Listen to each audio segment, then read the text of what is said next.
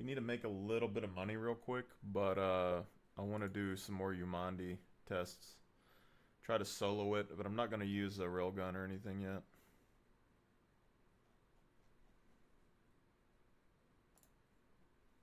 Make sure no one catches us off guard. Picking up some contacts. Not seeing our target though. Target acquired.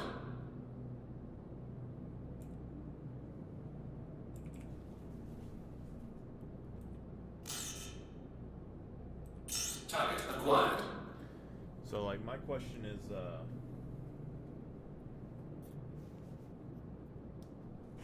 we might have to grab some light armor or something that we can find That's around. the asshole we want. Radar contact.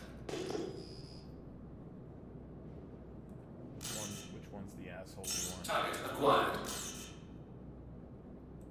Target acquired. Target acquired.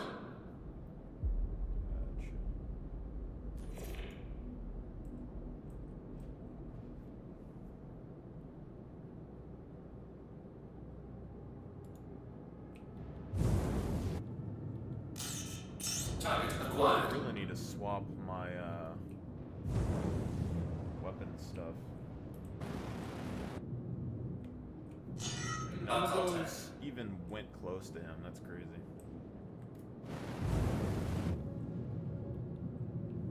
Target acquired. Shields damaged.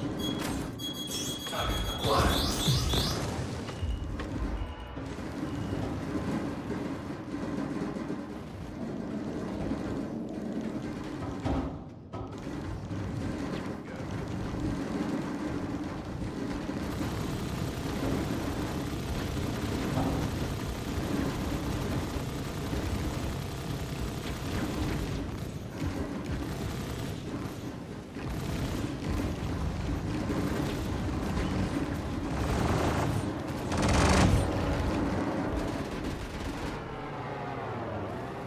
Like we're having a lot of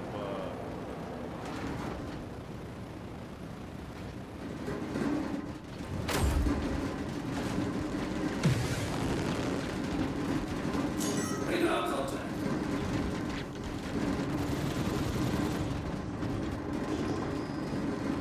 Shields damaged.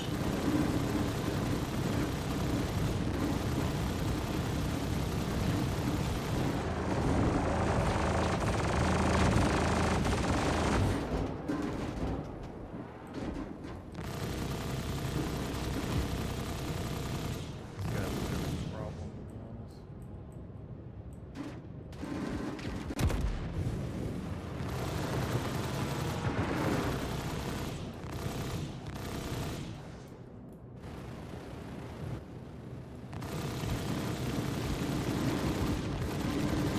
Shield is down.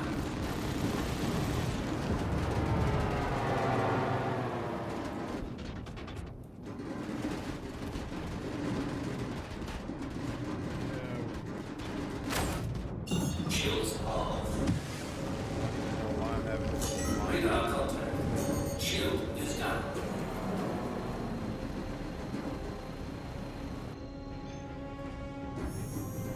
Auto drive is now off. all the engines are still there, but we had a couple of things explode.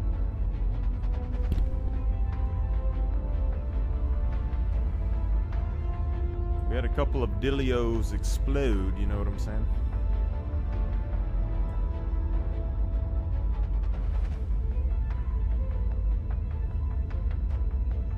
So it looks like we had some flaps over our VTOLs break. For sure.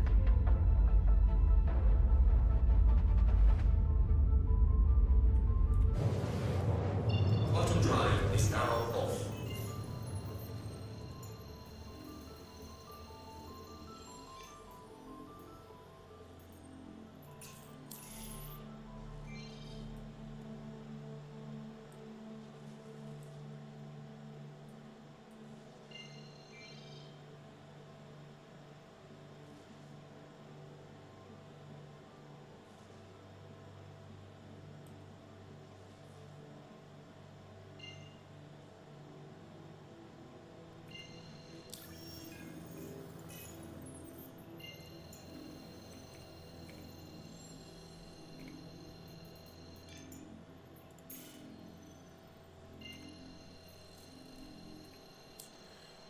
Thing is that I'm having, this is the thing that I'm having right now, is Quantum that drive is now on. I like the Connie, especially the Andromeda, but maybe I should just stick with the Carrack. Like, the Carrack doesn't have the best power in the world, but it has, you know, basically the power of a Redeemer. Because you're looking at, you know, the Redeemer can have 2 size 4 and 2 size 3s shooting sideways. The Connie can, or the Carrack can have 4 or 3 size 4s to 4 size 4s on a target. Quantum drive is now off.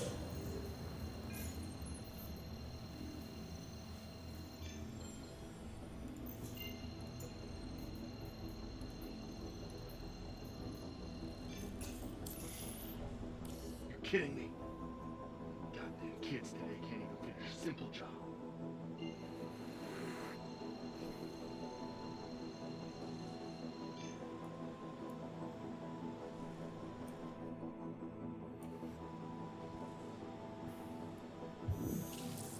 Quantum drive is now on.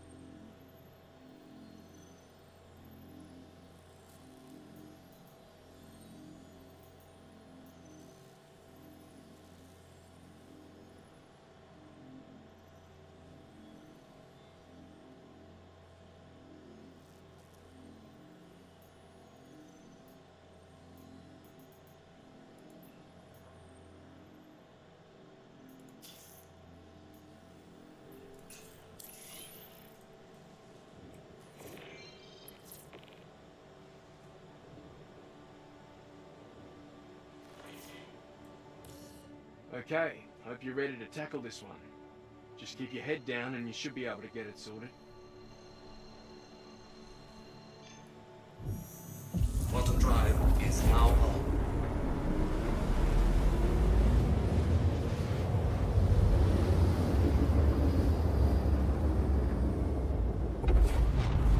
Quantum drive is now off.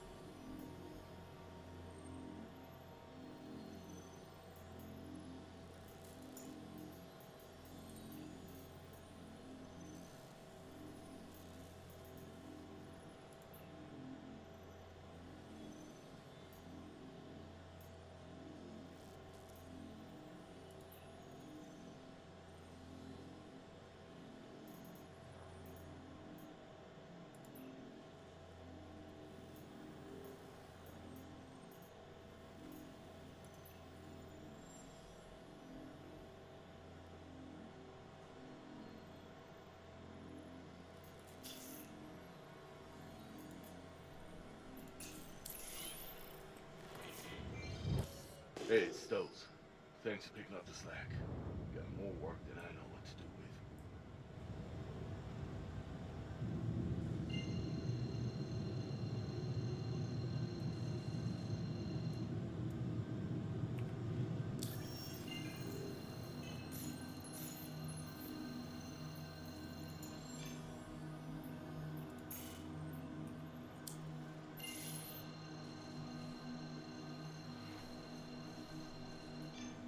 Quantum drive is now on.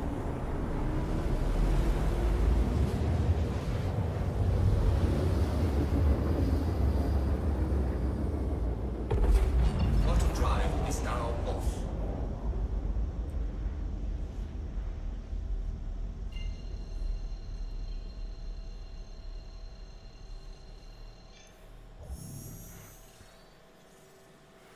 Quantum drive is now on.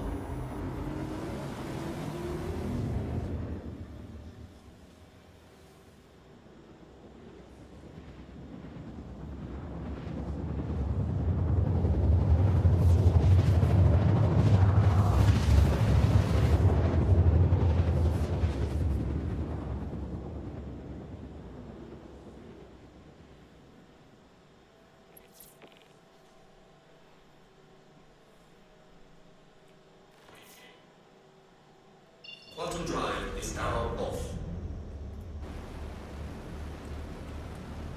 Shields are on.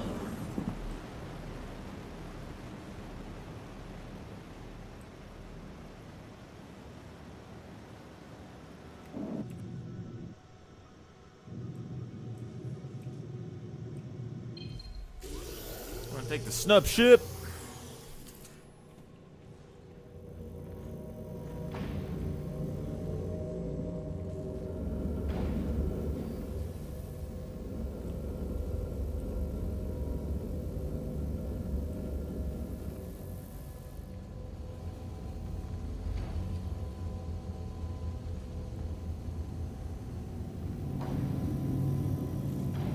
Oh, there's fuses back here.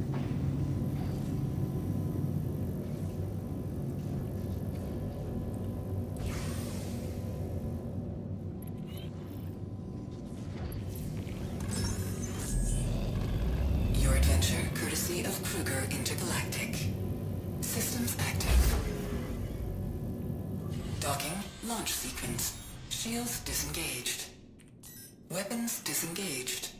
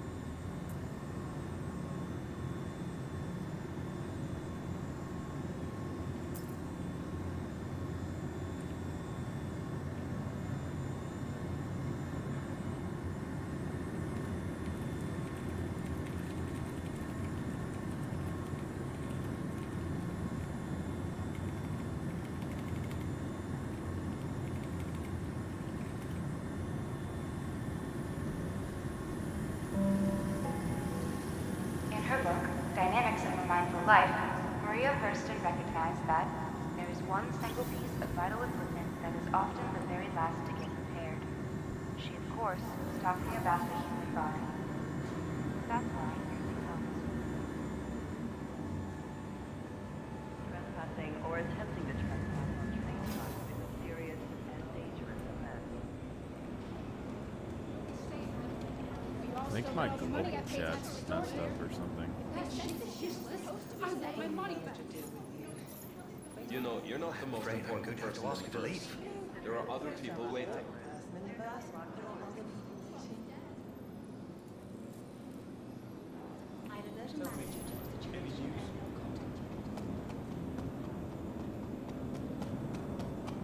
Hey there.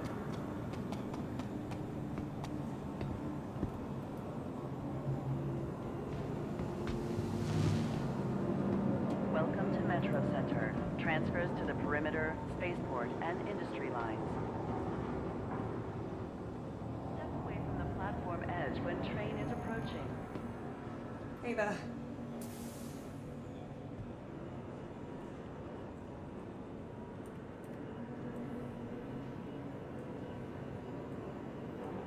Now arriving from TISA Spaceport.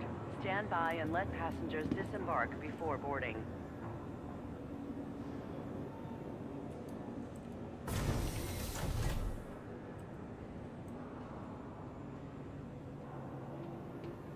Trespassing or attempting to trespass on train tracks is a serious and dangerous offense.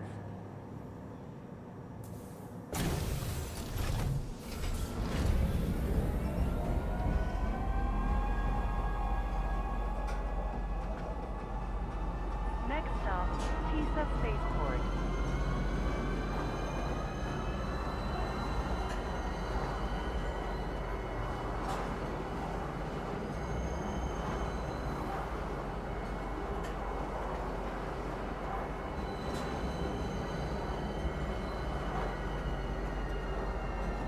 Now arriving, TISA Spaceport. Please watch your step when disembarking the train. From edge when train is approaching. Sir, stand by and let passengers disembark before boarding.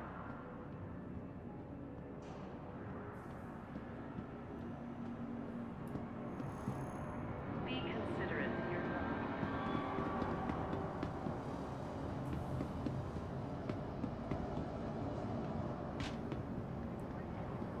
Activity or behavior immediately to personal security.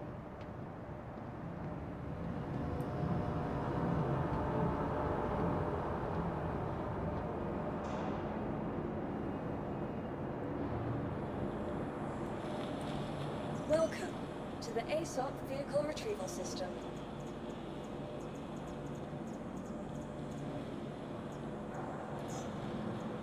Your insurance claim has been sent.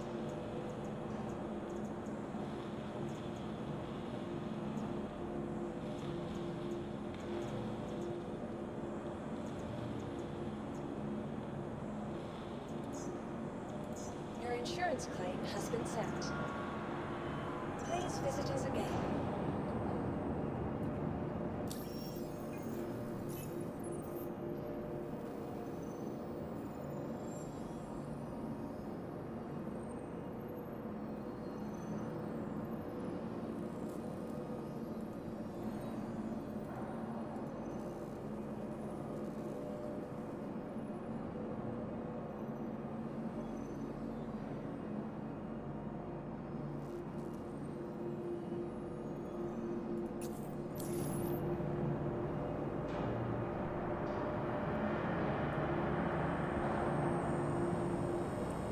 Welcome to the ASOP Vehicle Retrieval System.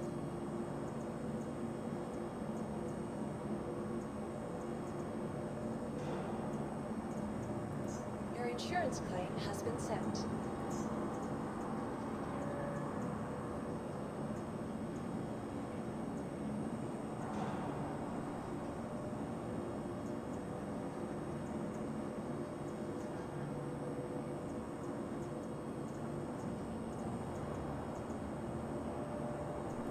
Vehicle select. Please visit us again.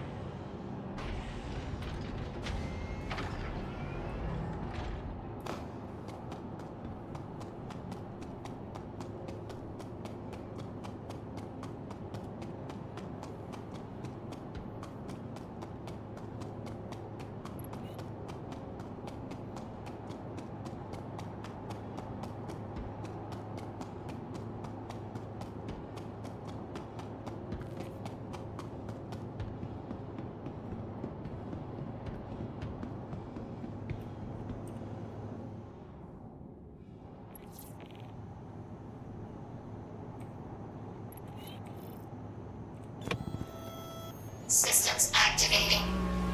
Systems on. Best vehicle in the game, without a doubt.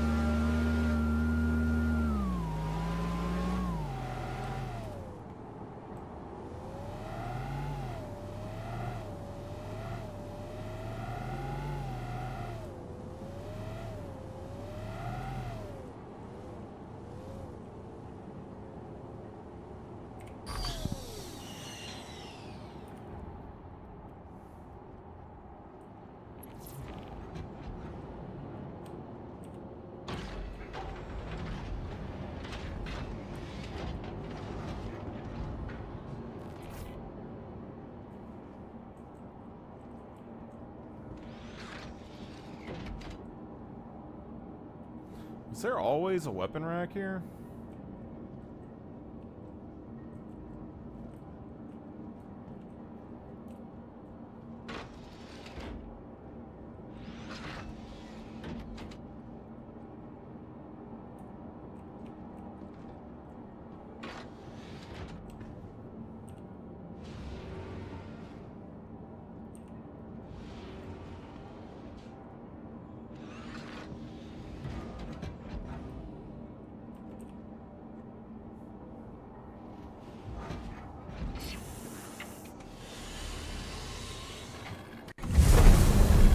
Anvil Aerospace. All systems online.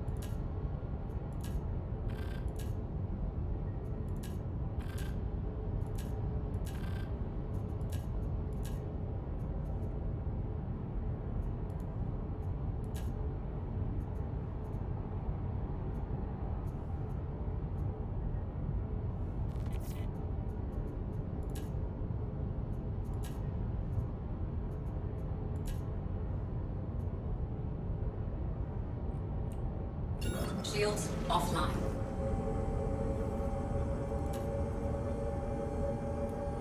Takeoff complete.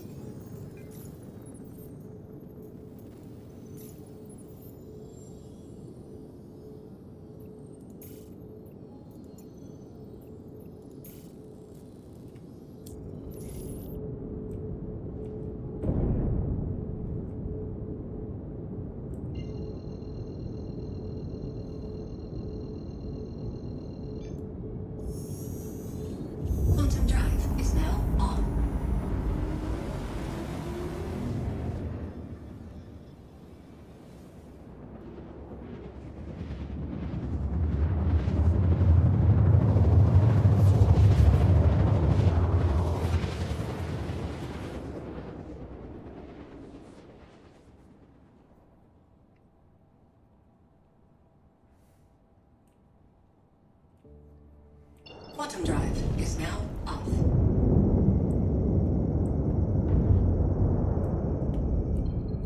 Shields online. Weapons offline. See what my stuff can drop to.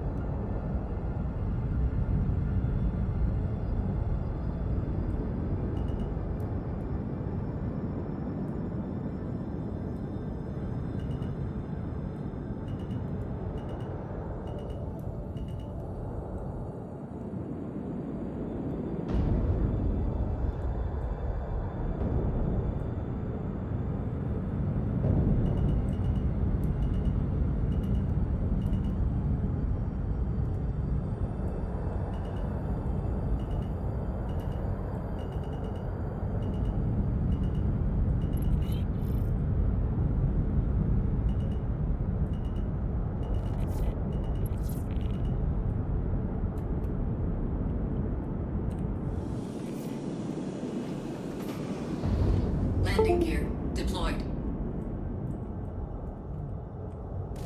Landing complete. Engines offline.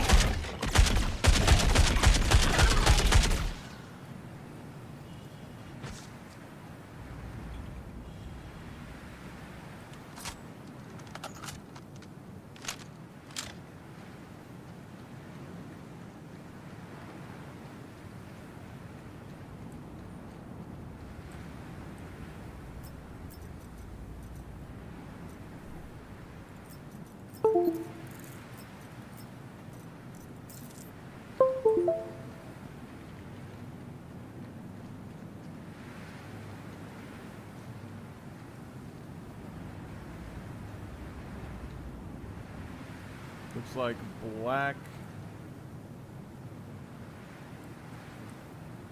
and wine and black.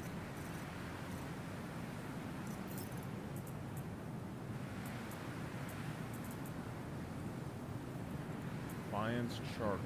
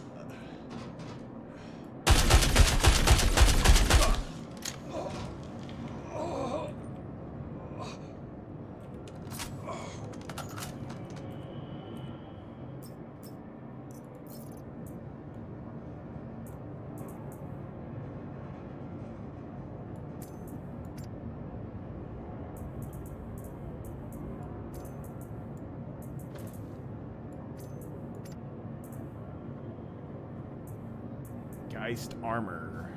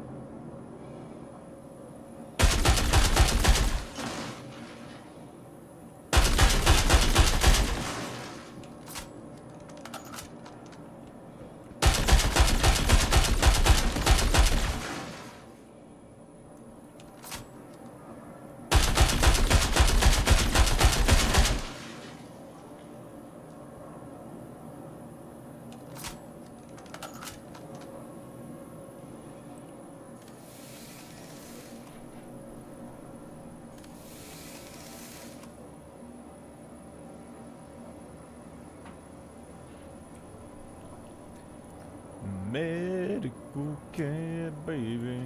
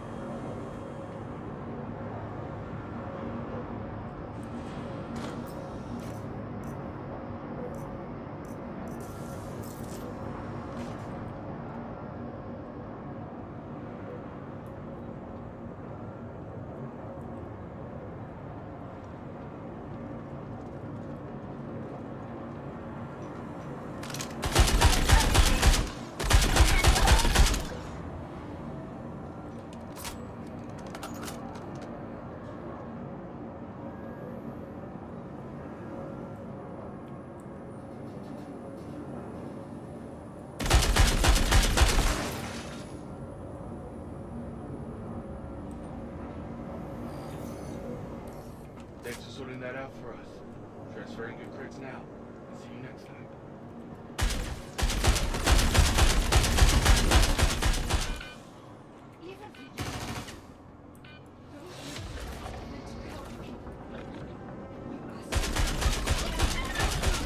Something about the criminal capital destroying us.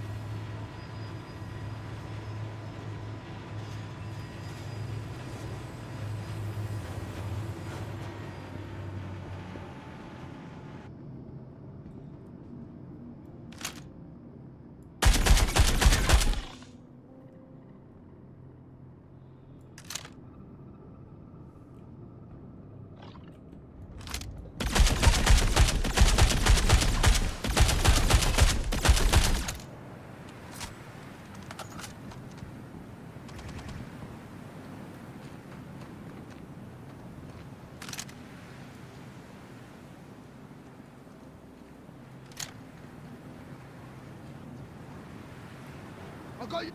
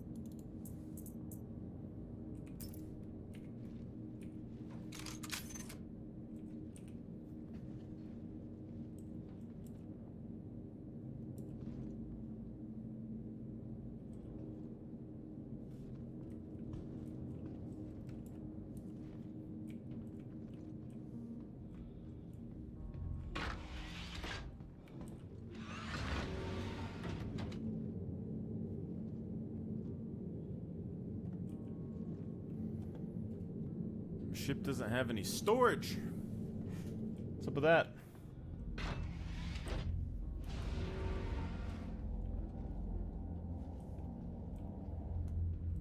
You're gonna have a gun with one mag.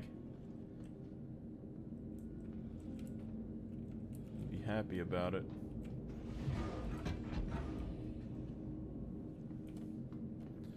Fire extinguisher is in the cockpit.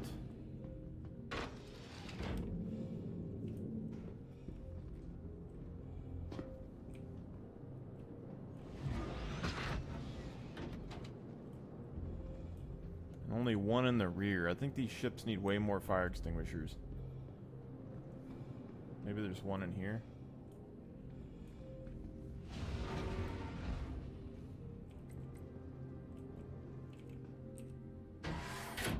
Gravgen access.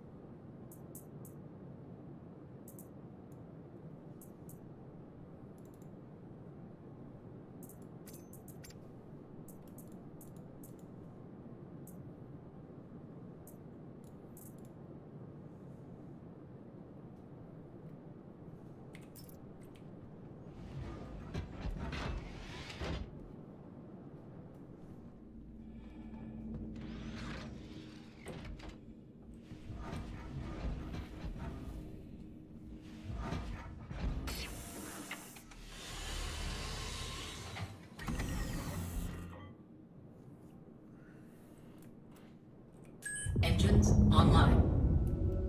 Takeoff complete.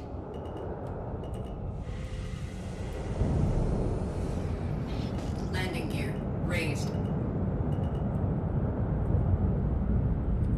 Shields online.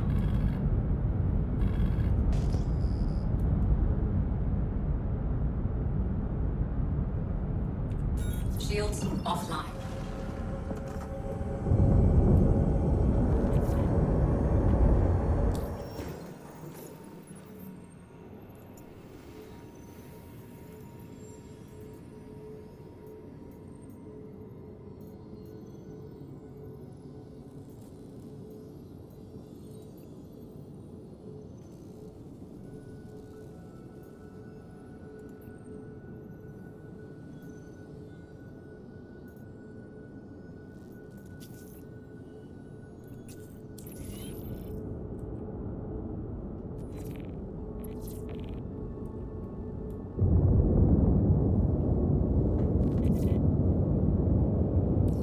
Stokes here. Heard you're running this down for us. Appreciate it.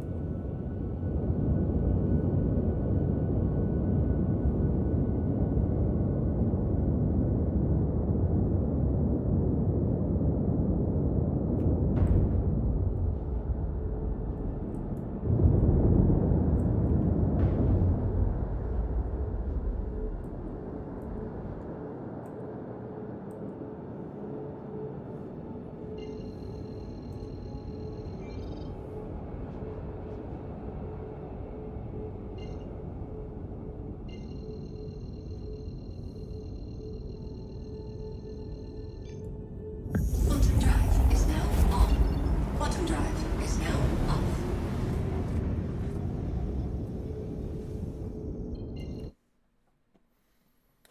Quantum drive. Yeah, I don't think Vulcan's working very well for me so far.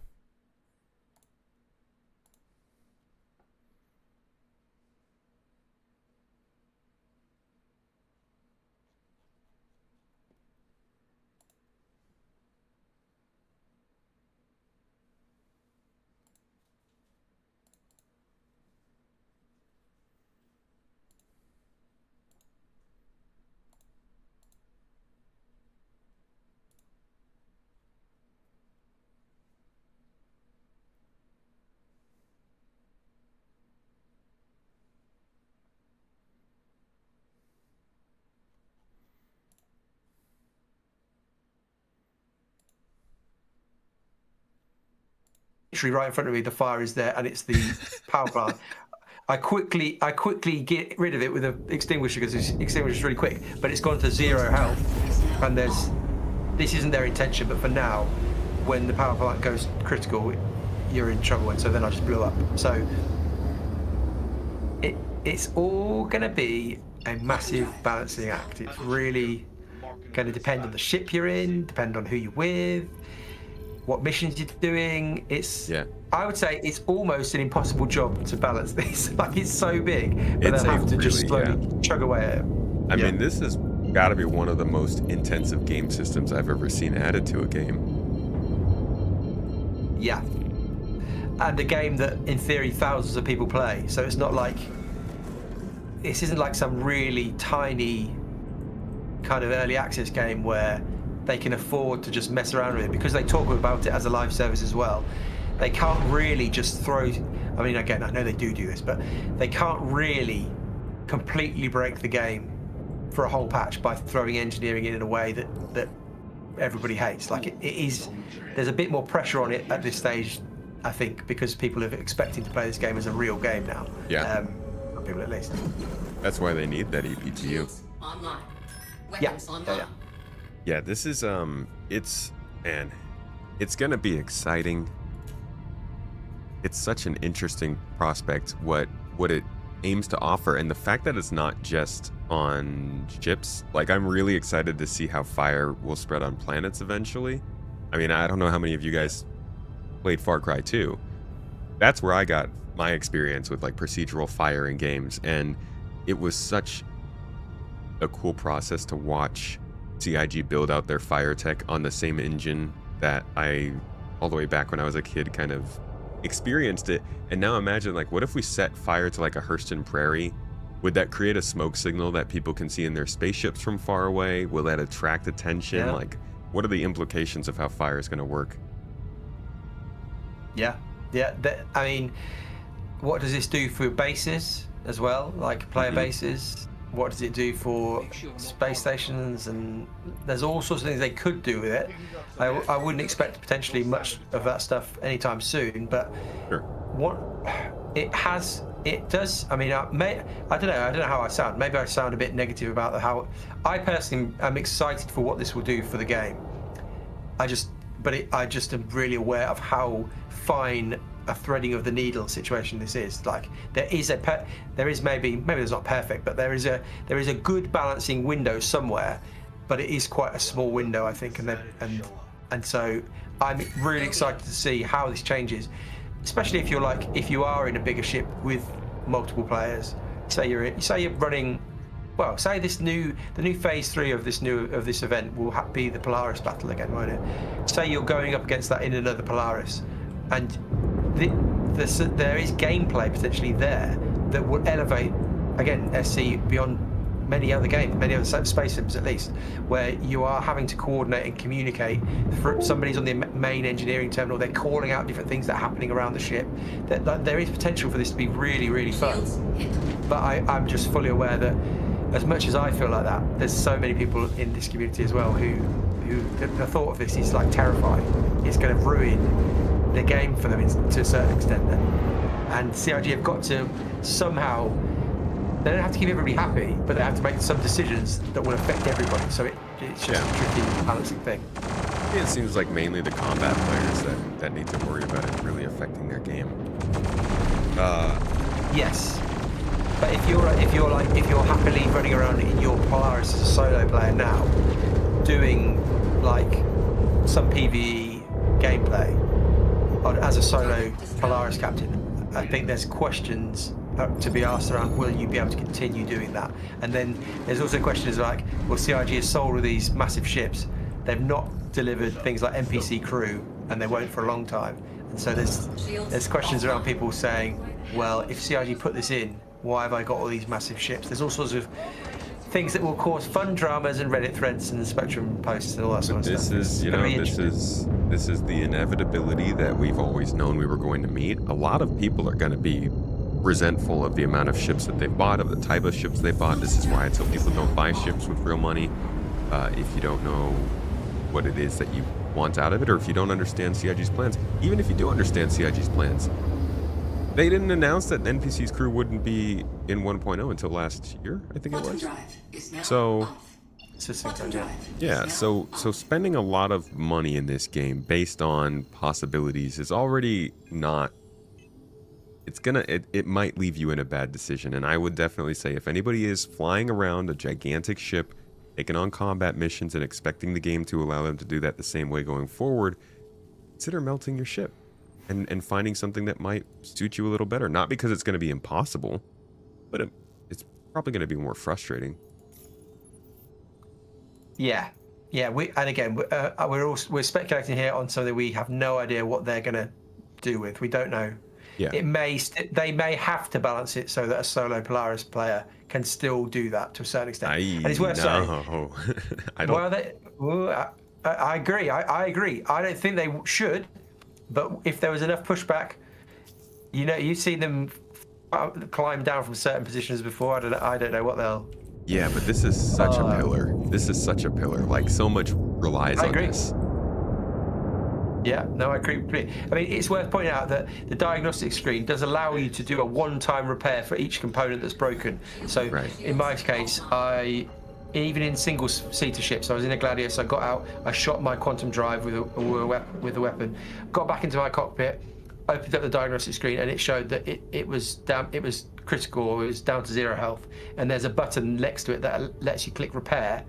You get one go at it, basically doing it this way, and it will automatically repair the component from the cockpit. Okay. So in theory, there's stuff that single people and people in single-seater ships or ships without interiors, they can still do some repairs, but it's limited, obviously, compared to having a crew of engineers running around. Yeah, there's stuff there. All with single ladies. You get the chance. Yeah. I mean, it's nice that you get the chance to like. I actually think that's a pretty solid idea. Give people a little bit of like an extra get out of jail free card. I wonder, is that limited to single seat fighters? Is that something that works? Like, did that work on the Corsair? Yeah, it still works on the Corsair, so I tested it as well. You can still get a one-time repair from the cockpit on each component. I thought maybe, like you're suggesting, I thought maybe it would be limited to just single seaters. But no, it seems as though currently, at least, every ship seems to be able to do a one-time repair on a component from the diagnostic screen. We'll see what they do with that one, but it does sound like, I think you're right. There's like a small balancing window they have to hit for this to be convincing. But I think it's kind of logical that ships that are larger are going to be harder to take care of. I really think it's not just a deterrent. It's what people are looking for. They're looking for the crunchy, keep a ship alive kind of gameplay, and you can't give that to one group of people without everybody being exposed to it. So I hope that CIG continues to build content and stuff that supports people in smaller ships, while simultaneously making it harder for people to just like solo large ships. Not necessarily in any situation, but like a Perseus in combat, an Orion in mining, a Galaxy in refining. Like, these things should take a team of people to be best. And maybe CIG needs to really buff turrets, or even make components work more efficiently when they have hands-on or something. I don't know, but I think multi-crew ships need to have a pretty decent buff in this game. And I think people would argue that this doesn't solve some of the, slightly different tangent, but this stuff doesn't really, because of the flight model in its current state, and because of the fact that in theory small ships can just pick off a large multi-crew ship from a distance, and the multi-crew ship still can't really do anything about it. Potentially this kind of makes that whole scenario even worse. Like, if you're in like a snub fighter or maybe a light fighter and you're fighting against a hammerhead or whatever, if you completely can just stay out of range and just tickle it from a distance and cause its components to go down, in the current tuning of the game, there's still much work to be done around making multi-crew ships effective and worth using. And buff so turrets. For sure, buffing turrets. There's still questions around the flight model and whatever, which eventually, I'm sure CIG will talk about again. But it's all linked together, and that's the thing. It's not just they have to balance this for. If they were just balancing this for the Gladius, then yes, it's not very hard. But because they're balancing this for the Gladius versus and all 100 other ships that they've got, and they have to interweave between each other, and they have to be balanced against each other. And the flight model is also completely still in flux. There's a lot to do. Does it feel like another tech demo to you? Or does this feel like a proper gameplay system being dropped into the game? It's a good question. I mean, doing it felt fun. Going to the. I mean, again, I wasn't in real gameplay. I was just testing, but it felt fun to be reading through the log or whatever on the engineering terminal, seeing the different things pop up. And we mentioned FTL a bit earlier, and I played a bit of that the other day on stream whilst we were talking about this. Like, it's obviously the clear influence between that, as you might expect. Mm-hmm. It is fun. Like for a lot of people, this is fun gameplay, and this is something that CIG has talked about for so long. Multi-crew gameplay, engineering stuff. I would say it felt. The UI is basically the same as it was when we saw it in the ISC. They've moved a few things around, changed a couple of colours or whatever, added some boxes for the rooms, but it's not like it's completely like developer UI and artwork and art. It looks and feels fairly polished, I suppose. From that side of things, I don't think there's really anything major that they'd have to work on other than balancing and bugs, I suppose. But it didn't feel like it. Obviously, is to a certain extent tier 0 of engineering, but it didn't feel like so underwhelming that it's not even worth putting in the game. Like, I think it will change the game in its current form. Okay. And probably a more loaded question, probably a harder one to answer. And it's probably too early to answer this really based on this, but this is more of like a generalized from what you've seen sort of standpoint, and best you're able to answer it, I guess. But does this engineering implementation, and let's say some of the other stuff we've seen like repairing, you can include some of the mining stuff, maybe the Squadron 42 examples we've seen in general, do you feel like CIG has at this point proven that they can make interesting and good gameplay systems? Because we know they can make cool spaceships, they can make beautiful planets, obviously they've got the back-end tech, and I think the writing is pretty solid, but one of the big things people are still curious of is like, what is the gameplay going to make Squadron 42 good? Is it going to bring people into Star Citizen and actually keep them beyond the nuance? Yes. Can they actually make fun gameplay that is fun? Yeah. I suppose when you answer this question, you're comparing it to other like similar games, I suppose. Yeah. And so you're not comparing this to like. Ultimately, as much as FTL is a clear influence for engineering, that is a completely different game. It's not. We can't pause, Star Citizen, make a few changes, and then direct our people to run around the ship and do things. It obviously requires real people. You're not just directing AI around like you are in that game. And so you can't really say, well, I demand engineering that's as deep as FTL in Star Citizen. That's, to a certain extent, that's unrealistic. They're not far off it though. But compared to, I guess, other games that you might expect, what's there in Elite, what's there in No Man's Sky, I would say this probably goes quite a bit further than what they've got, in my experience. Would you agree with that? You can't even run around your spaceship in Elite Dangerous. Well, exactly.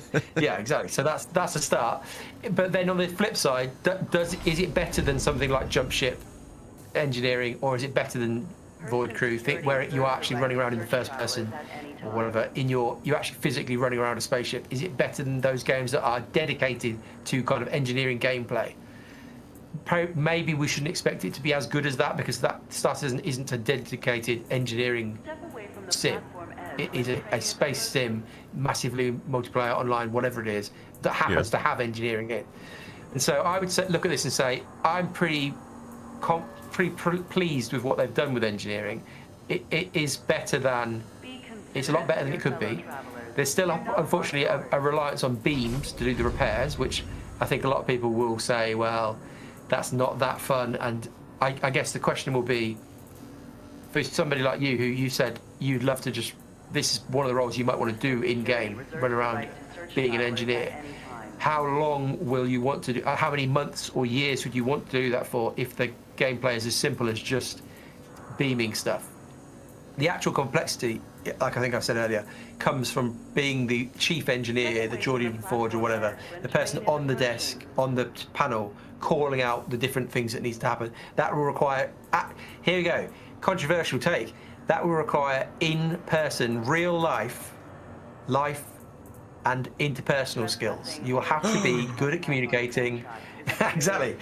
You will have to be, there'll be people at that who can talk in a calm and clear manner and communicate priorities in order will be a massive advantage compared to people who kind of can't speak to each other very well. Like, the skill in the game is not coming from any sort of kind of built-up skill that or a skill tree. You're actually going to have to be good at communicating. You know, if you take that into account and then you add on the fact that like you can set presets for how a ship performs and save those and transfer them, and then the idea that there are hundreds of spaceships that obviously are all going to have different like relay layouts and power management sort of things and like components and all that stuff, it's actually a really stupid amount of variety. Yeah. Like you could be the engineer in your org that just specializes in one ship, and you know that ship that well, and you know how the power works and what the perfect amount of balance is. It's kind of crazy when you think about it that way. Yeah, for sure. And when we talk about kind of like the skill gap in combat and whatever for light fighters and everything, we say, oh, it's not very large. But potentially for multi-crew ships, if you have a crew of however many, let's make up some numbers. Let's say there's 10 people on one Idris and 10 people on another Idris. There's a decent chance the actual skill of the chief engineer, at least, will potentially decide that fight or things like that. There's actually skill going to be involved in what they've currently are going for. I mean, again, balancing questions aside, dude, the potential is something really cool. Oh my god, it's actually really cool. Like if your engineer can maintain your power levels well enough that you can fire the railgun faster than the other Idris, then you win. Yeah. If they know getting into the battle, they shut off gravity, they dim the lights, and they shut off certain things at certain times of the battle just for a little bit extra power, and that could be the defining factor of a battle. Is really cool. Oh man. Yeah. No, I'm not even a combat player. Yeah. But I think for some people they will become potentially will become specialists on certain ships, like you said, and that is a cool thing in a game like we say where you're not building up a character's level. The game relies on actual human skill for combat, flight combat, but also FPS combat. There's knowledge. There's like a knowledge check on trade routes and things like that. It's another part of the game where you're reliant on actually being good at something, rather than just having a number ticking up on your character that means you're good at it. It's reliant on you as a person being good at something, if it all comes in and works well, I suppose. Yeah, it's not a skill tree. And that's kind of nice, is like you don't have to have somebody always around who is the quote-unquote dedicated engineer. You know, they've put all their skills into that. They carry that equipment. Yeah, the equipment might help, but your co-pilot could jump out of their chair and put out a fire if they need to. And so it's nice that like you can have those skills without having dedicated all your time to being good at that. And if you just have to hop out of the seat and go do some repairs or something, anybody can do it. It's just a matter of how much experience you've had. Yeah. Hell yeah, dude. I love that. You're pumped for it now. This is a very cool system. It is, but we have to acknowledge, like I'm doing this a lot at the moment, we have to acknowledge that for us that sounds cool. For some people it sounds awful. It sounds awful, the idea that you have to get outside, out of your ship and like run around to do it. Some people are going to hate it. And well, I'll tell you what. Yeah. Maybe those people could use more industrial components. What are you gonna say? Yeah. Yeah, you thought I was gonna say something worse, huh? Yeah, they like use different components. Yeah. Hey, those people could. They can. No, That was what I thought you might say. I mean, there is something to be said about like, there are certain games that are just not made for you. I saw somebody, man, they started. Oh my god, I still don't know if this was satire or not. A lot of people in the comments on this Reddit thread thought it was satire, but everybody was answering, including the OP, like it wasn't. But this person, I kid you not, was like, all of this is stupid. Why are you working on engineering? Why is there cargo hauling, mining, salvaging, whatever? Yeah, these are things people can do when they're like having fun, but the real focus is FPS. Why are they not getting this better? And I'm like, brother, what? This isn't the game for you. No, well, the problem is it kind of, CIG would want them to think it is the game for them. As in, if you've been here for any period of time, there'll be various things that CIG have said that have made your kind of ears prick up and you go, oh, interesting, I like the sound of that. But they've gone in every direction, and so.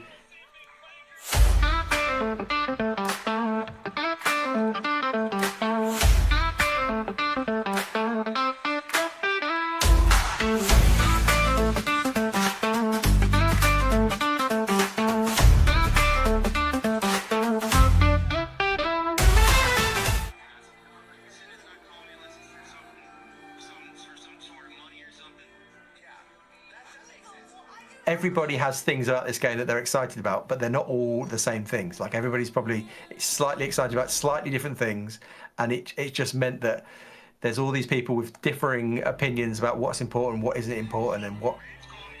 Yeah. Well, that's why it's going to be crazy. It's going to be crazy. That's why I think it's kind of silly to think that they're doing any one thing. You know, people are like, oh, they're only doing combat stuff. I mean, at any given time, they're only doing one thing. They're trying to do so many different things that it's probably, bitten off more than they can chew. But ultimately, time is a limited resource. We're seeing engineering worked on now. That's not a combat edition, but earlier we saw more combat stuff being done. Mining is about to start getting updated in Nyx, and at some point, someday, out there, far in the distance, it's over there somewhere. Passenger transport is going to be a thing. So, yeah. I mean, it's a big old thing that they're trying to do. It really is. And again, we can question the wisdom of trying to make a game that appeals to everybody. The wisdom on show is that it means that lots of people spend all their money on the game, and so maybe as a short-term thing, it's worked very well. And as long as they keep bringing in the money, and we keep patiently sitting here saying, when maybe in 20 years' time, when we're going, oh, passenger transport, it's nearly coming. As long as we keep giving them money, they've got the runway to just keep going, almost, and eventually they'll get all this stuff in. And we have to acknowledge, again, it's quite easy to forget this. They have laid out their plans for 1.0, and they've talked about what is important, and they have said that it's all of this stuff. It is all the PvE stuff. It is all the PvP stuff. It's all of it. And as long as that vision is there, we kind of just have to keep pointing people back to that and saying, well, this is what they've said. But yes, for your friend there making that post saying, oh, it's just about combat. Well, you've tuned out a lot of what this game is about. I would say the multi-crew thing is one of the things that it's taken the longest actually getting to get. This is the promise of multi-crew. Was I think they used to talk about loads at the start. There was a constellation. There was a demo involving a constellation that got shot with a missile, and then it decompressed. I can't remember when it was. That's the trailer where the Connie shoots the caterpillar. That's the trailer for 3.0, I believe. Is it? Interesting. Yeah. And the caterpillar opens up and oh, okay. Yeah, I know what you mean. There is that one, but there was another one where I think before that, and so the idea of multi-crew has been, and I mean, Jared always talks about multi-crew being one of his big things. Yeah. And this is it. This is basically it. This is their plan for multi-crew, and so you can't complain. I don't think anybody can complain. Nobody can go, what's all this about? This is shocking. They've never talked about this. They've talked about this low. Dude, there's a freaking document from 2013 on this. This is the center of Star Citizen, man. This is what made it special. Yeah. The first times people could get onto spaceships together and fly around, everybody's like, this is like Star Wars Galaxies, but better. And that's what blew everyone away. So yeah, obviously you want to be able to do multiple things on that spaceship. We've been constantly talking about how there's nothing to do on spaceships if you're not flying. Yeah. So this has always been part of it, and so you can't, even if you're quite worried about this, I don't think you can sit there and say, I can't believe they're doing this. Like, you should believe they're doing this because they've said multiple times in multiple ways this was the plan all along. So yeah. If somebody put together like a submarine game, yeah, or a navy game of some sort where you're sailing around boats and submarines in the sea, and it's a multiplayer game, and okay, Skull and Bones, right? That was a terrible game, but let's say Skull and Bones was like a first-person game where everyone's on the different boats together fighting each other, and there are possibly submarines. How do you think people would react if they were like, we're going to make it so that these boats can take damage and you have to go fix them? Would it really be that kind of like, don't do this, this is crazy, you're going to ruin the gameplay kind of thing? It feels like a given, like an obvious sort of thing. It does feel like a given, unless the game has been, you are soloing those ships. And then after 10 years they go, oh, we're just completely changing. You have to now play in a group. That's when it is like a rug pull, almost. Like they just say, you've been doing this thing and we're coming over here, now we're doing this. Like if that was what was happening here, is that CIG hadn't said all this stuff and then just pulled the rug and be like, you have to use multi-crew, you have to be in groups now. That would be shocking, but because they said it all along, I mean, you can't be shocked. Yeah, I guess that's fair. I mean, I feel like there's no point at which I would not consider a game with vehicles that multiple people could be on, that they would come up with jobs for those multiple people. But I could see how that would, like, if it meant suddenly you couldn't do those same things without multiple people, then sure, that would feel bad. But you got to provide smaller boats with those people. Yeah, and I've never played World of Tanks. I have no idea how that, or World of Warships, which is the ship version. Yeah.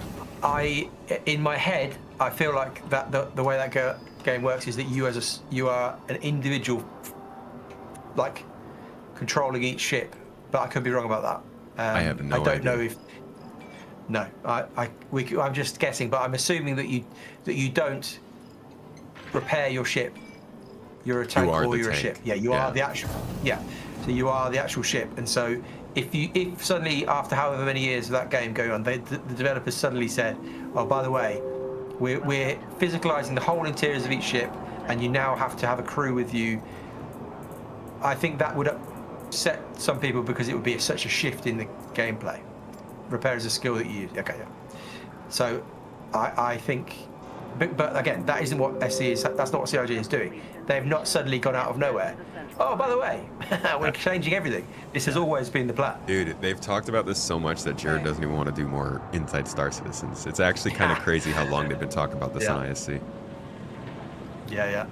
I imagine, I think they could have done with one. There's some changes in here that are significant. They should have done one, but he's given up. He's given up on IC. I think they took that job away, to be honest. They don't seem to want to give as much communication anymore. But to be frank, we've both been following this long enough to know that they need to do an episode on stuff like this basically every year.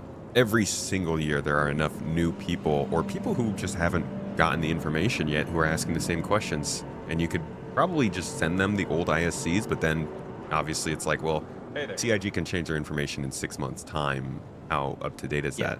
I think they could have done with another one this year. I think they would have if it was still a normal year, but like you said, Jared ain't about that life no more. He don't care.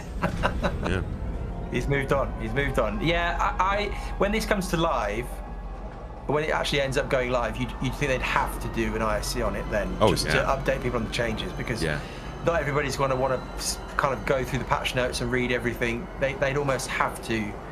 I mean, one thing we haven't talked about is that the fuses, the way the fuses work is changing based on compared to where it was when it was in the Arena Commander test before.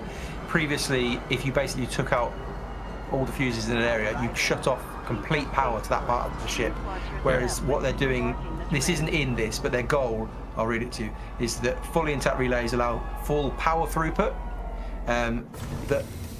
Which means that each fuse that gets destroyed will reduce the throughput effectively, but they're not a hard weak point anymore. So when you lose all your fuses, it doesn't render that whole part of the ship dead. So previously, you could just, in theory, somebody could sneak on your ship, pull out the right fuse, and the whole thing is just shut off. Yeah. That isn't now going to be a thing, because that was silly. That was, or if the penetration of the weapon hit the wrong fuse, the whole thing just shuts down. Like, they're changing that. So just there's too much, bits like that they'll have. It's just too much, and they'd have to communicate changes like that in an IC, I think, when it goes live. But like I said, I don't think this is. I mean, that was part of it from the beginning. You know, they were like, yeah, you shoot out these areas. They demonstrated the whole hammerhead with the shield and stuff, so they'd have to clarify that for sure. Vehicle retrieval system. Do you think that the engineering is going to get deeper than what we see here? I know there's no gravity support, life support still kind of, they need to get to that.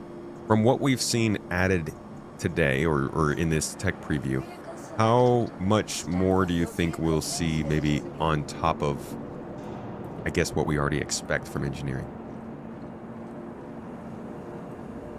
I would question, again, because of the giant balancing task that it is, I would wonder whether this will be... here's a controversial thing to say. They've talked about this not being the full version of engineering. And again, we've got the armor that they talked about that's not in, that relay stuff isn't in. But once those things are in, which I'd assume if they do more of these tech preview things, those things will eventually get to the point where this first version of engineering is like complete.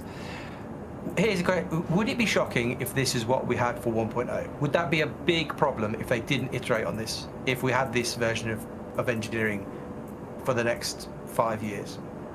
I think it's probably enough. And I think the balancing of it is so going to be quite tricky that the more elements they then add in on top of that adds more complexity. And so I wouldn't be surprised if once all of this is in, like I say, all the bits that haven't quite made it for this first bit, they're all in. I wouldn't be that surprised if this, because they've got to move on to other bits of feature work. Like, this isn't the only feature stuff that is required for the game. So, like they chucked in mining in its state and then moved on to something else. They didn't come back to mining. Will they put this in and just leave it as it is for a while? Is that a problem? I know you ask me. I don't know. I fear it could do that. They could do that. I think if this includes the life support and gravity, and there are some proper resources. Well, I should clarify. It does have venting and life support stuff in. Okay. Gravity, I think, is the major thing that isn't in. So that you can vent rooms. That stuff. There is some of that stuff. I think if you look at it in like not in a vacuum, you get resources that drive life support. You got gravity control. Hacking probably comes in, and it can allow people to tie into this from other ships. Docking is part of the ship system. The damage system comes in, like you said. We're not dying and exploding anymore. This creates more derelicts and stuff like that. I think this is plenty. It's less the feature work at this point for me and more the content, because like they have now defined a systemic heat system. Fire can spawn. Power is flowing through the ship. The different components can pull different amounts of power. They all the systems are actually falling into place with this. And so I don't feel like there's much more you would need to do with engineering to make it fit into the game. If they wanted to make that profession deeper, there's probably more stuff you could do. But I don't know. I actually don't even know what direction you'd go in. This seems fairly robust as far as general ship maintenance would be. It's more the repair side of things, I guess. The repair and refueling side of things where I'd be interested. Yeah, I wouldn't mind seeing mini games for repairing of components rather than just beaming everything. That would be the only thing I'd say. In an ideal world, if they had unlimited money and developers and whatever, if they could replicate something like the mining mini game for engineering and for repairing of components or something, I'd prefer that. But yeah, I think you're right. This probably is I'd probably say this is enough to go for, and like we say, things like armor that haven't quite made it in. If they get all of that stuff in, will gravity make it? I don't know. Does it have to make it? I don't know. But there's a lot to get started with here, at least. Yeah. There's also the other side of engineering, which does not get talked about near enough, and that is like, this is not just a ship thing. We've actually already seen engineering used in ground side FPS missions in Pyro, and that's nowhere near the end of it. I mean, we know these outposts have been built with engineering and power systems in mind. We know that ground vehicles also have it. Landing zones are supposed to have some of that kind of stuff. Space stations, they've already hinted at will have that stuff. Even in 2023, the abandoned space stations they were talking about were supposed to have like power systems you could boot up. That all runs on the same system. So yeah, there's a ton of content we can get from this that's not just like, oh, my ship broke down. Yeah. Whether they say this is the time to do all that stuff or not, I guess is the question. Yeah. If that, it might be a priority to do that, it might not be. I just wonder, because this basically, Torsten is now, he seems to have taken Dan Truffin's job effectively. Kind of, yeah. Is that right, Dan Truffin? Yeah. Dan Truffin, like the feature guy, basically, like overseeing all the feature stuff. On stream the other day, I was looking at the Con 42 talk that he did with Jared back in Germany, the kind of unofficial convention thing, where there was some information about engineering. And one of the things they talked about there was the fact that talking about, not everything is kind of stopped on feature work, but whereas we had 15 people or 20 people, this is Jared, 15 or 20 people working on, we might have had 15 or 20 people working on crafting or base building previously. We're now down to Kian, who I think we do know who Kian is, and then also Deck, who's the guy who shows them the crafting stuff. Base building. Yeah, and I wonder if a lot of their resources have gone into getting the engineering stuff done, but in order for more resources to be put towards crafting and base building and things like that, maybe they'll have to get this in a certain state and move on. I don't know. I don't know exactly how it will pan out, but this is clearly what Torsten has been working on for 2 years. Like, this has been the thing that he's been heading up 3 years maybe. But if he's now the overall feature guy, which I think is basically how it was worded at that thing, then you think that he will have to oversee some big stuff coming with crafting and base building and all that sort of stuff. But yeah, we'll see. It's big systems in flux right now, and this is one of the biggest. I would say this is like one of the core pillars of the game. It's crazy to finally see it coming into the game. We've been flirting with the possibility of it for, I want to say, at least the last 2 years, and still not quite here. Well, probably won't be here till next year, but man, there's a lot of implications that come with it. I am actually most excited for how this gets worked into localized missions and gameplay at outposts, where I can like land at an outpost and get a mission to transport a box across the city, and then get a mission to repair a windmill, or go down into a cave and repair a water pump, only to find out that pirates have taken it over and you got to kill them and get some loot. Like, there's so much. We're just looking at the feature side of this. Now we get to see how the content teams start working this into the sandbox activities next year, into dynamic events, into timed events, and see how this actually changes the way we look at the game. That's really exciting. Yeah, you're absolutely right. This, because we're only coming at it from, does it work? Is the underlying kind of relay and power system in, and how does it work for players? But you're right. There's opportunities for them, and even we actually saw at CitizenCon, we saw some examples of repair gameplay in which mission was it? Was it the Rock Cracker one? Like, yeah, or maybe it was the municipal. Yeah, you have to fix some of the stuff in that Rock Cracker space station. Yeah. So they're potentially some of this stuff is linked. I guess the question still is, like, for what your example, going to a cave and fixing something. Is it fun if you're just beaming something? Like, is it? Is it? Well, that's just my excuse to go down there. They got to give me more stuff to find down there. Yeah. Do you think that CIG is going to do much to support players who want to be engineers not in the PvP scenario? I'm wondering what are the chances that players can actually go on to non-player controlled ships and still get to do like engineering gameplay? Ooh, I mean, I would expect we get that at some point. That would be cool. But I assume we're talking NPC crew to even run the ship so that everything else is manned and you're able to be on that ship and just be doing your little engineering job. Right. So I would assume we're talking way past 1.0. I can't see them. Yeah, I can't see them just allowing you to go on random NPC ships without having a functioning crew, as in. Yeah, I don't know. We'll see. We will see. We will see. It might be that all of the PvE focused engineering gameplay is on the ground and in space stations and stuff. Yeah. Do you think there's going to be enough people out there, on average, to get a multi-crew group where somebody can handle engineering tasks? A lot of people feel like there's just going to be everybody's going to be flying around their own spaceship and nobody's going to have crew. Yeah, this is the question. I mean, I would say, again, I've been saying this quite a lot recently. In my experience, this game is better, and most games are better when you play with other people. And again, I know a lot of people that isn't their feeling, or they prefer, or they just want to be able to play on their own. I think if you've never given it a go, grouping up with some people, it goes from. I mean, Star Citizen can be as bad as like a 5 out of 100 score, maybe sometimes.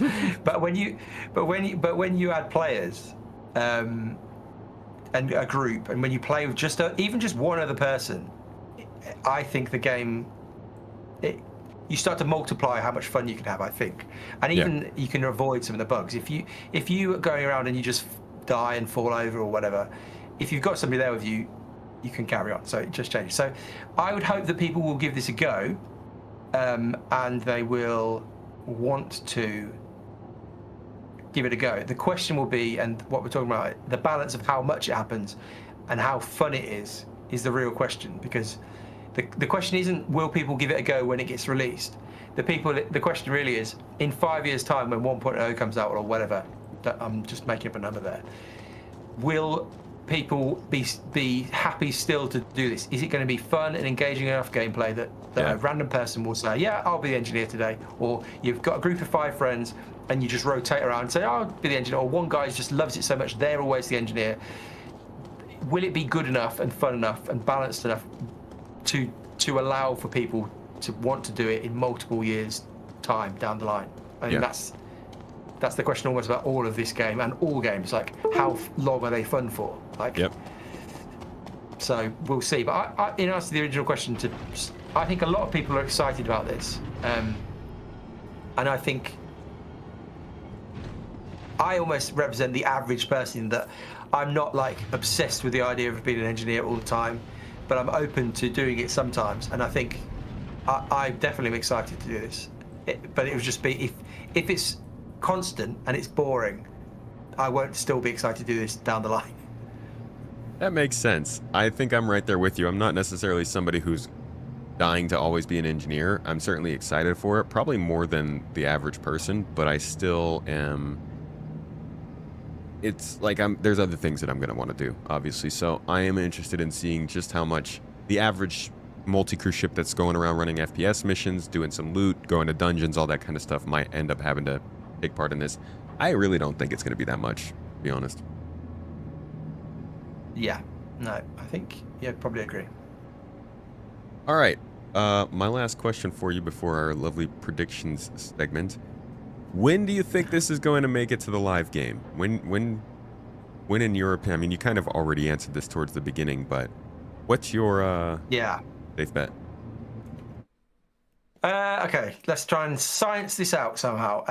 Well, we've just had a message that 4.4 is going to potentially might go to Ivakati tonight. So the testing focus for ZIG for the weekend at least, and probably going into the next week or so, multiple weeks potentially, will be 4.4. So that's the Nick stuff, IE stuff. And so I imagine that will take up the testing bandwidth. I don't think we'll have another Ivakati test for engineering whilst 4.4 going on. I imagine that's kind of how it's worked this year, or that's kind of tends to be how it works. They don't.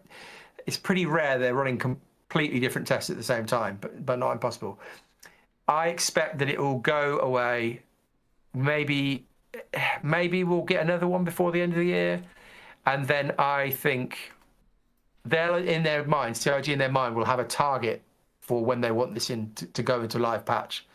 But honestly, it could be in theory as close to something like February.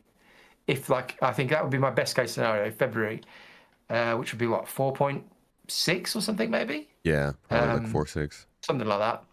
But 4.6 it might be equally March. could be, yeah, somewhere around, it depends on what the dot patches they do. But yeah, they equally, that would be, I think I'd say it's unlikely that it comes in the first quarter or even maybe first half of 26. But I recently just lost my marbles and predicted that Nyx was going to come, and then it suddenly just came. So you never know. I think at this stage it's quite hard to predict anything with COG, and because their communication and what they're showing us in ISCs is so non-existent, we don't really have a clue for any feature stuff. Yeah. So I think earliest maybe midway next year, and maybe then realistically it might, if we're lucky, make it in towards the end of 2026, maybe. But it could come. Who knows? It's guessing for this game has got so hard. It's really up in the air. What do you think? I'm thinking next summer. I think this feels like the kind of thing that we'll probably see like 3, maybe 2 more preview channel tests on. So probably like beginning of next year, maybe February, March-ish time. And then potentially another one. We might only see one more, to be quite honest. Maybe we'll see one toward like January, December, towards the end of the year, like you said. But I think they're going to focus on crafting. And then like another 1 or 2 sometime in between March and June before it hits the PTU. And then it's just like in PTU for a good few weeks or a month. From what I'm seeing, it looks like it's fairly far along. And most of what they need to get finished is like polish and UI and edge cases.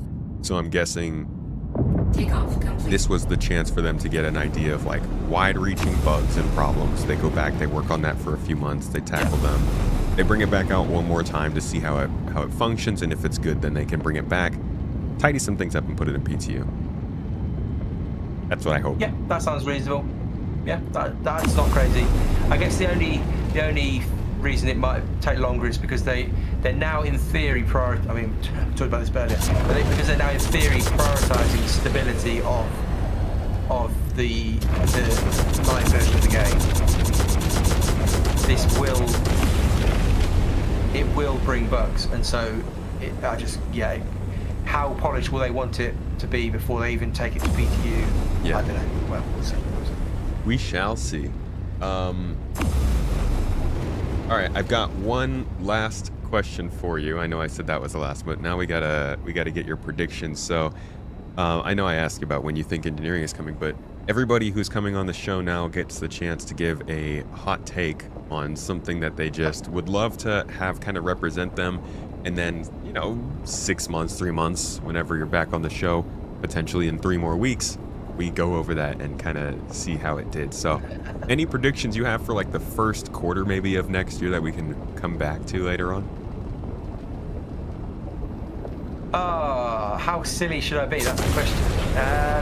Maximum silly. Maximum silly will be that at the start of next year, TIG start to promote Squadron. They start a campaign. Okay. They start a campaign that runs through most of 2026, and then that would be my hot take, because we know that they don't. We know from what Jared said with that Benoit thing when he was talking about when he kind of got himself in a bit, he put his foot in his mouth a little bit about whether it's still on track or whatever. We know that they don't know if it's on track. He doesn't. They don't know if it's on track for their date. That's what he said. I don't know. It's too far up. We don't know. Yeah. So it's a bit silly of me in some ways to say, well, by kind of January, February, they'll know. But my hope would be that somehow they're like, it's going to come when we thought it was going to come, and here's the start of our big marketing campaign, and they just start pushing the game out in different places. I think, like we said, predicting actual SC stuff at the moment is so hard. Yeah. We've got no idea what they really are doing or thinking, because they've stopped communicating so much stuff to us. We can't even guess at what they're thinking on some stuff. So I'm gonna go with a Squadron one. Squadron has a big marketing push early next year. Good call. Good call. That's silly. That will be wrong. It'll be wrong. Yeah, I'm looking forward to that. I wish, but we'll see. And how are you feeling about? Man, this is 3 questions now. Since this is the last one. How are you feeling about 4.4? You mentioned that was going to Evocati today. Just real quick to finish things out. Yeah. Do you think it's going to include Nyx? Are you excited for this patch? Yeah, it's worth talking about, because by the time people probably see this, it will have been in Evocati potentially, if it works. Often things don't work and it doesn't come out. Yeah.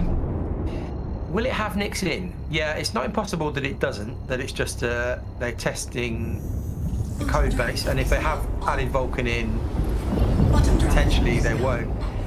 The hope would be that it would have Nyx in. That is the content coming with 4.4, so hopefully there'll be a nice little jump across Nyx. I mean, it's really hard to know what this does for the game, because in some ways it's quite like, it kind of mirrors Pyro in some ways, because what we expected from Pyro is not what we have from Pyro still now, and when it came out, even less potentially. It's really hard to know if it will turn out to be like Pyro, where a lot of people just don't go there, and they've reduced the server count for Pyro down so far now. It's only 2 servers because hardly anybody's there. So it's really hard to know what Nyx is going to do for the game in this first drop, because obviously they said that they're going to build it out over the year. There's going to be all sorts of stuff coming. But I mean, just even the first experience of just jumping to a new system and walking around Levski again and seeing what they've done with it, different mining stuff potentially, all the things that we're hoping that will be in the system. It's exciting, but yeah, is it going to change the game? There's no gameplay coming with it really, like new gameplay or features. So yeah, I don't know. What do you think? I don't think I've heard somebody say that they've heard people say 4.4 is kind of make or break for Star Citizen. I don't think so. It's not like, this is a significant update for sure, but it's not bringing in any sort of tech that's going to drive the game forward. This is another star system, some new missions, a couple new story beats and contracts, new space stations. There are a few new commodities and things to find, which I think are interesting. They're focusing more on specialized commodities in Nyx, as well as specialized harvestables like fungus that you can find. So it's definitely adding in to the baseline of gameplay, the industrial side of things. People are looking for more stuff. There are more places to go. There are stories and factions to get involved with, which I think are all really good for the game and going to be exciting. But I don't think it's a lot to make this a sort of a 4.4 kind of update or a 3.15 where they're dropping things in that are going to have huge ramifications going forward. I think it's exciting. Yeah. It's an exciting time for Star Citizen as well. Nyx is going to be something cool to see, but we still haven't necessarily been convinced that it's shifting the game in a major way just yet. We'll see. That makes sense, yeah. That's my take. I mean, I'm hyped for it. Don't get me wrong. Nyx system is cool. I think there's a lot of opportunities for like a low populated, less dangerous area, but reputation and all that kind of stuff is going to have to catch up for it to. What did you say? What was that word you used? I don't think I've heard that word before. No, it's not one that they talk about much. I'll tell you that. That's I don't. Who knows what the heck's going on with that? But yeah, we all know there are other things that are going to make Nyx special, and hopefully those can start being talked about soon too. Yeah. No, I mean, it's better than not having a new system, isn't it? That's probably the simplest way to put it. Yeah. I'm interested in seeing also how many new servers they boot up for it. If we're going to start seeing like 15 to 20 server shards now, and when is that starting to get a little too much for you, CIG? Yeah, that's going to be interesting. That's one of the things I'm really looking at if that's any kind of Yeah. All right, man. Well, that was a good talk about engineering 4.4 a little bit, about what to expect in the game going forward, and a nice little prediction. Can you let the folks know where they can find some more of your content, your discussions, and your streams? Yeah, so £10.42 all in words on YouTube and now also on Twitch. We've been doing a bit of streaming on Twitch as well as YouTube in the mornings on Monday, Wednesday and Friday UK, 9 a.m. UK time for a couple of hours, which has been fun. And then also, YouTube channel is a mixture of content about performance of the game, what PC parts you might need, all sorts of stuff, but then also more of this yapping stuff that we've been doing here, where you just yap about the game and have opinions and upset people and say things that probably are wrong, but then it's fun at least. So lots of fun. You gotta be able to point and laugh at somebody. Awesome, man. I'm glad the streaming's been working out and the videos have been popping off this year. Love to see it. Thank you again for joining me for this talk. Everybody, I hope you got a good little review of what engineering aims to offer. This is just an early look. It'll be back again, and we'll have more to talk about it when that does happen. I definitely got to get Ferrister in here for one of these when we get to play it together, because we got an engineering thing. But 10 Pound, thank you so much for joining me again today. This was fantastic. I hope engineering actually gives us. I'm sorry. I feel like there's so much to talk about with engineering that I'm not getting to. Like, you could just keep going, but really it's just about us getting our hands on it and seeing how it goes. Yeah. Thanks for joining me. Hopefully soon. Hopefully it'll come to everybody soon. Yeah. All right, folks. Hope you enjoyed this. If you like the podcast, you don't want videos, Spotify still makes us do videos, but you can find it in audio also on Spotify, Apple Podcasts, Pocket Casts, wherever you want to go. And please leave a comment down below. Let us know what you think. Answer the question in the little questionnaire under the podcast. Again, let us know what you think. Have a fantastic day, and I'll see you all next week.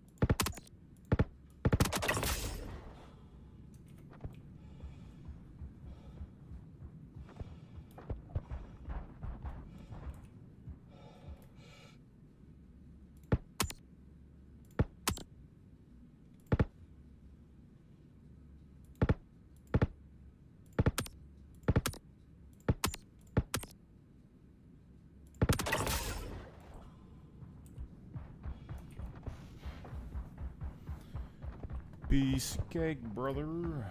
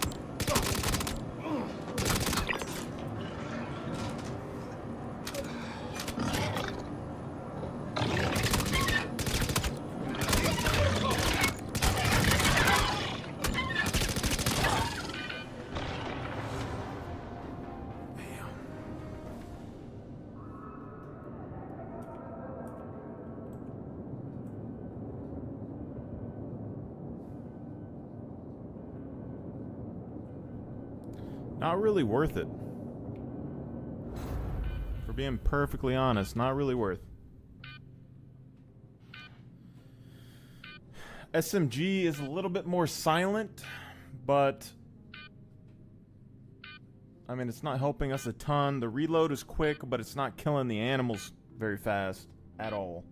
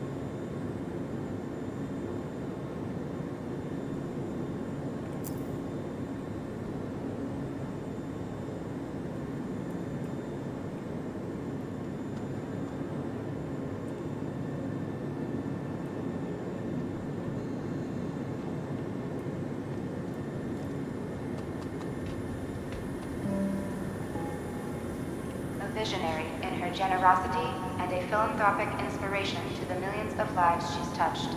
This hospital is proud to be named after the unparalleled Maria Hurston. To honor her work and her memory, we will be sharing select excerpts from her seminal work, Dynamics of a Mindful Life, throughout the day. We encourage you to listen with an open mind and a pure heart.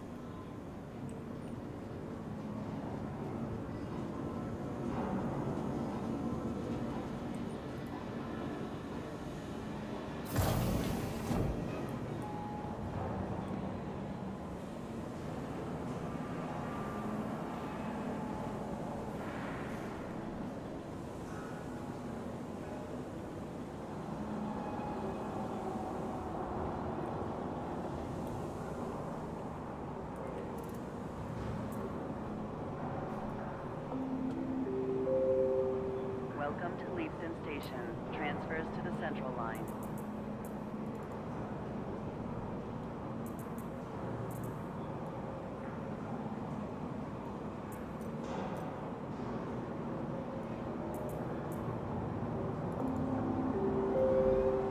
Welcome to Leavesden Station transfers to the Central Line.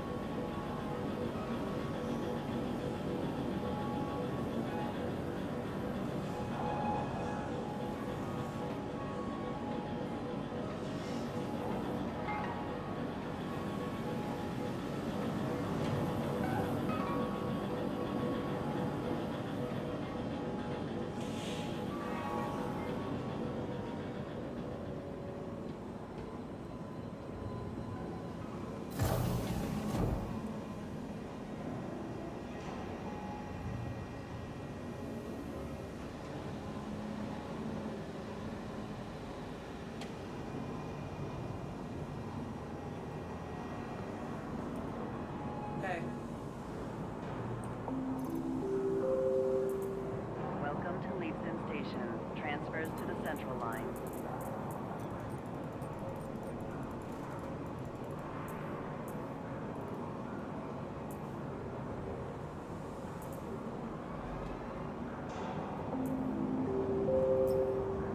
Welcome to Leavesden Station transfers to the Central Line.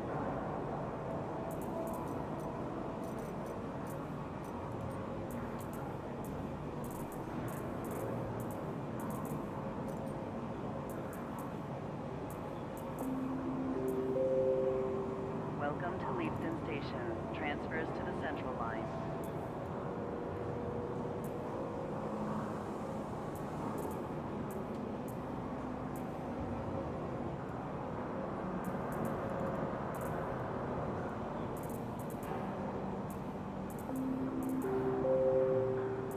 Welcome to Leavesden Station transfers to the Central Line.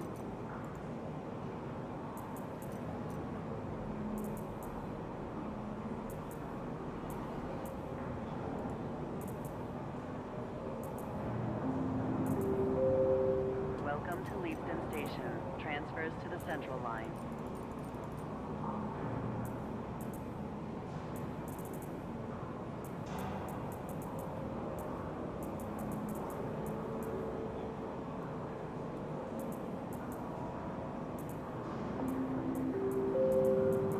Welcome to Leavesden Station transfers to the Central Line.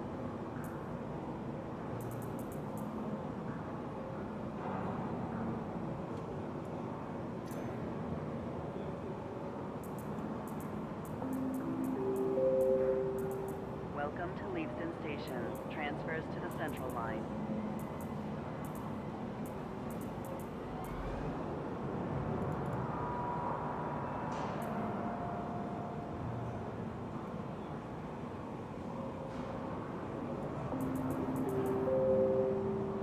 Welcome to Leavesden Station transfers to the Central Line.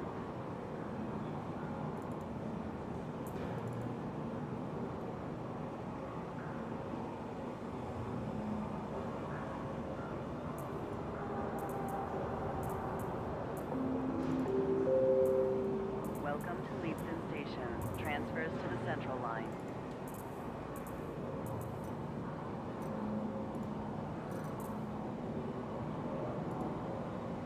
Hey.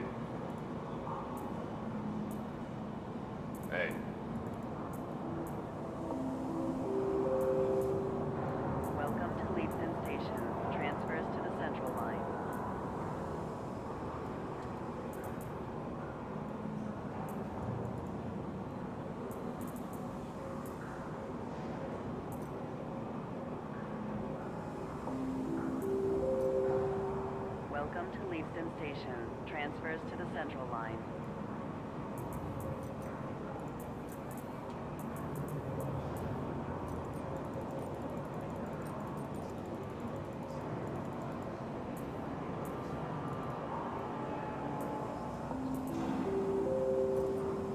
Welcome to Leavesden Station transfers to the Central Line.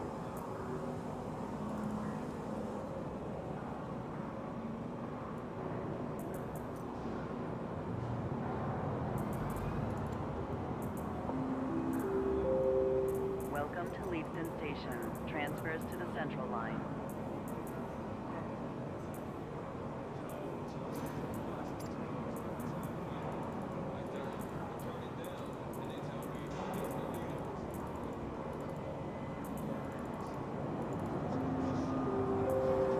Welcome to Leavesden Station. Transfers to the Central Line.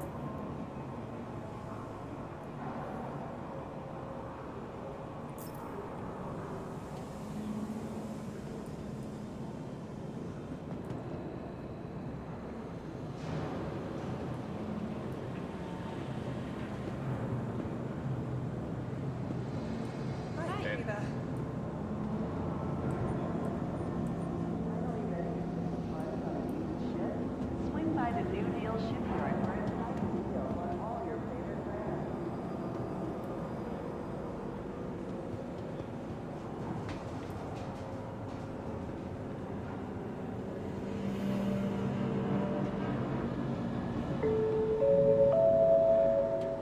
Welcome to Metro Center. Transfers to the Perimeter, Spaceport, and Industry Line. Is a serious and dangerous offense.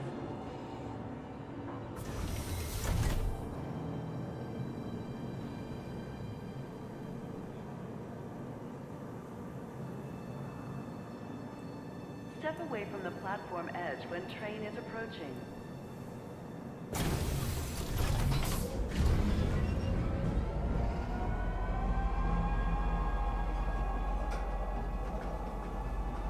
Next stop, Pisa Spaceport.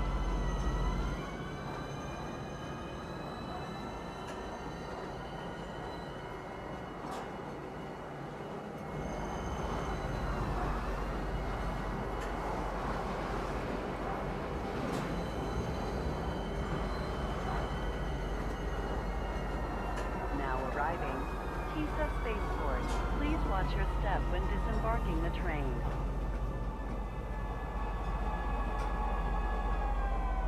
Arriving from Metro Center. Stand by and let passengers disembark.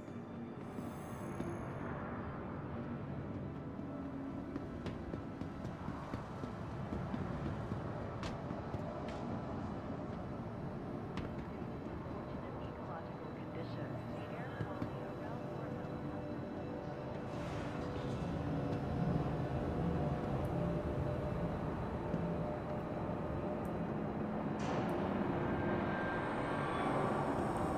Welcome to the ASOP. Please visit us again. Welcome to the ASOP Vehicle Retrieval System.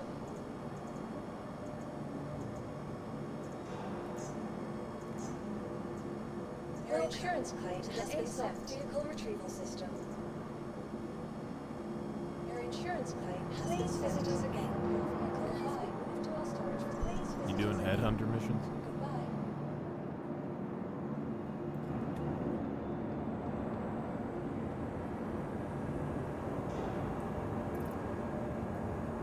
Hey.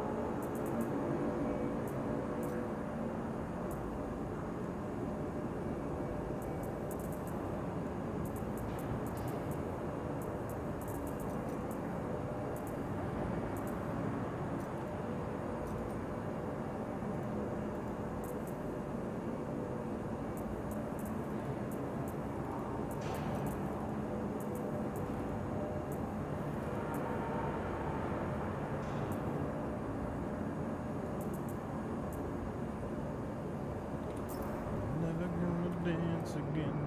Hey there. Hi. Got no rhythm, and I dance with you.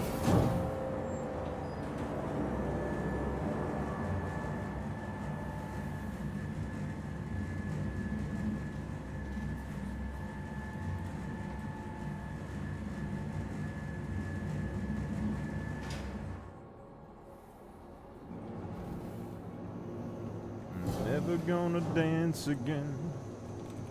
Welcome to the Got ASOP no vehicle retrieval rhythm. system.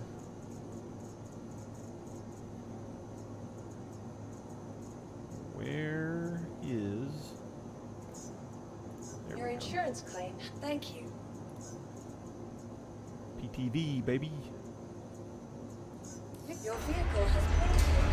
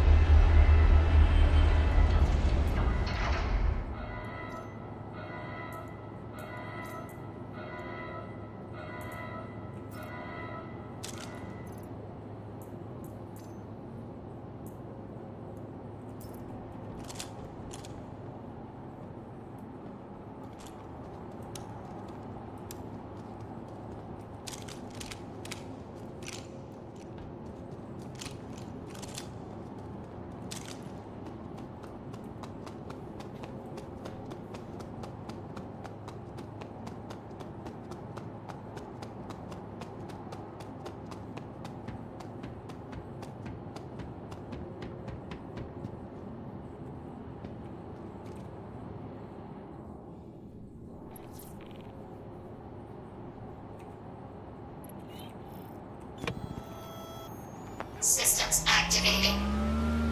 Systems on.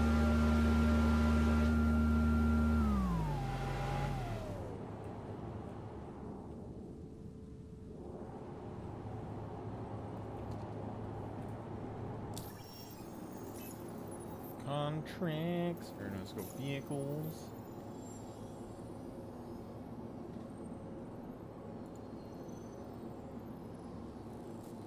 Never wanna dance again. Got no rhythm. May I dance with you? Oh yeah. Welcome to the ASOP vehicle retrieval system.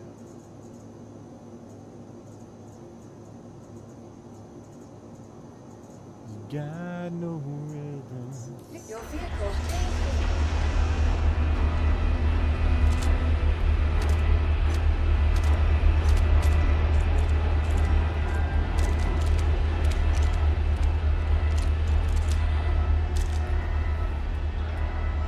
The way I dance with you, baby.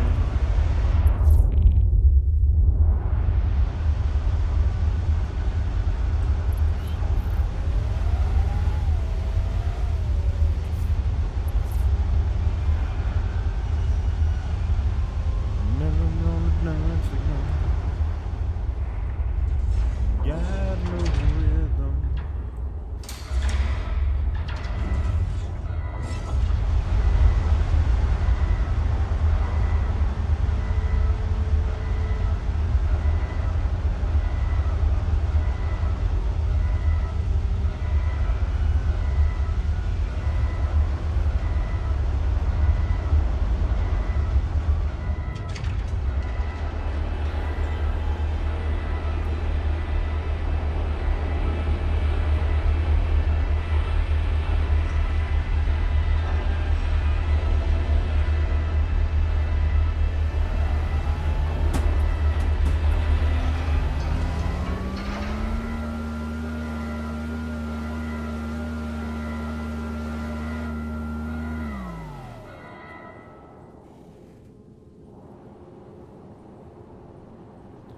question is, what happens if you say take a Valkyrie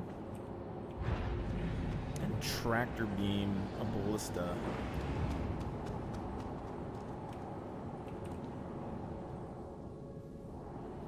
While you're flying, you know?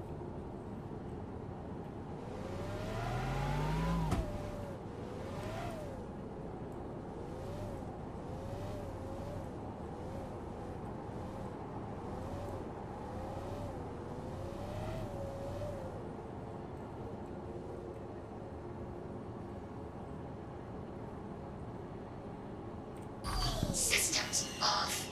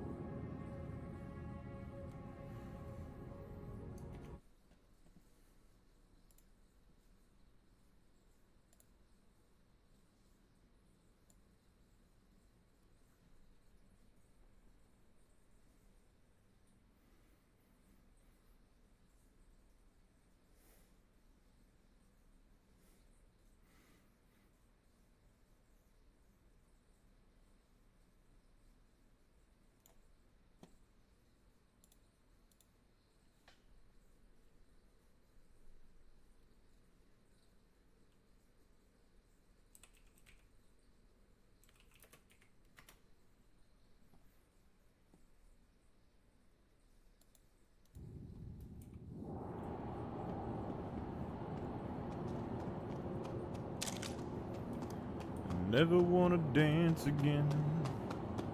Yeah, no rhythm. Way I dance with you, oh baby.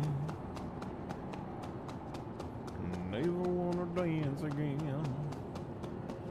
Got no rhythm. Way I dance with you.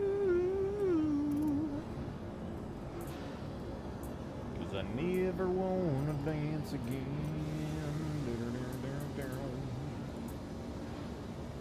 See, arms. We gotta find the whatchamacallits, these.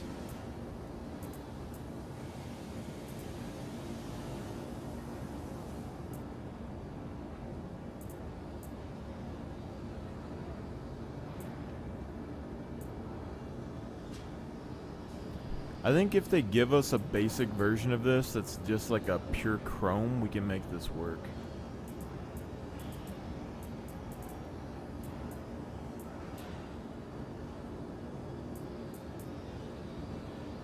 Maybe.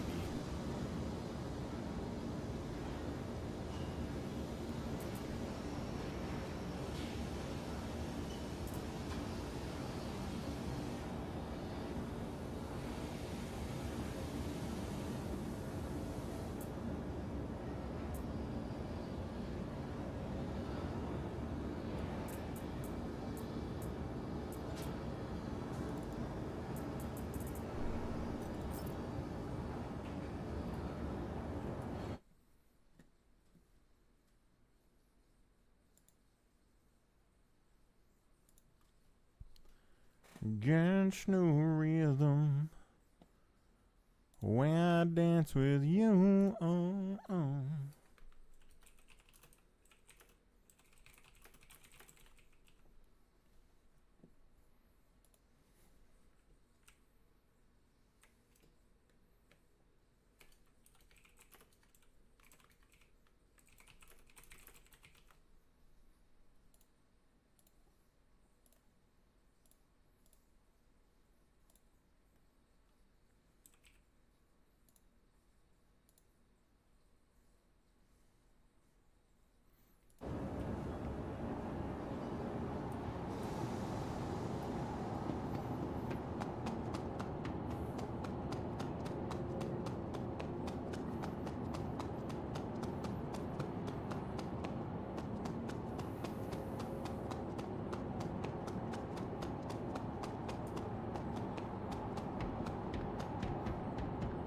Yeah, it's no rhythm. The way I dance with you, oh baby.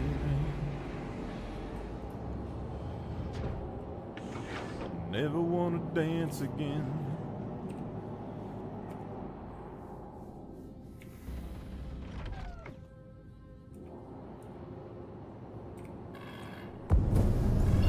Hello and welcome aboard your Drake interplanetary craft. Your systems are online.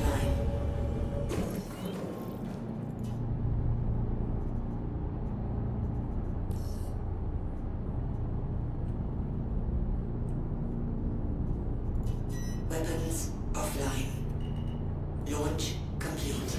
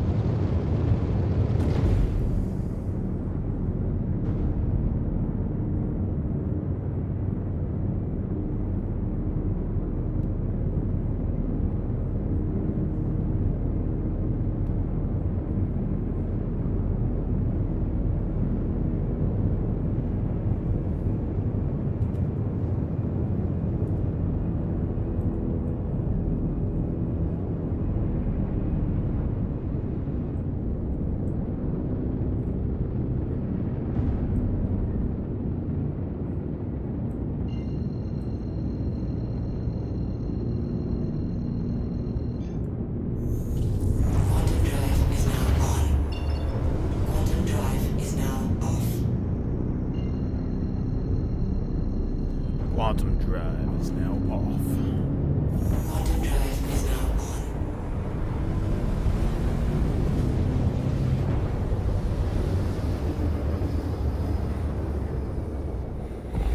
Quantum drive is now off.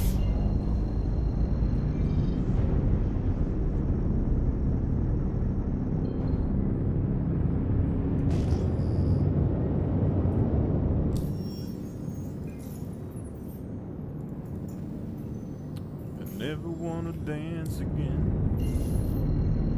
You got no rhythm. The way I dance with you. Quantum drive is now on. Never wanna dance again.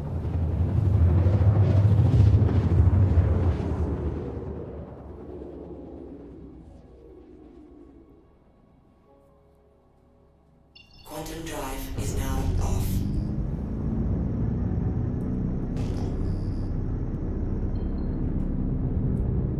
Shield system online.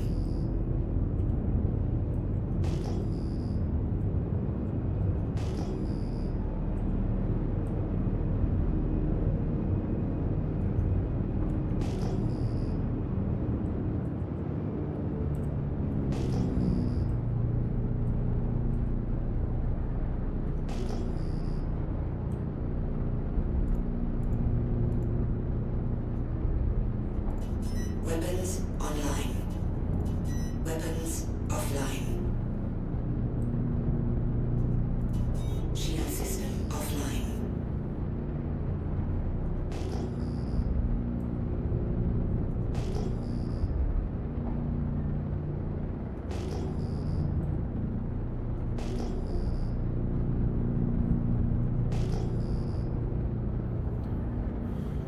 Two KM.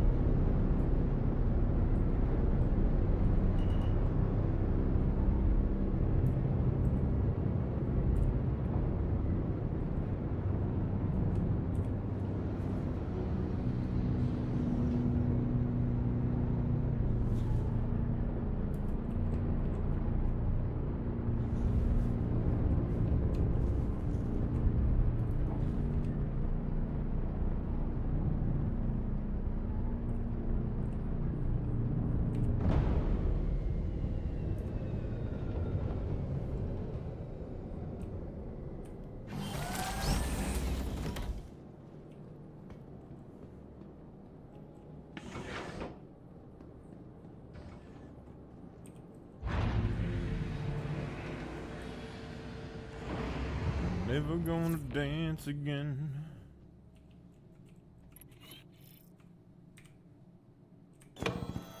Systems activating. Systems on.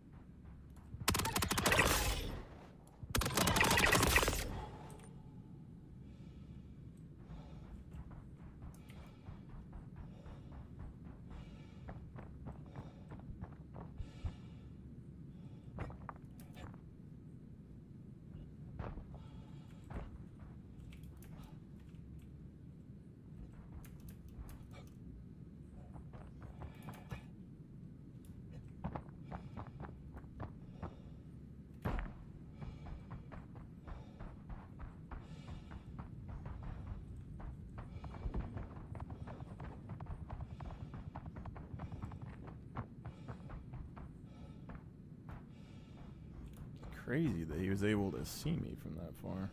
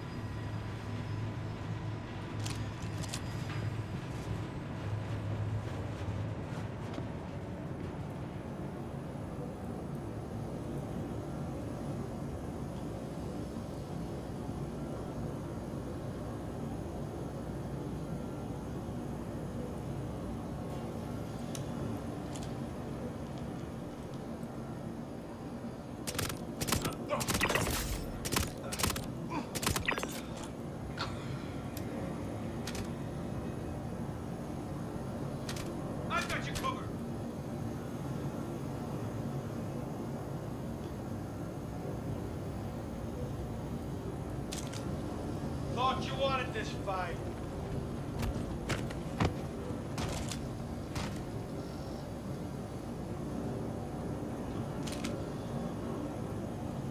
You screwed with the wrong people.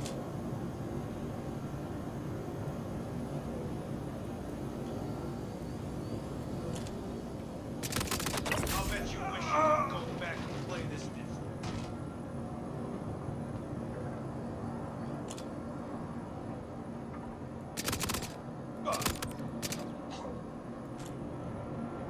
Why are you hiding?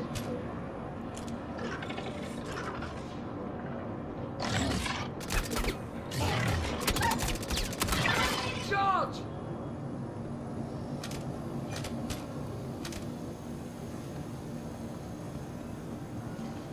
Can you believe today is the day you die?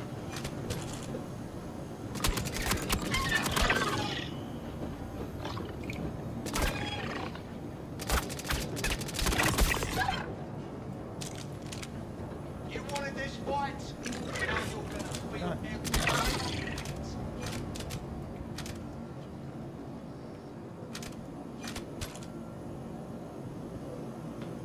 Come on, grenade! I'll cover you.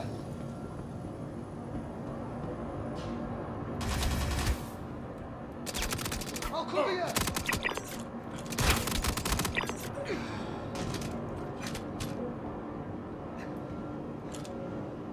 Time to reap the whirlwind, fucker!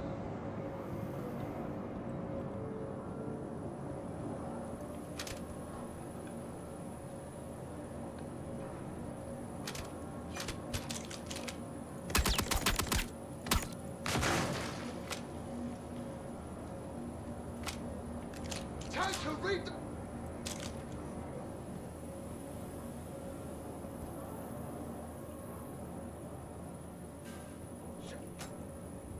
I'm gonna mess...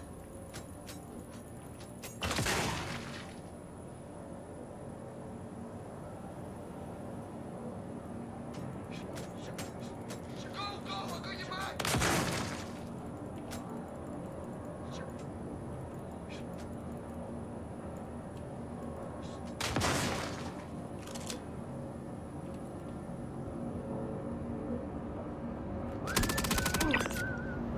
Come out and play!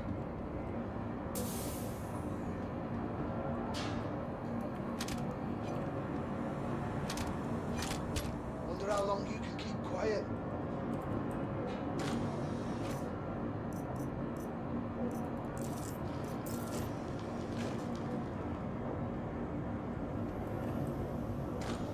Why are you hiding?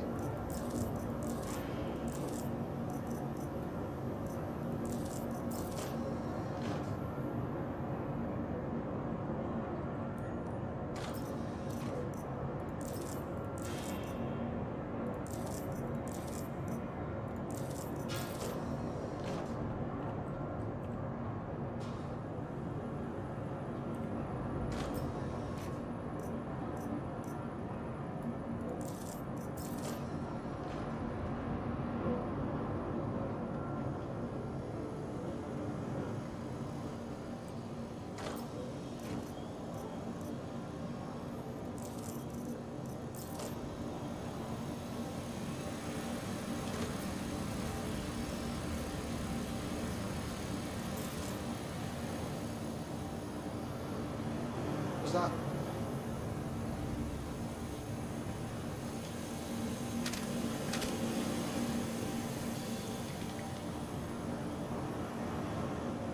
This could be.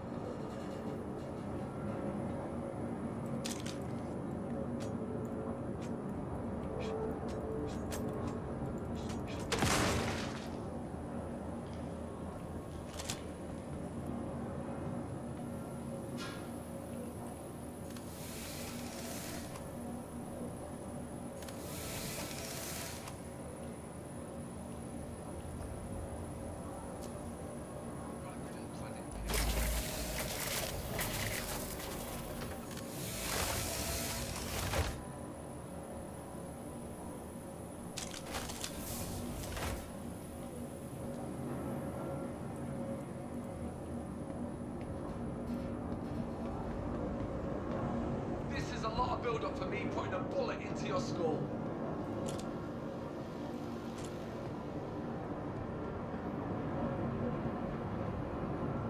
Someone's gonna pay for dropping this body.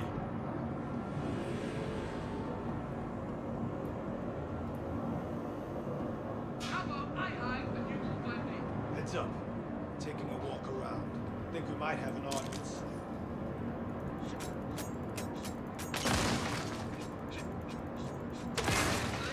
Hiding? You're just being difficult now.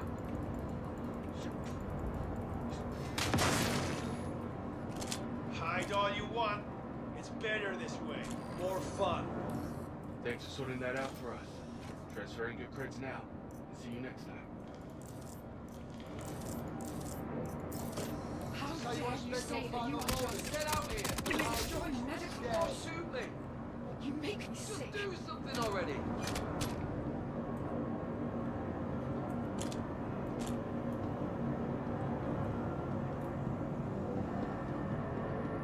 Cowards hide. You're a coward. Gotta track down this killer before they can do it again.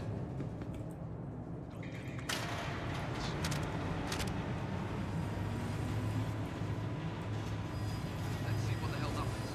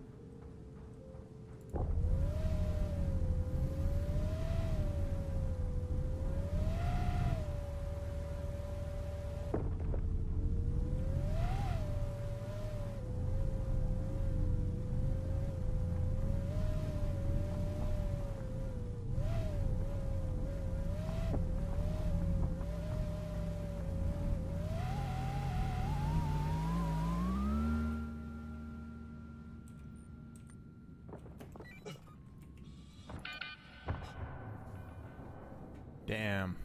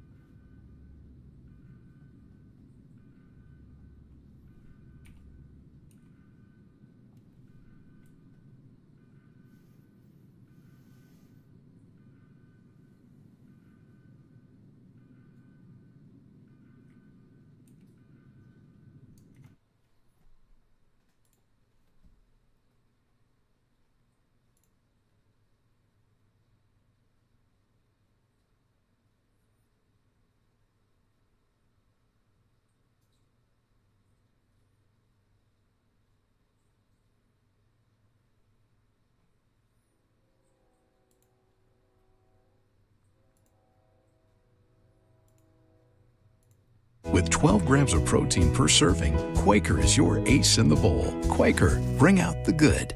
Weekend, a lot of information has been divulged to us on the pipeline. A lot of information telling us what is to come for IAE in the form of ships. So the first ship we know about is going to be the RSI Perseus. Can't wait for that gunboat to drop, but then a couple other ones that may surprise some people and one that I actually predicted. So let's talk about it. Some of the other ships that are going to be releasing to us is going to be the RSI Hermes, which is supposedly going to be an Apollo variant. Then the Greycat MDC, which I feel like is going to be the medical version of the ATC. And then one I predicted, which is going to be the Kruger L-22 Wolf, which is probably going to be the bespoke laser variant of the Wolf. Then the Drake Clipper, which is a ship that's shrouded in mystery. And then the RSI Salvation. Contains a lot of really awesome items, starting off with the ship, a Gray's Shiv with 2 of the weapons included. All you gotta do in order to enter this giveaway is 1, be a subscriber, and 2, move mountains and cause a lot of waves. Like I said, another cap. The next ship is shrouded in mystery. People are now calling it the Miniature Corsair. There's no it's supposed to. If you watched my previous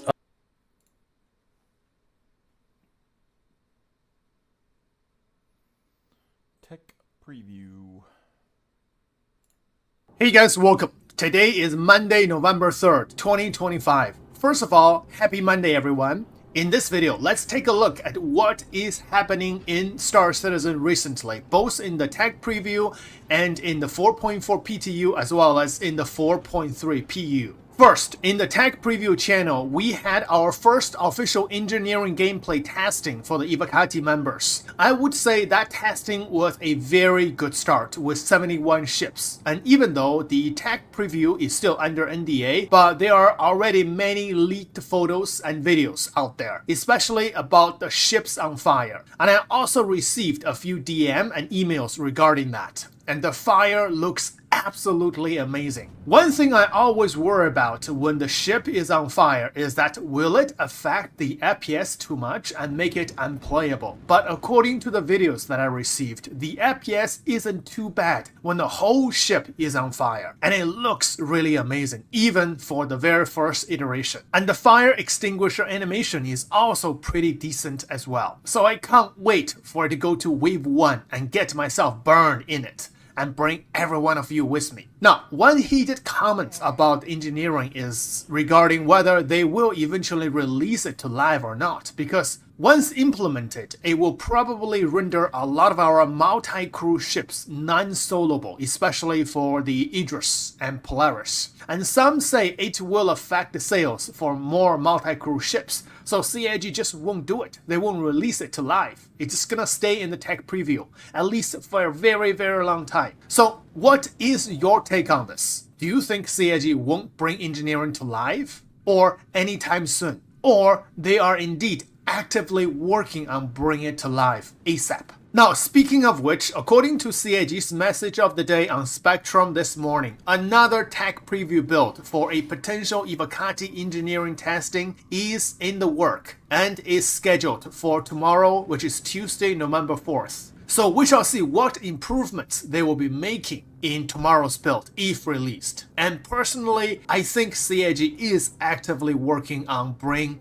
engineering to live as soon as possible. But what I think is that CIG will keep tweaking the balance to make it difficult for you to solo a multi-crew ship, because that is what a multi-crew ship is supposed to be. It's not supposed to be soloed, right? Especially the bigger capital ships. You can't even duel it. You probably have to get at least a triplet in order to crew it. That's the minimum. So I think CIG is actively working on bringing engineering to life, and I hope as soon as possible, because it's gonna add a lot of fun gameplay, especially for players who love the support role for a video game. Next, what is happening in the 4.4 PTU? Nyx happened. And for this, I don't want to know too much about it, and I don't want to read too much about it, and I intentionally avoid looking at too many leaked photos and videos, because I want to experience it for the very first time as soon as 4.4 PTU goes to wave 1, which I hope is later this week. If it does, I will sure bring every one of you with me to experience Nyx for the very first time, just like what we did in Pyro last year when they first released it.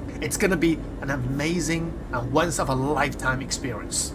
However, here are a few things that I learned about Nyx, especially the jump gates. We had Stanton for a very long time, and Pyro was added last year, and now Nyx and the position of Nyx according to the Arc star map is here.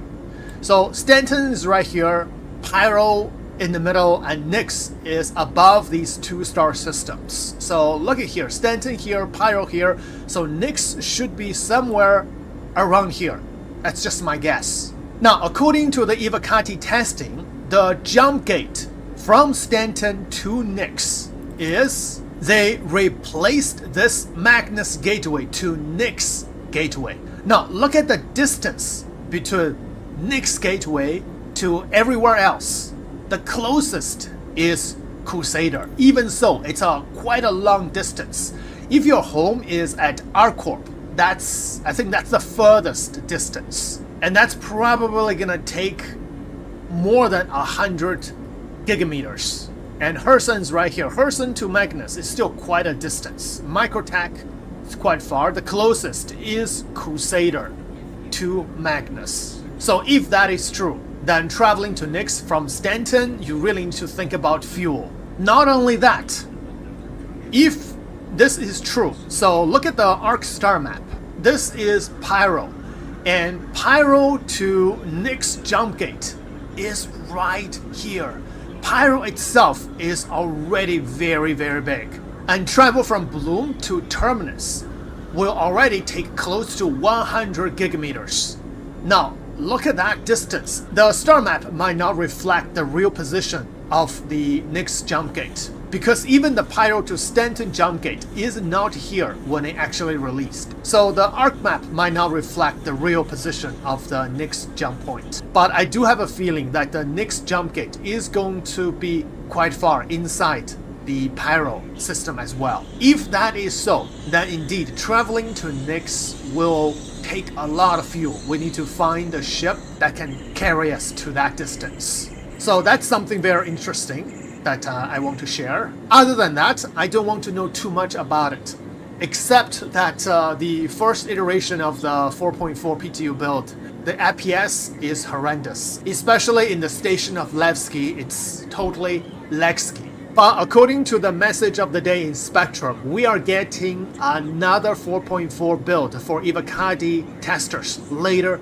today. However, for the first 4.4 PTU build, it's not only about Nyx. Here are a few other things that's rebalanced, and that's very important. First thing is the PDT changes. PDT is a point defense turret. The Idris, Polaris, A90 Jump, Reclaimer, as well as the Connie Phoenix. These 5 ships all have PDTs. Now, PDT's gun alpha damage has been reduced by 50%, resulting in an overall DPS decrease. Ooh, this is significant. 50% decrease in DPS. I haven't tested this myself, but I think this might be a good change. First of all, even you solo an Idris, solo a Polaris, it's less effective to use your PDC to destroy the enemy ships, especially in some of the PvE missions. Basically, you can just fly a solo capital ship, sit there and watch your PDC destroy all other ships.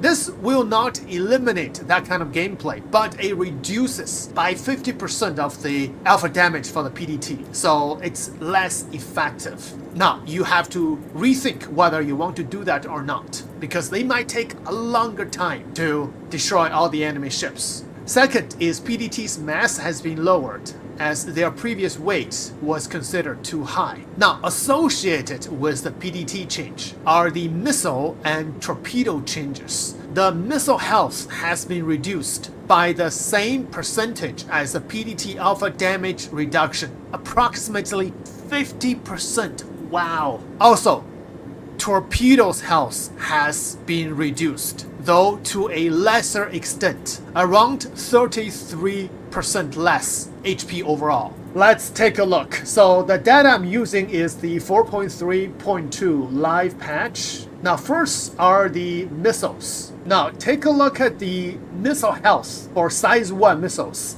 It was 50. If this change goes through, it will be 25 hit points. 25 hit points, you can use your FPS weapon, one hit to destroy it. But of course, size 1 missiles are the fastest missiles. Size 2 missile health was also 50, and it's going to be reduced to 25. Size 3 is also 50. Size 4, also 50. Now, size 5, the little torpedoes, the health was 100, but is going to be reduced to 50 hit points. Size 7, which is only for the ballista, 300 before, is going to be 150. Now, size 9 and above, these should be considered torpedoes. Maybe even size 5 is also considered torpedoes. I'm not exactly sure. So if size 5 is already regarded as a torpedo, then the health will be reduced by 33%. So you should have about 66 hit points. Size 7, you have about 200 hit points. Size 9, you will have about 660% health. Size 10, which is also 1000. So size 10 and size 12, size 9, they're all 1000 health before. So the health is going to be reduced to about 660. Now, the patch note did not mention the bombs. So I assume the bombs still maintain 1000 health. However, for the missiles and the torpedoes, the health will be significantly reduced. Now, regarding those torpedoes, the PDT alpha damage has reduced by 50%, but the torpedo health has been reduced by only 33%. So in that sense, the torpedoes will become more effective in surviving the PDC hits when trying to hit a target. However, it will be less survivable if the torpedoes are hitting by another ship or hitting by a turret gunner. There are also additional ship updates. The first one is the Anvil F8C Lightning. It's buffed forward G and roll angular speed. Next one is slight adjustments to angular acceleration to Anvil Hawk, Anvil Arrow, and Xperia Theiss. Good to know that the Theiss is getting some buff. Next one, slight medium interceptor tuning improvements for flight performance. Saber Raven, Firebird, Buccaneer, Herald, and Mantis. It says interceptor tuning improvements for flight performance. So I assume that all these ships received a buff, but because this is still in the Ivacati testing, so there is no data on the Urkel or the ship performance viewer. So we don't know exactly how they buffed these ships, but good to know that these ships are getting some kind of improvements. So that's it for the PTU. Now, what's happening in the 4.3.2 PU? The hotfix is happening, and currently the hotfix channel is open. And I'm not sure if some of the hotfixes is implemented in the PU or not, but one good thing that's happened is that the HAL-C auto loading and auto unloading is fixed, as what I'm doing right now. Now, here are the few things that's in the hotfix channel. Number one is the quantum travel. The ship's destroyed parts are visually restored after quantum travel. This problem is still here. Even though the ship destroyed parts are visually restored after quantum travel, but whatever weapons or missiles that's on that part that get destroyed will not be restored. If an engine that's destroyed, if you do a quantum travel, if you're having the major torque imbalance, that will not be stored. It's just visual effect. Visually, that part is restored, but the functionality is not restored. So it's not like you can repair your ship by simply doing a quantum travel. That'd be nice, right? But that's not. Next one is the commodities kiosk. Purchasing cargo directly to a stored vehicle is not possible, as you cannot select an amount for the selected commodity. This is still the problem, so I'll be testing that once the hotfix is released to live. Now, third one is the Hunt the Polaris mission. Players can take control of the Polaris and quantum travel away from the mission location. Is this a bug? This should be part of the gameplay, right? If you steal the enemy AI Polaris, that should be considered mission completion. However, the Honda Polaris mission is not in yet. We're still in the phase 2 of those missions. This is the time for phase 3. It's called Takedown. It starts on November 6th at 1600 UTC. And November 6th is this Thursday. And 1600 UTC is 9 a.m. Pacific time, 12 p.m. Eastern time. So pay attention to the date and time for the phase 3, the final finale of the Frontier Fighter finale mission. And after that, I'm pretty sure we're going to see Nyx. Another major hotfix is regarding the Missed Call C. Automated cargo loading freezes after starting and does not resume. Looks like this is a very easy problem to fix because it just got fixed during the weekend. And we can do the Missed Call C run again. And I hope that this is the feature that's here to stay, even though CIG did say that eventually they're gonna take away the auto cargo loading and unloading. So I hope it's not anytime soon, because once Nyx comes in, we're gonna have the exterior cargo elevators. I hope those are just for some other smaller cargo ships. And for the House C, we are still having the option to whether choose auto load and auto unload, especially for the cargo missions. So this is it for what's happening in Star Citizen. Thanks for watching.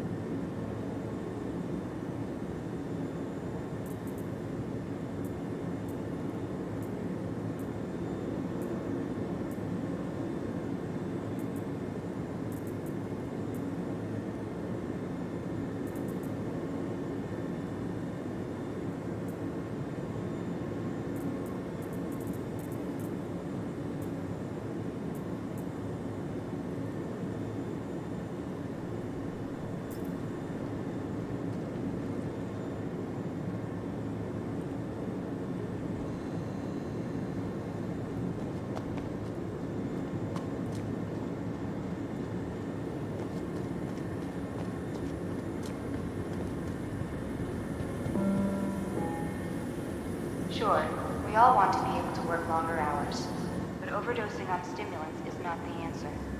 From a higher chance of accidents and mistakes to a decrease in performance and quality of work, Person Dynamics reminds employees that too many stints slows you down.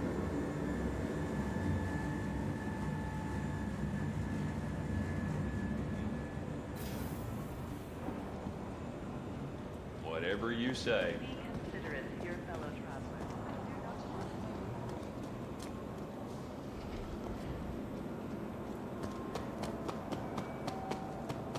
Hi.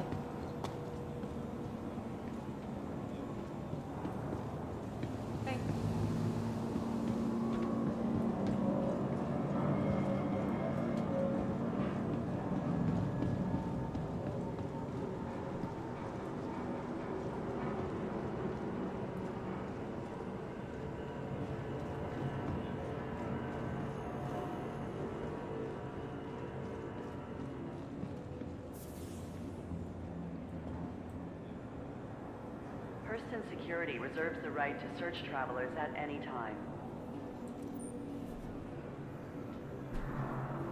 Now arriving from Tisa Spaceport. Stand by and let passengers disembark before boarding. Be considerate to your fellow travelers. Do not block doors.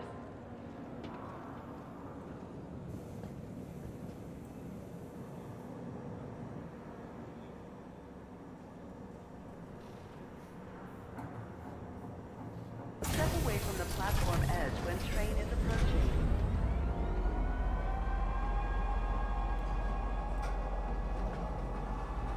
Next stop, Tisa Spaceport.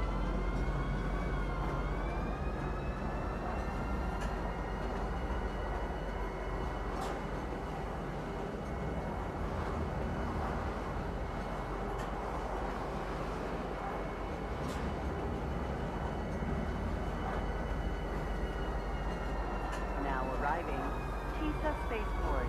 Please watch your step when disembarking the train.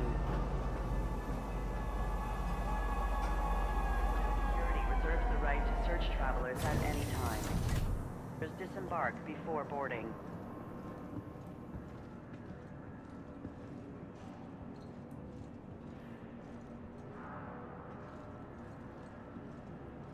Trespassing or attempting to trespass on train tracks is a serious and dangerous offense.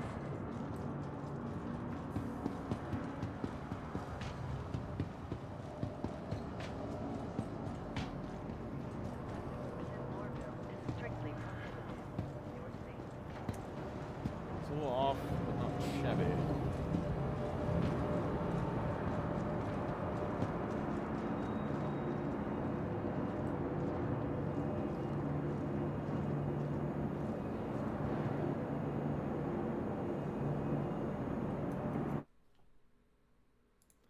Little off, but not shabby.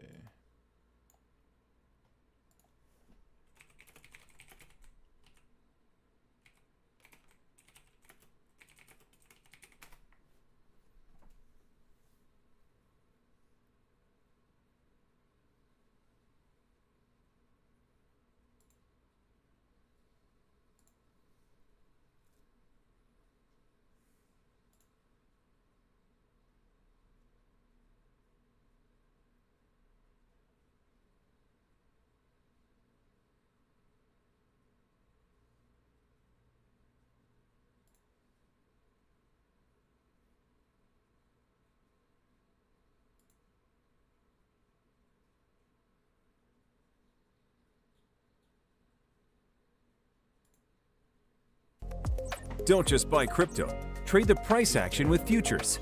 Regulated futures from... The Palatino set has arrived. Well, it arrived probably about a week ago, but no one actually noticed. So, shout out to Who's But Why though for her latest adventure in 14. It's only been found at hostile distribution centers, like a hostile DC of turrets attached to them. You can play it safe by taking, however, unable to test. Contract wasn't generating.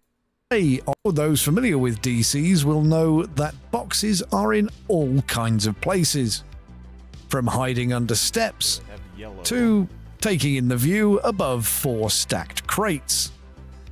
Then there's just chilling by the there are side of the megastructures. Who's but why though, and channel member Landry, it appears that CIG are finally breaking from the boring and predictable loot spawning, ignoring the hostile displacement, and out of a few runs,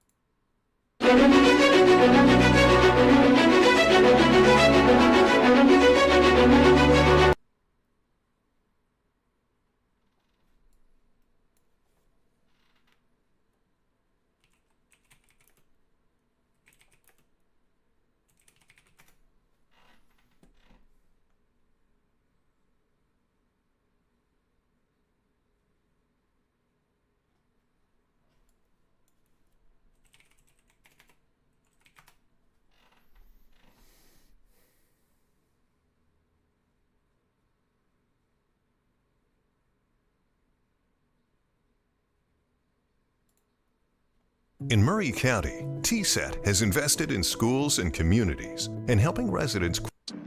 What is up? It's going to be very similar to the video I posted last Thursday where I showcased the Dreadlock Palatino armor. Today, I'm going to be showing off Wickelow's Palatino armor and so you can get a and you, my this is pretty much everywhere, the CZs, the ASD facilities, and also at the DCs. They are not working properly. Luckily, battling your Mondi and getting all 20 eyeballs and 10 tongues was very easy. It does have the exact same description as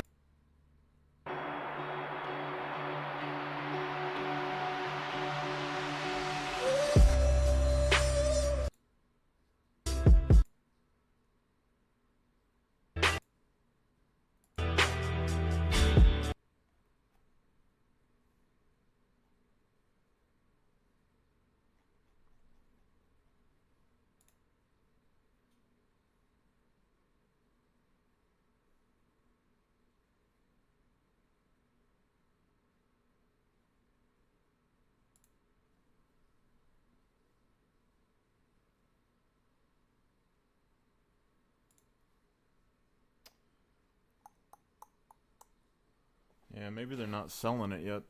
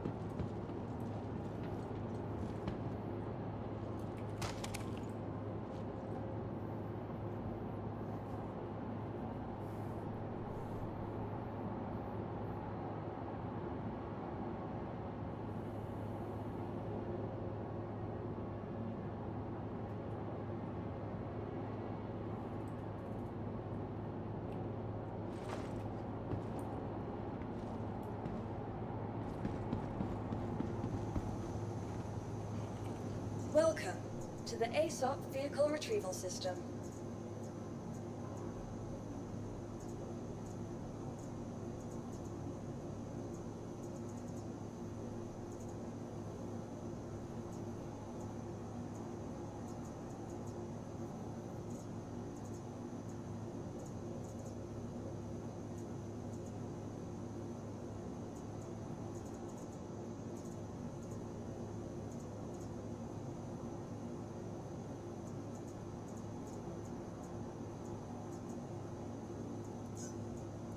Your insurance claim has been sent.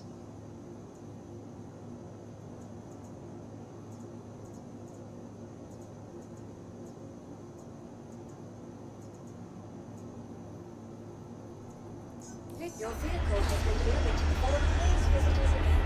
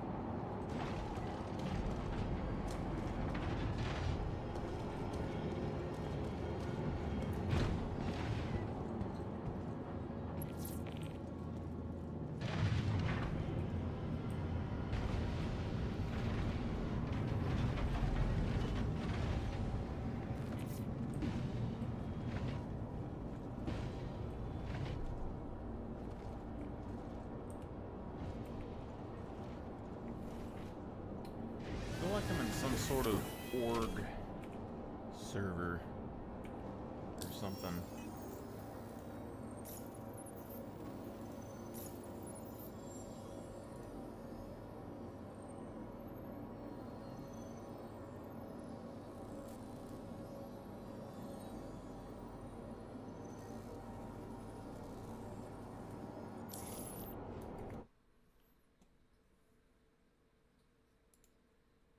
Try to see, like, we got Discord running, maybe.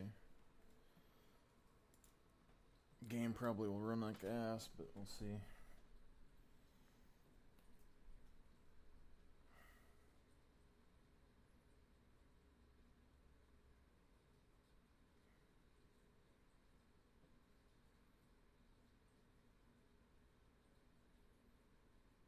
Disney has walked away from Doctor Who after just 3 years, and the show's politics were a partial factor. So back in October of 2022, Disney and the BBC made the surprising announcement that they would be partnering on new episodes of Doctor Who. The show basically rebooted with Ncuti Gatwa as the Doctor, and new episodes aired on Disney Plus in the US. This was the peak of the streaming wars, and Disney hoped it could attract new subscribers by building Doctor Who into a major franchise a la Star Wars and Marvel. But just 3 years later, Disney is exiting the partnership, and Doctor Who is Anvil Aerospace.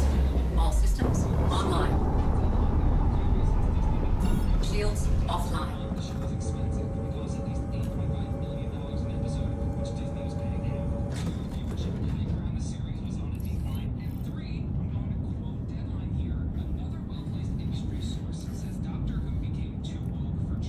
Takeoff complete.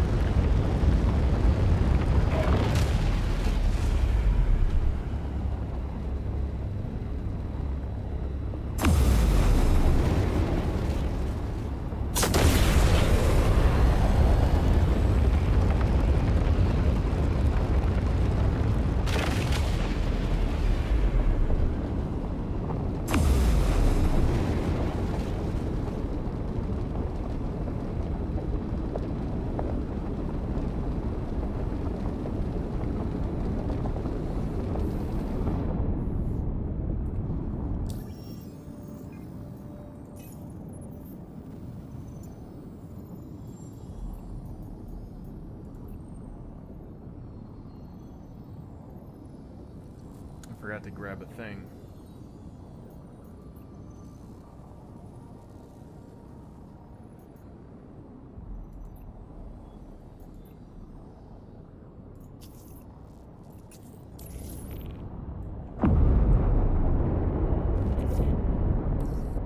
Okay, hope you're ready to tackle this one. Just keep your head down and you should be able to get it sorted.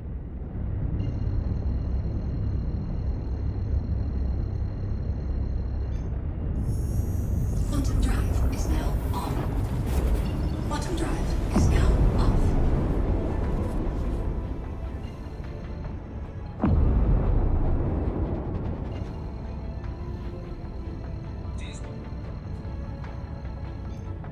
Quantum drive is now on.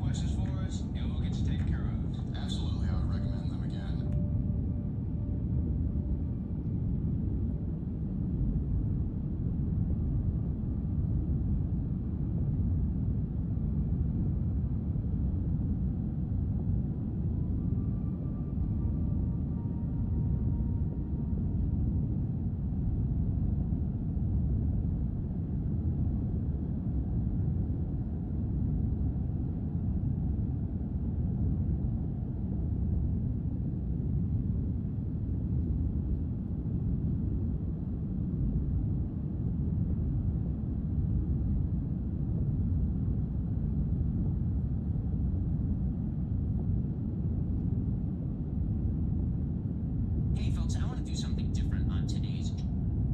They're off. Whiskers rockets out front of that charcoal buggy, hugging the bird like he owns it. Sir pounds a lot right on his tail. Long coat streaming. Look at that focus. Here comes Nacho Ken, the ready truck bounce like. Get some air. Nacho sticking it to the charge straight.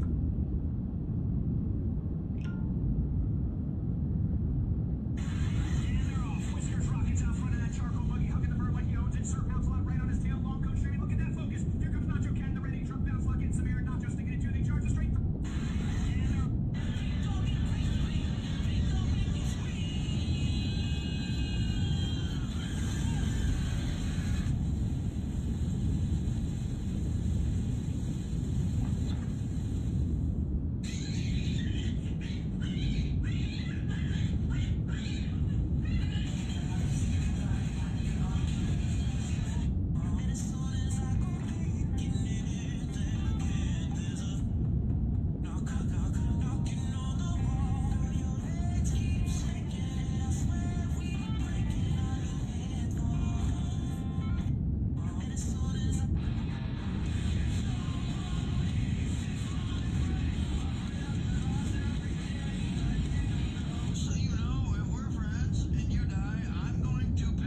I don't care what anyone says. The hip.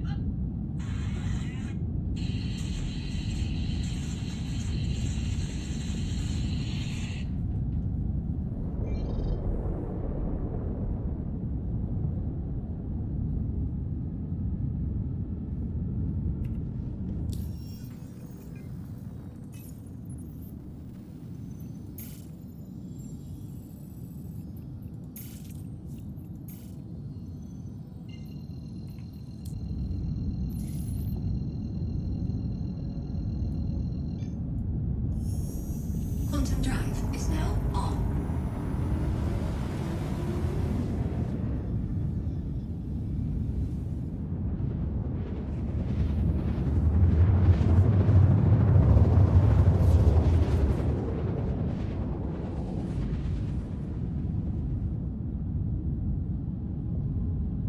You're seeing it right now. Big snow. Quantum drive is now off.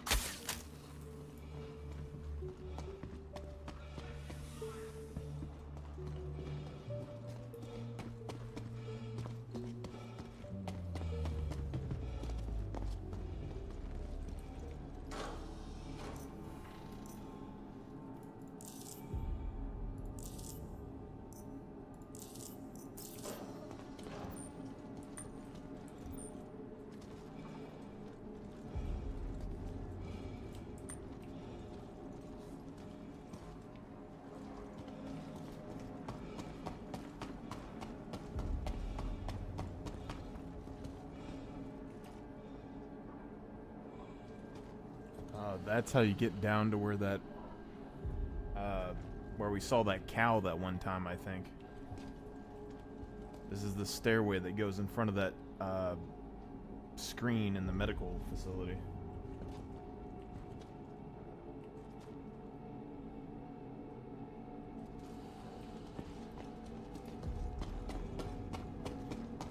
Be interesting if you, if we could glitch through the door.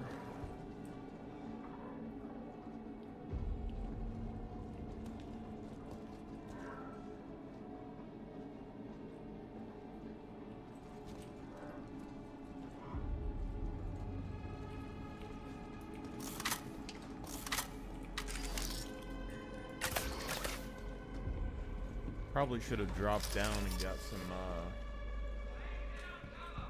more meds, but...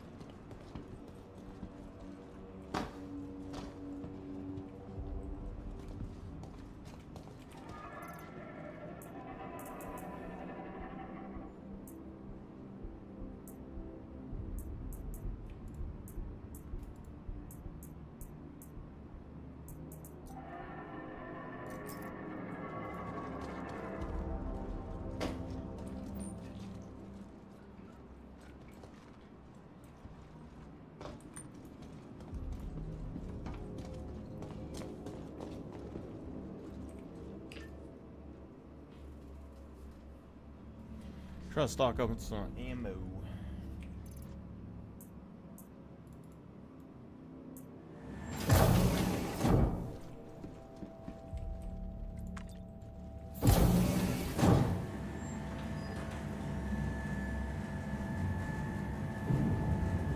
Game plan is we're gonna try and do the long door and see if it works well, you know. But I didn't wear the light armor like I was planning.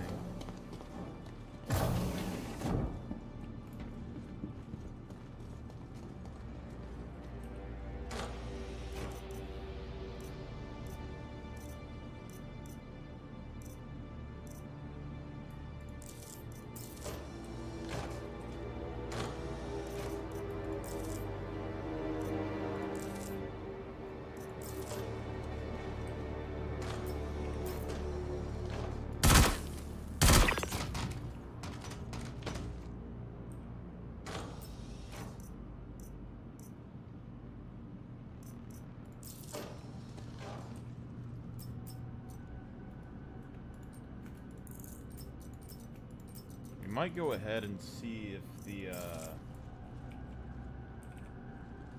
final door is open.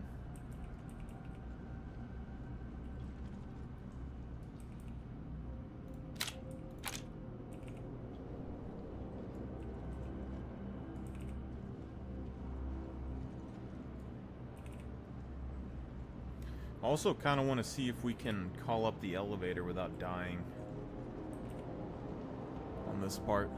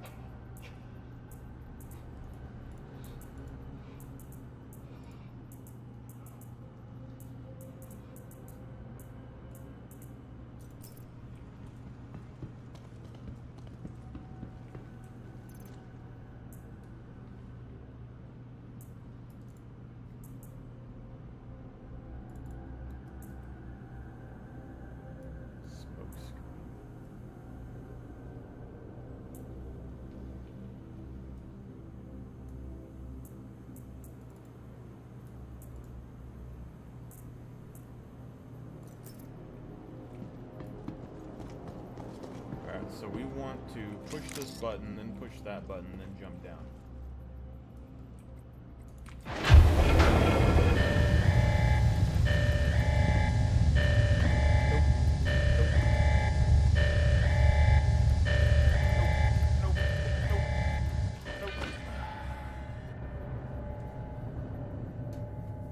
Yeah, I don't think that's happening unless we have light armor.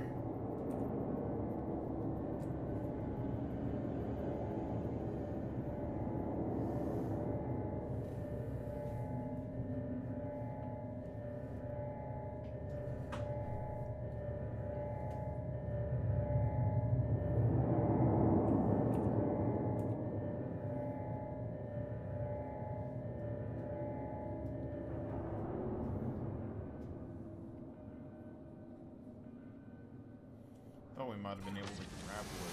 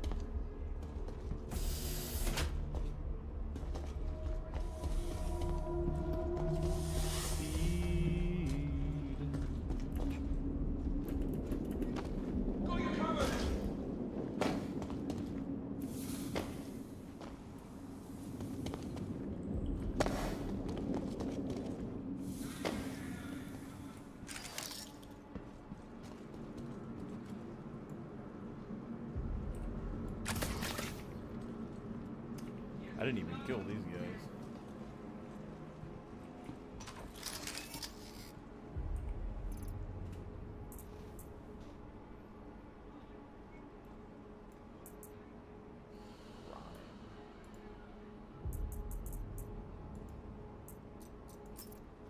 Rhyme sniper rifle. Yeah, so it seems like what they're doing is You're going to be looting armors and skins in the game.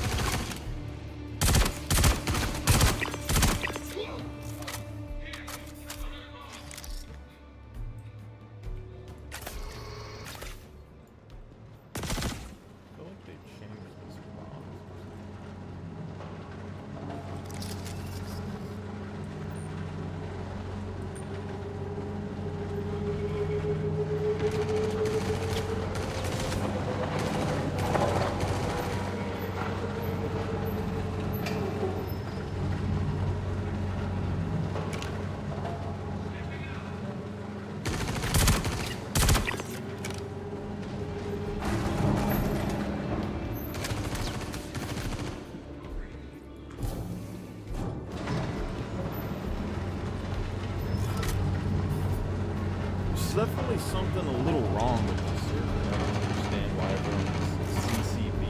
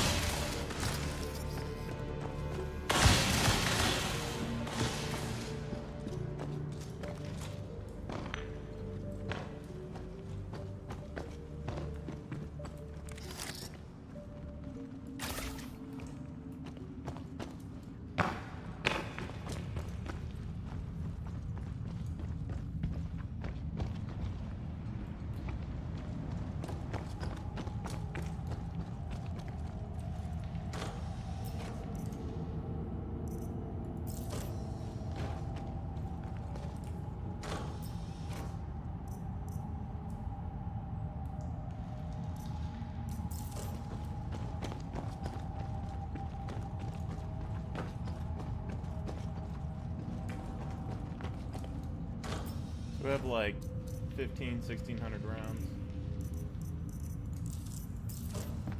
Anything crazy?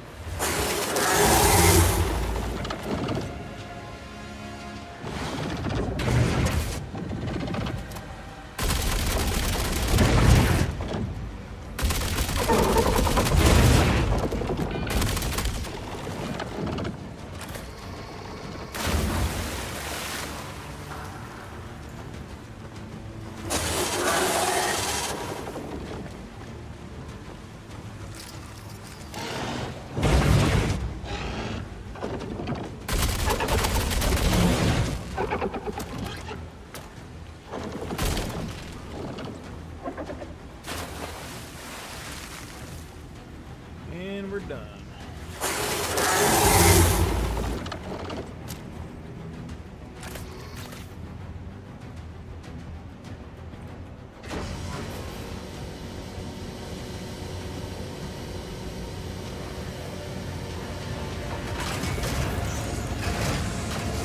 Ain't close enough.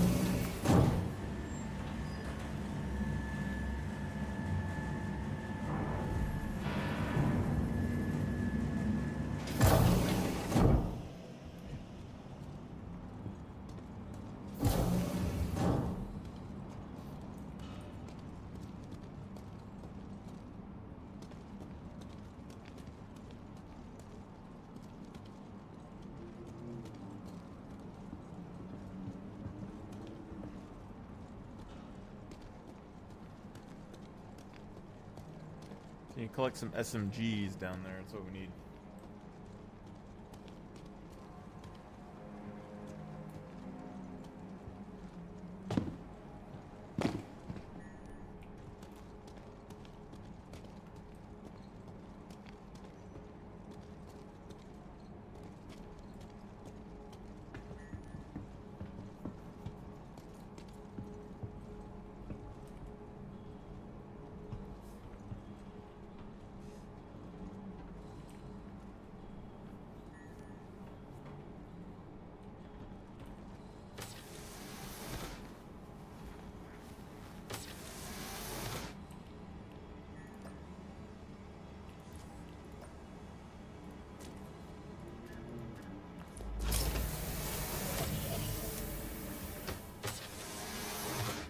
Because I'm thinking spacesuit, and we put an armored core on, and we just go down there with just a core. Or just a, let's just do a spacesuit.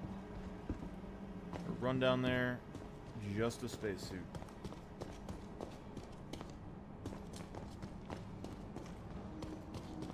Maybe a core.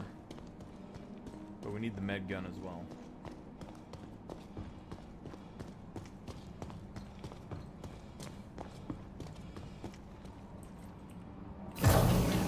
I wish I knew exactly how many rounds we needed.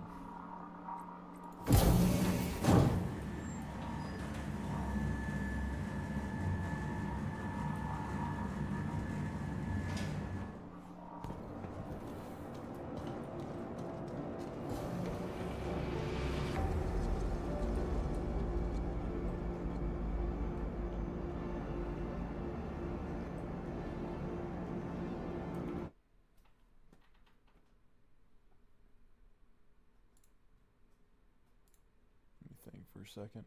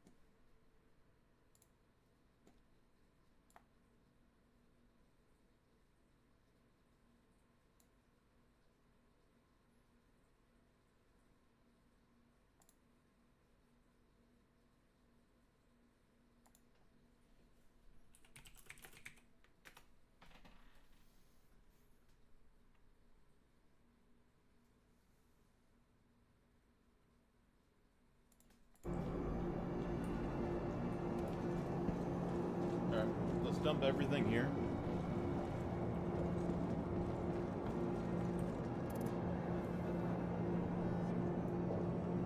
Try to be as slim as possible.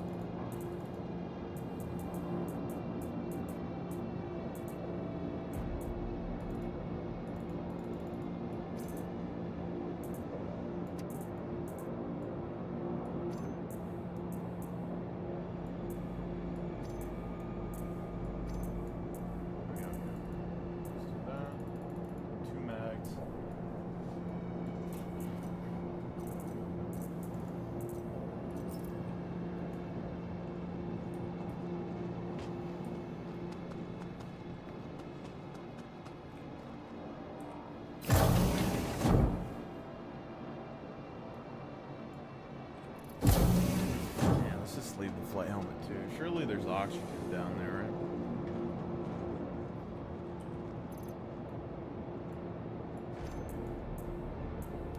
Surely there's oxygen, right?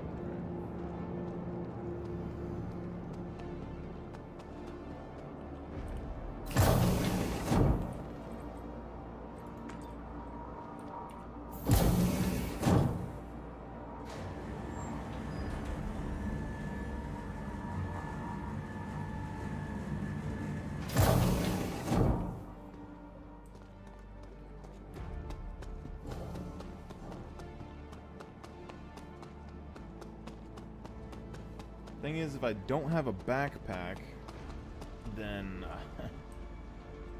how do I get the worm parts out, you know?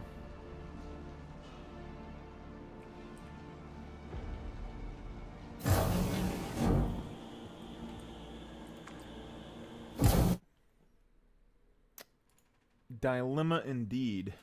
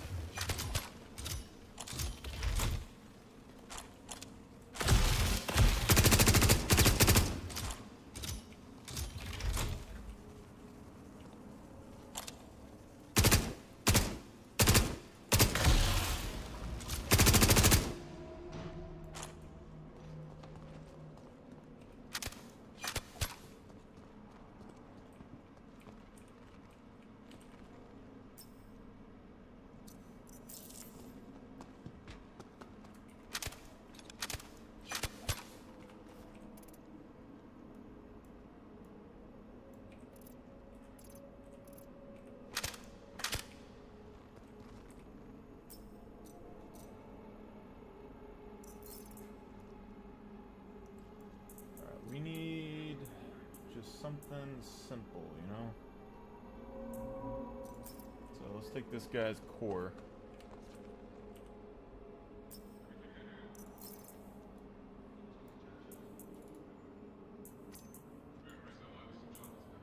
Is that medium?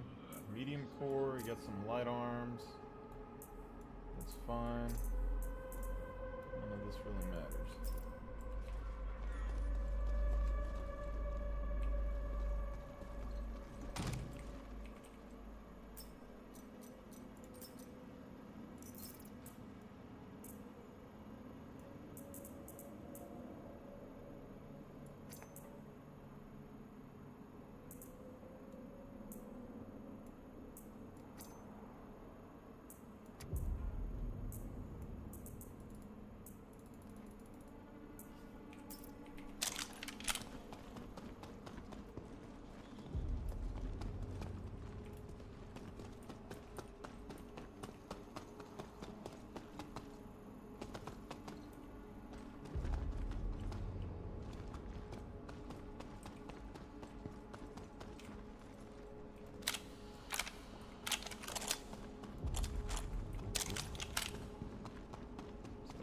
AR.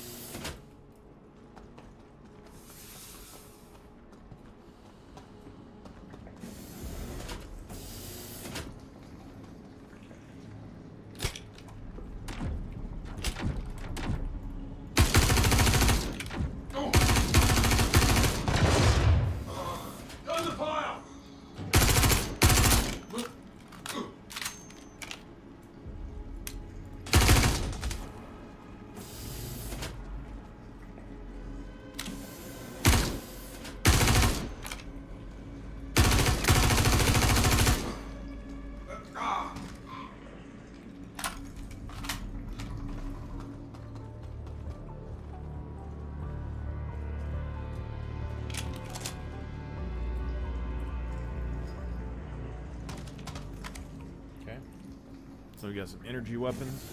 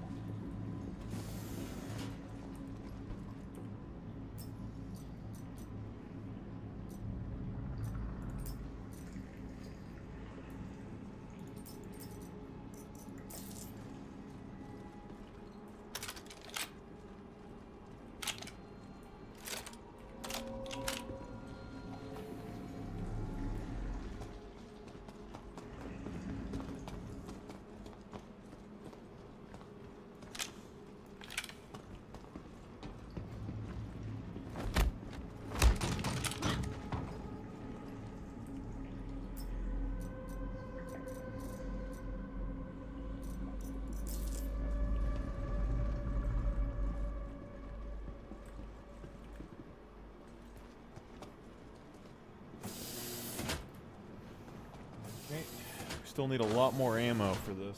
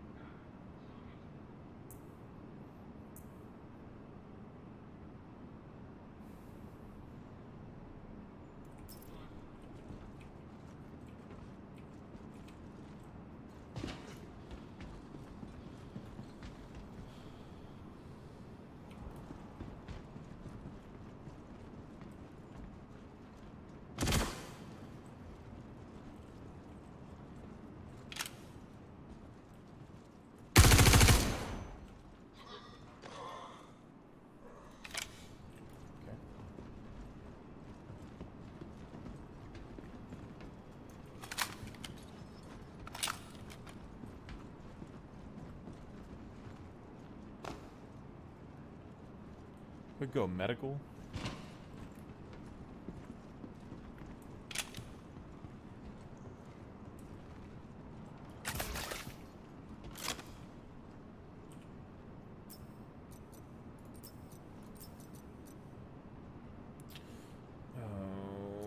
a good gun, it's probably better than this, to be honest.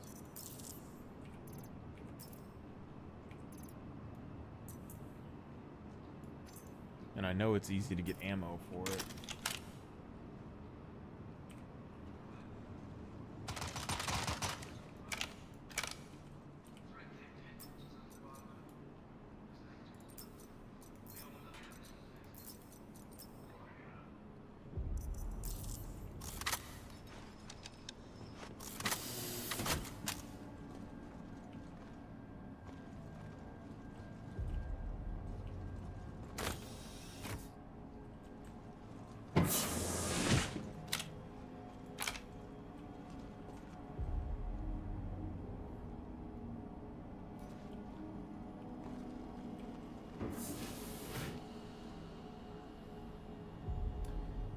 I don't know if it's worth for me to check any of that right now. Probably better just to go to Site B. And then from Site B, we can go to, or not Site B. Yeah, Site B. Let's go Site B. Get to the end, grab some more Galleon ammo. And then we can grab some more when we get back up here. Use the yellow card or whatever we need to get to the, final spot.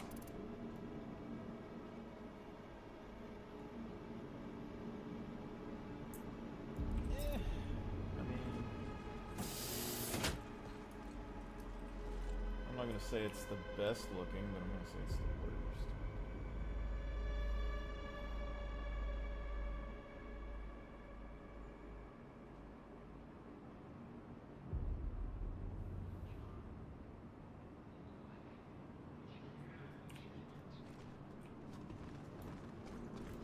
Make it work.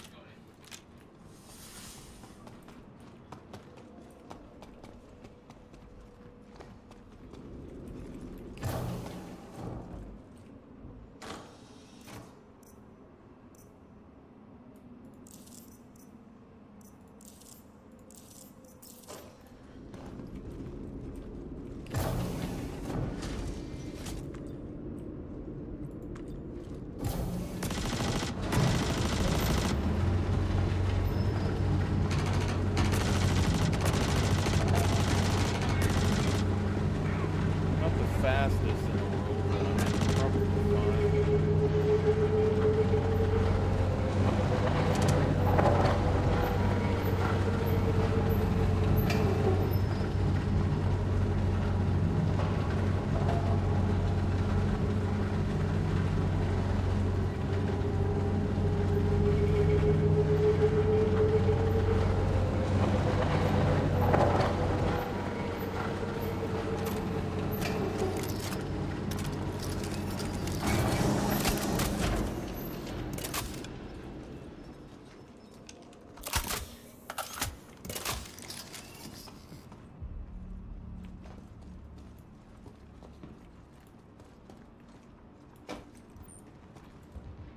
weird that box despawned.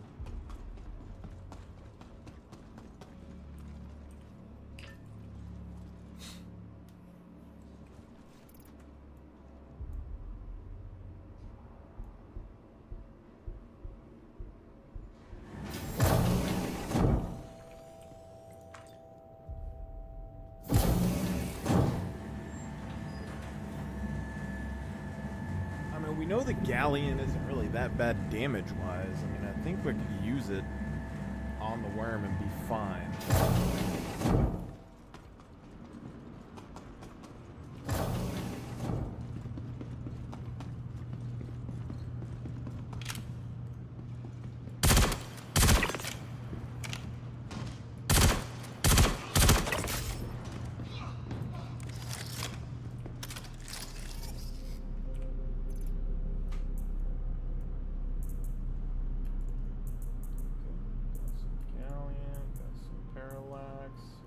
Launcher. Ooh, that's a tough choice.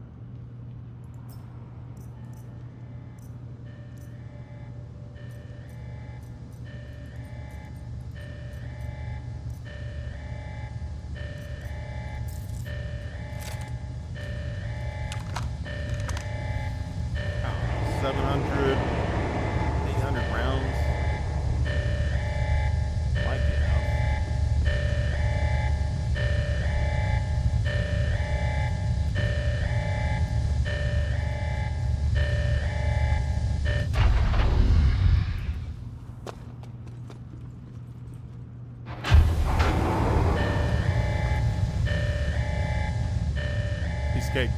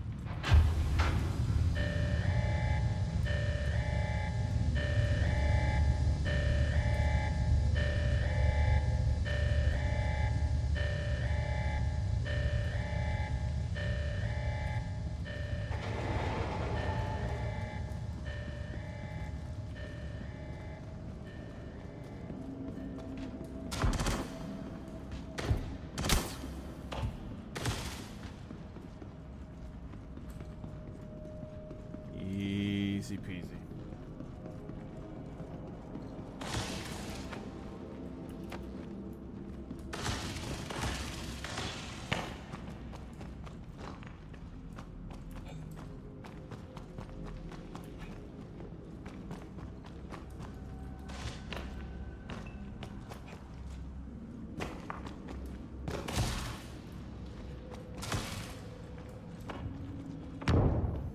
So, 800 rounds, huh? And a grenade launcher.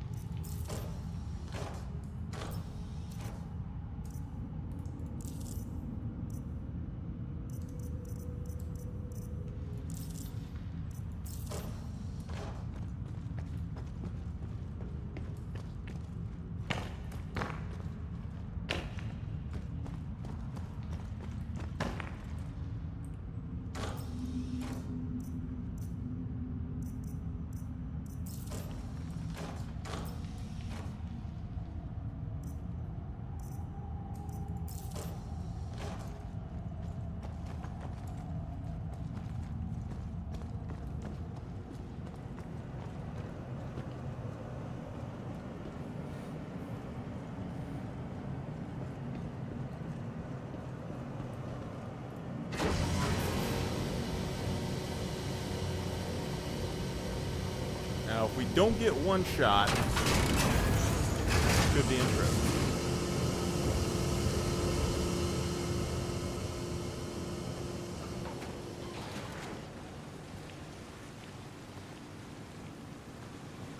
There is indeed an explosive already in the water. I feel like what we could do is like run down here and throw all those explosives in the first go, get ourselves killed, and then come back down and use the explosives that we already placed. But I don't know how helpful that will be, you know?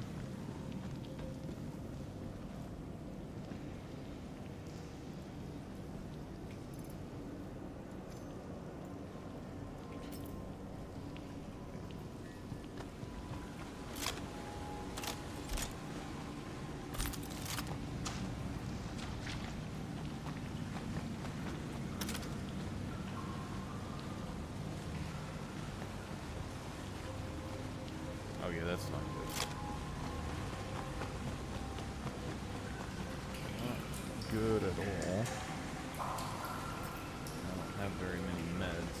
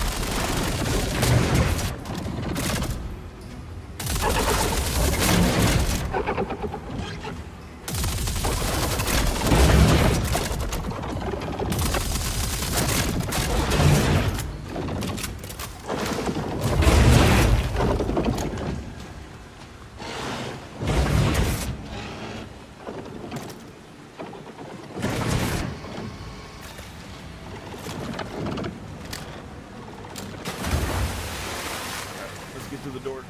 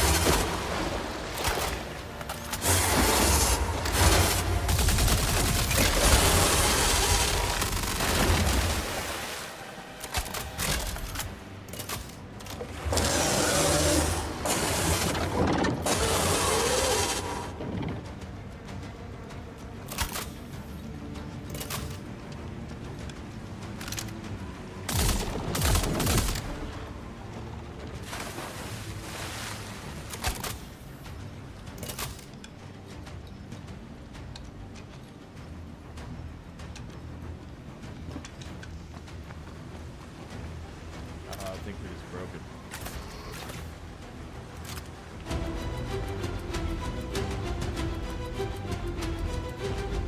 No!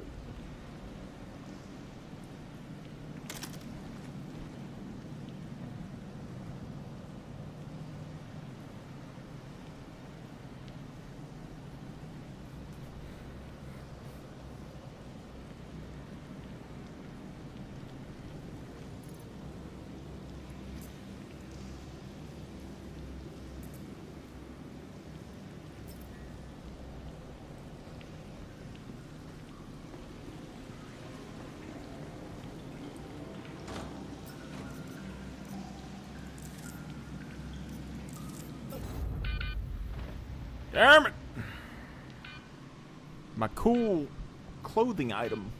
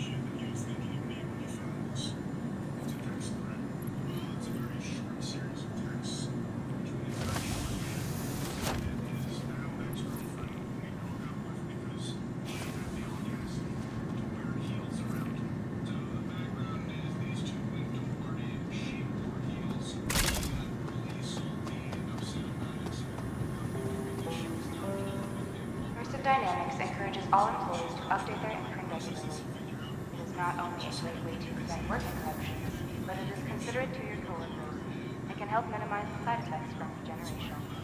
Together, make sure you leave a lasting.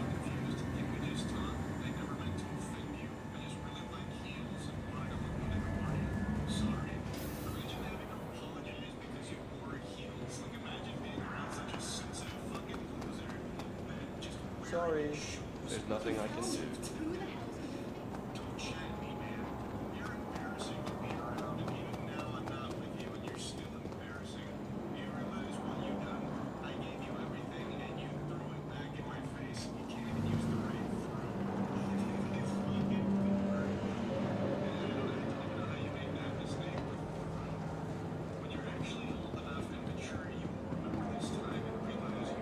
Hey.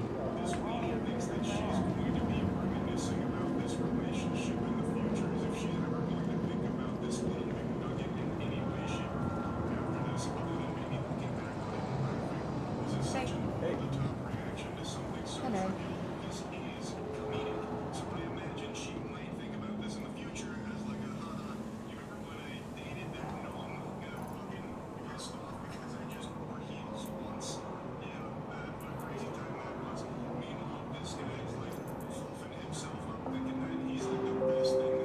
Welcome to Leavesden Station.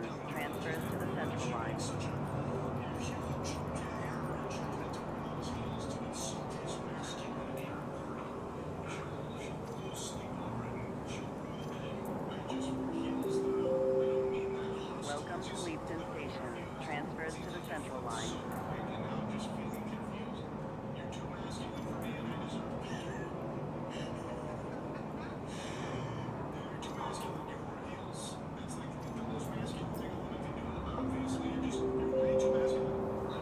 Welcome to Leavesden Station. Transfers to the Central Line.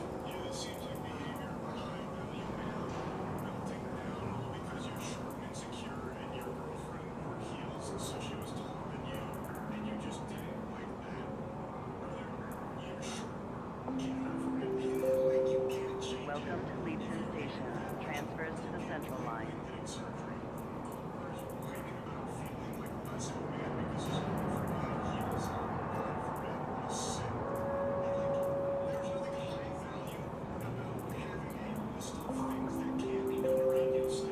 Welcome to Leavesden Station. Transfers to the Central Line. Welcome to Leavesden Station. Transfers to the Central Line.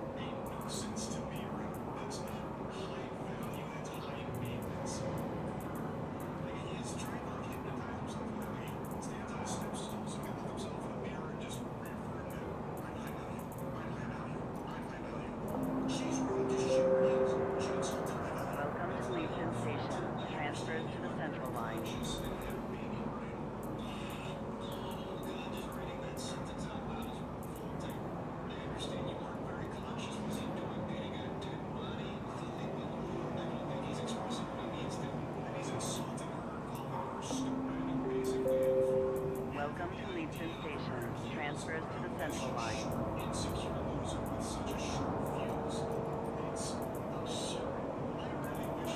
Welcome to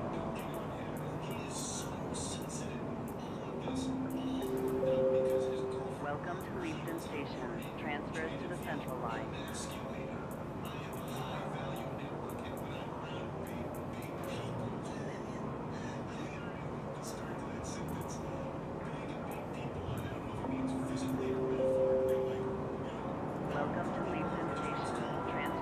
Welcome to Leavesden Station. Transfers to the Central Line.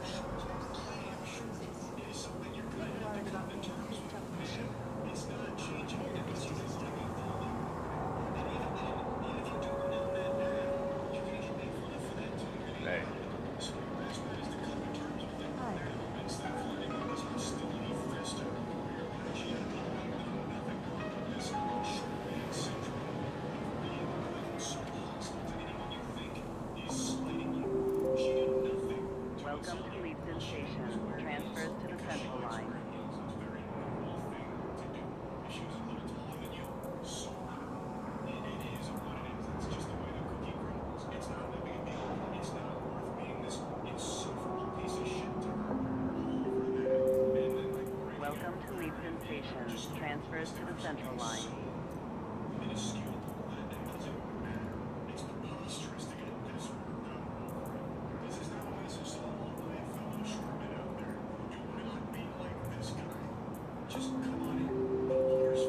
Welcome to Leaston Station. Transfers to the central line.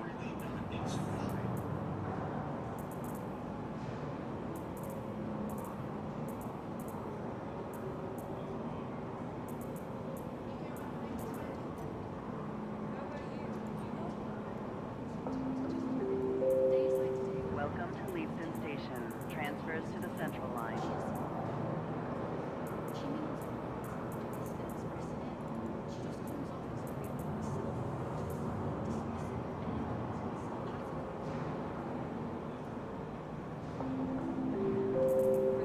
Welcome to Leaston Station. Transfers to the central line.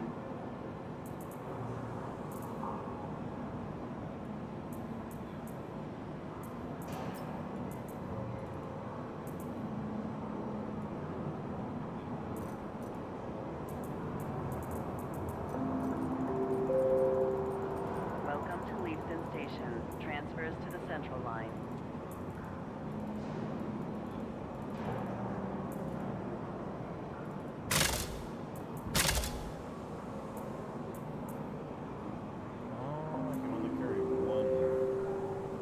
Welcome to Leaston Station. Transfers to the central line.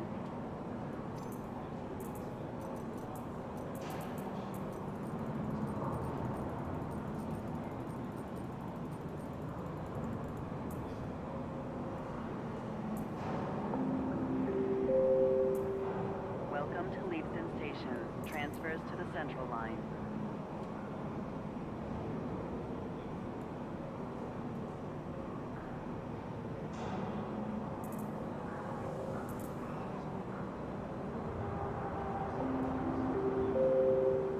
Welcome to Leaston Station. Transfers to the central line.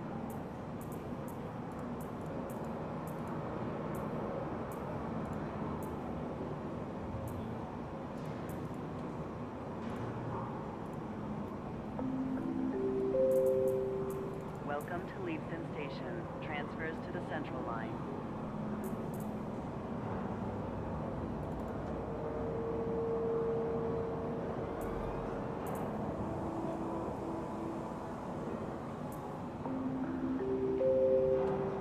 Welcome to Leaston Station. Transfers to the central line.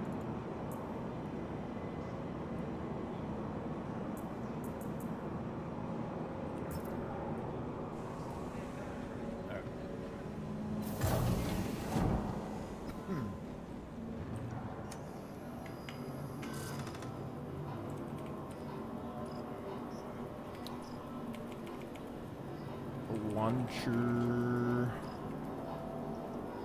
So all the people lied to me on Reddit. Sounds about right. They said that they added all of the heavy weapons ammo back to the store. Because I said something about not being able to buy it anymore.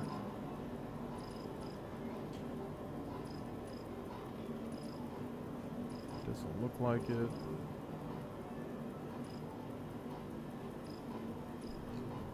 Could try the Ripper SMG, honestly. I want to try the Dead Rig. I bet the Dead Rig destroys this worm. I bet. Dead Rig shotgun does so much damage. Has to.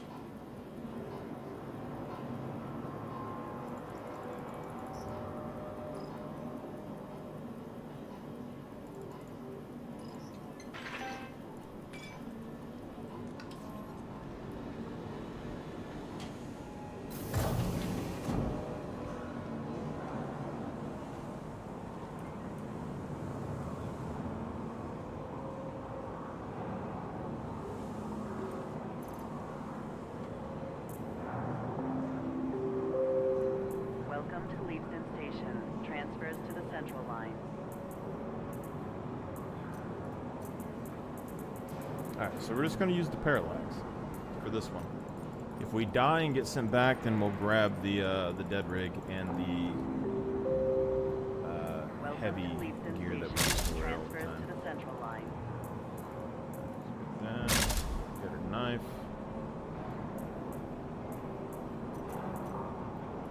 So we go utility.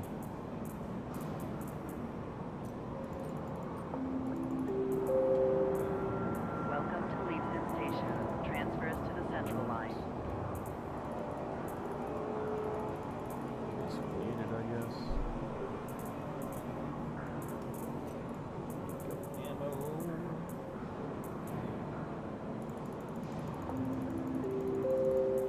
Welcome to Leavesden Two of Station. those. Transfers to the Central Line. So now the question becomes,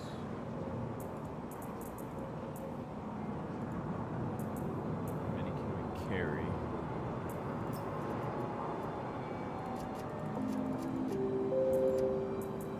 Welcome to Leavesden Station. Transfers to the Central Line.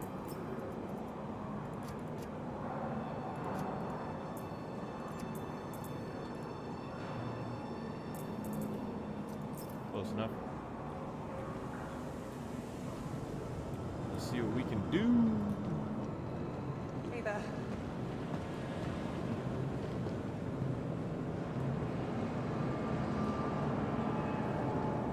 I'm thinking dead rig, shotgun, and grenade launcher.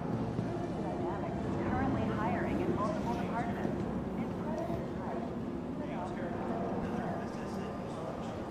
But we only be able to have like, but surely like if we hit multiple grenade rounds to those weak spots, it should destroy at first. The first worm should get absolutely obliterated.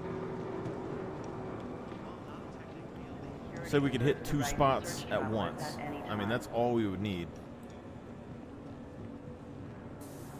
Let's go ahead and grab a backpack. Why not?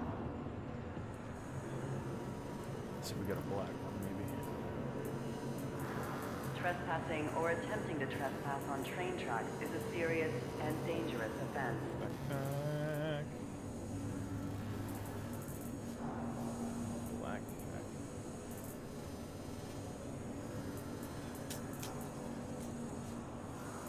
Hey.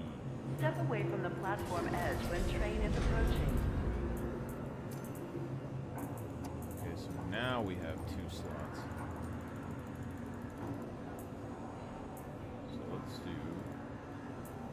Person Security reserves the right to search travelers at any time.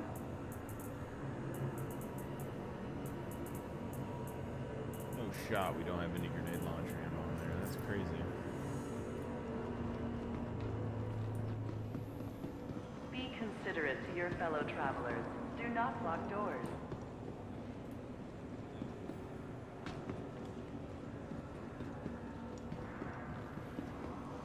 Not the fastest, but not the slowest, you know what I mean? Step away from the Get- platform edge when train is approaching. Get this guy.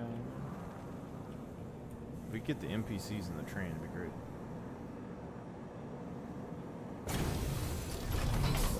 Alright, so we're gonna have 6 rounds with the grenade launcher. I would like to save it for the second phase, but I don't think that's gonna be an option.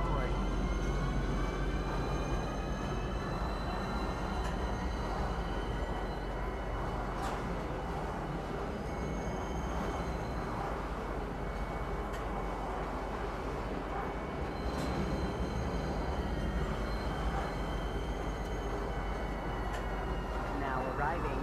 Kisa Spaceport. Please watch your step when disembarking the train. Serious and dangerous offense. The center. Stand by and let Serious passengers and disembark. dangerous offense.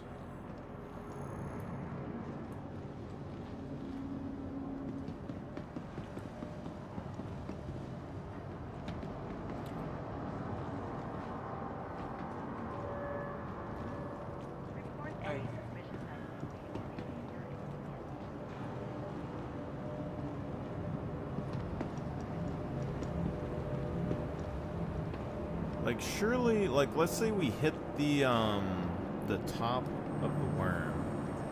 It goes into its stun animation. Then we focus the lower part of the worm. Vehicle retrieval system. You know what I'm saying? Your insurance claim has been sent.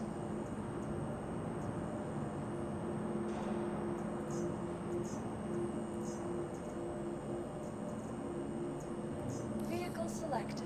Please visit us again.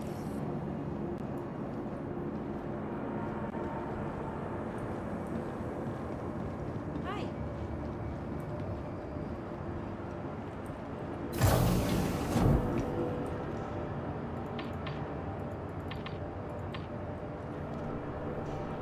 We don't need.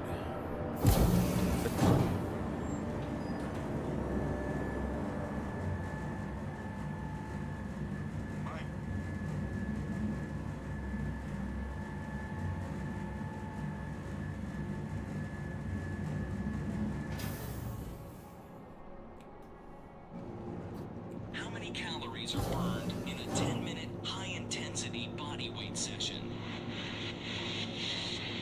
Josh has a lean, athletic build that's well-suited to fast-paced strength and conditioning work. His 10-minute body weight session is a full-body circuit. 9 exercises, 45 seconds each, with short rests. Hitting upper and lower body, as well as core. Josh's circuit is effective because it uses all the muscle groups, plus the core, mixing in explosive movements like jumping squats and high knee raises, keeping the heart rate elevated. Josh's workout uses all the major muscle groups to burn fat, around 150 calories in just 10 minutes. And like the high-intensity sessions we've seen already, Josh also benefits from the afterburn effect, with his metabolism staying elevated and burning an extra 10% once the workout is done. Unlike steady jogs or bike sessions, Josh's workout includes strength-based movements for multiple body parts. So the session also gives him the benefits of a full-body workout. The U.S. military has carried out another deadly attack on... You can call me all you want, please. Somehow, I'm begging you. Alright, I'm gonna play you the Pirates of the Caribbean thing. No, Caribbean's an amateur.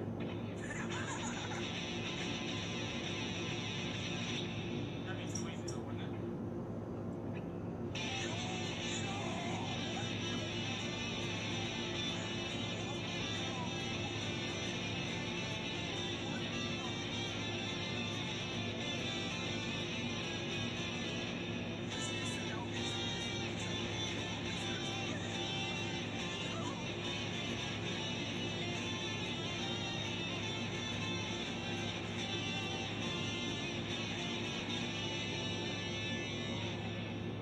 I'm literally about to get down on my knees. Holy shit.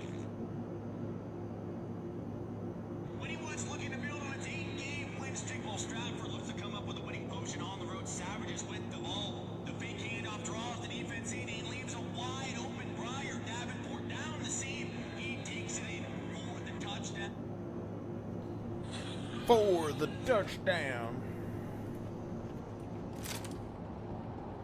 We now have 1,500 rounds. And 6 rounds of the explosive.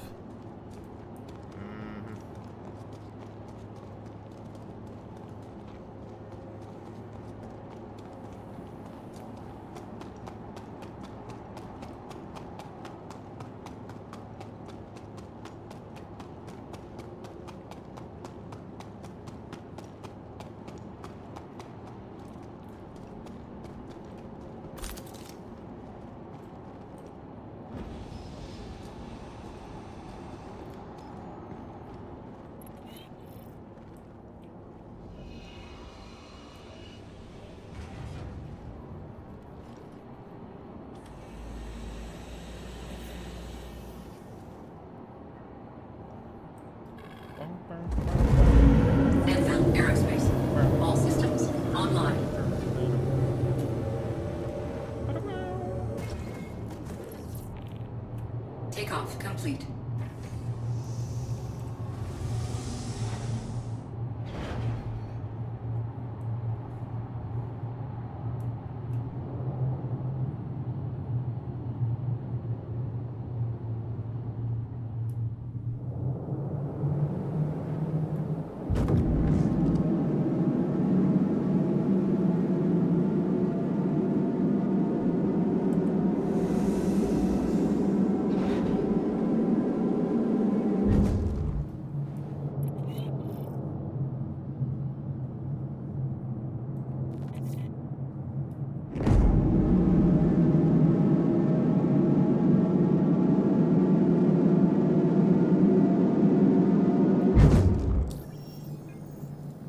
Contracte.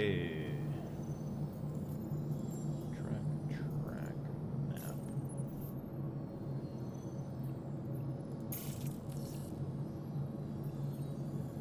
That's not right.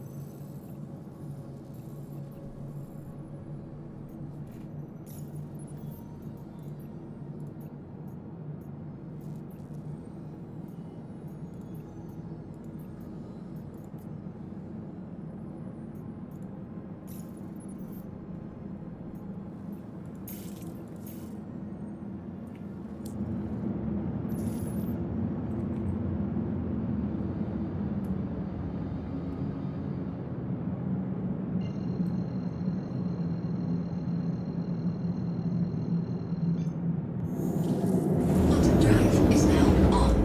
Quantum drive is now off. Bum bum bum bum ba-dum. Bum bum bum bum bum ba-dum. Quantum drive is now on.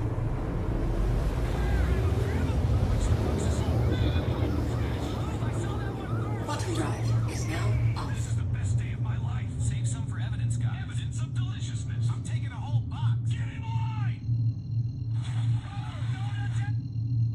Yeah, people used to go to war. People used to fight for something. People used to have discipline and like Quantum drive something is to now believe in. on. You know what they do now? They play mono blue decks. If my commander gets bounced back from the battlefield upon landing one more fucking time, I'm turning everyone's shiny cardboard into compost. Yeah, people used to go to war.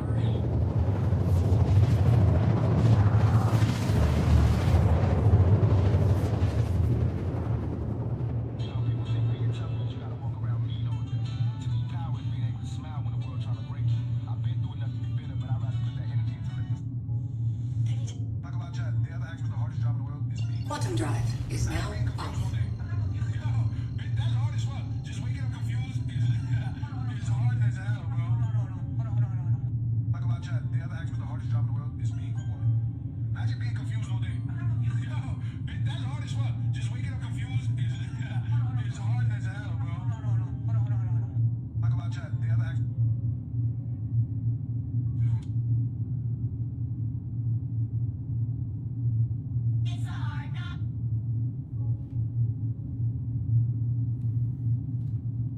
It's a horde novel.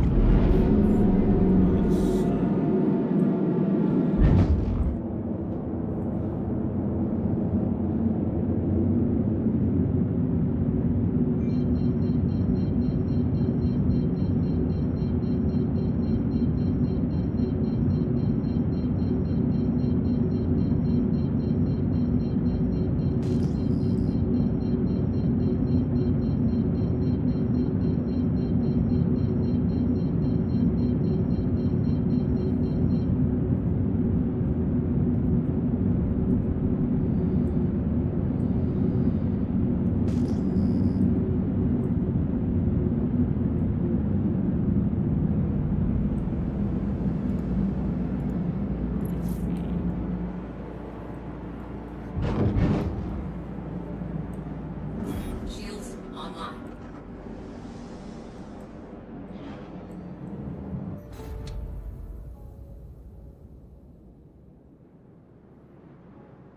No bueno. What? All of my ammo? What?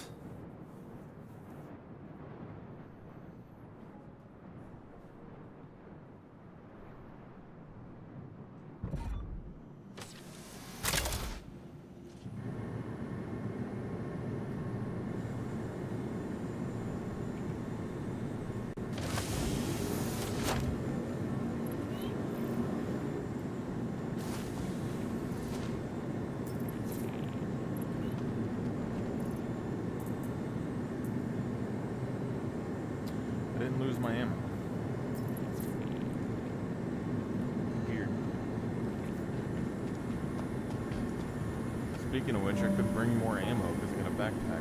In her book, Dynamics of a Mindful Life, Maria Thurston showed that health isn't merely the concern of the individual. It takes everyone working together to build a healthy and thriving community. Also, anyone notice that That's why Thurston Dynamics earlier is so the proud to carry worm on her lasting legacy here at Maria Pure Heart Hospital, where we took all work damage together for better health. or went to its animation when I wasn't shooting it?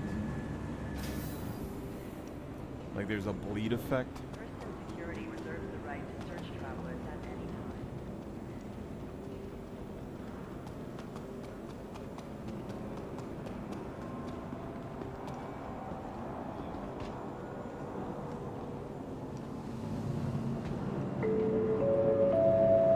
Welcome to Metro Center. Transfers to the perimeter, spaceport, and industry lines.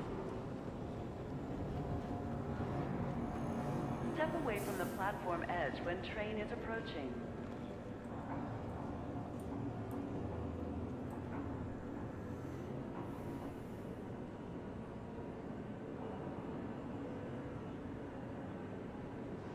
Be considerate to your fellow travelers.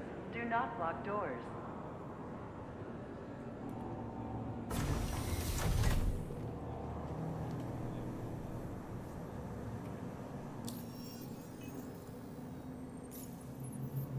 Hurston Security reserves the right to search travelers at any time.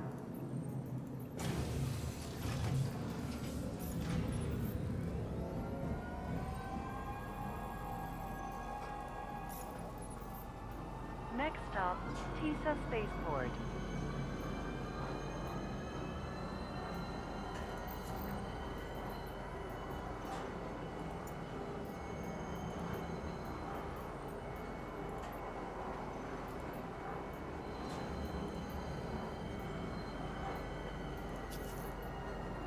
Now arriving, TISA Spaceport. Please watch your step when disembarking the train.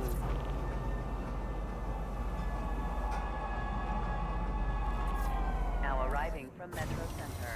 So, Stand by and not let gonna do passengers the contract after all. Huh. attempting to trespass on train tracks. Thanks for is wasting my serious. time. Okay, hope you're ready to tackle this one. Just keep your head down and you should be able to get it sorted. Visitors.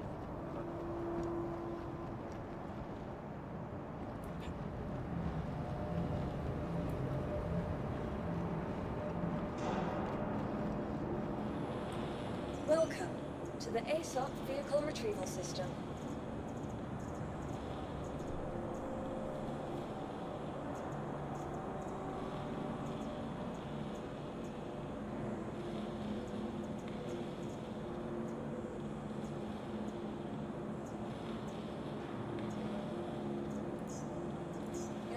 Your vehicle has been moved to our storage facility.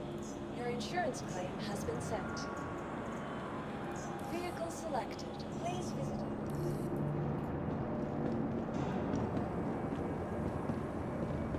Hello. Hello. We go again and again and again and again and again.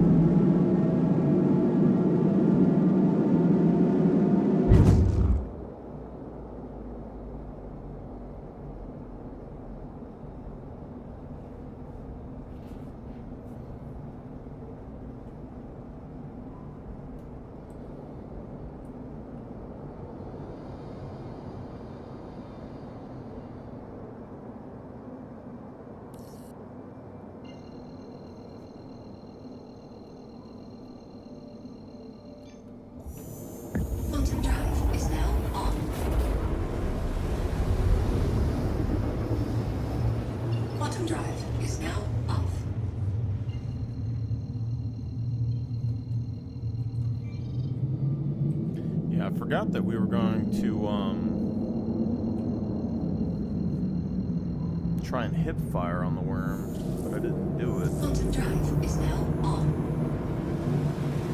Hip fire might be harder though. It's hard to say. Close enough, maybe.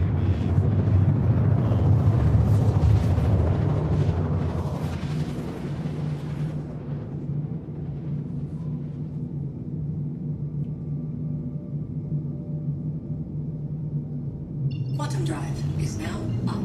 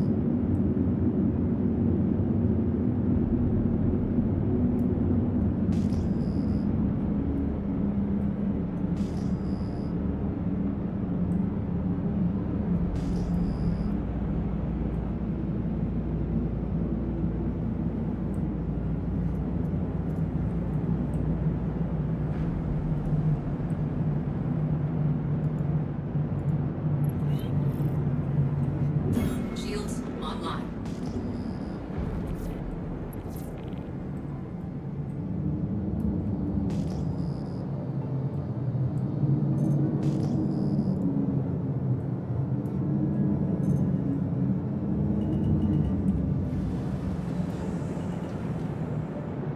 Landing gear deployed.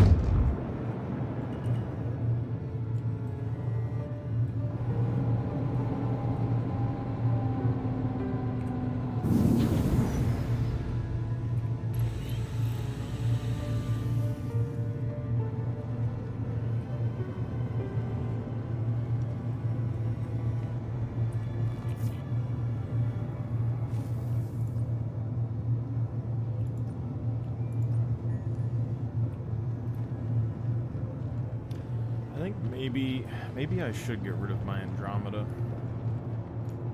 Like, we're really banking on them updating the ship and giving it a whole lot of stuff. If it doesn't get bigger and they don't add a whole lot, then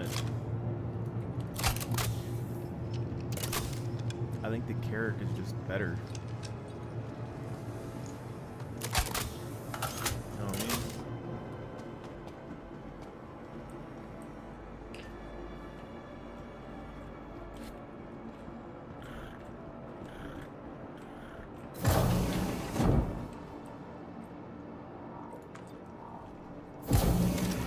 Like, low-key, I think the Carrack might just be better.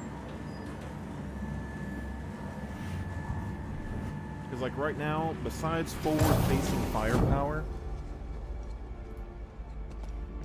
because, like, the Connie probably has more forward-facing firepower for sure, but the Carrack has more for like, the sides and the rear. 360 firepower. Repair facilities can still have the, you know,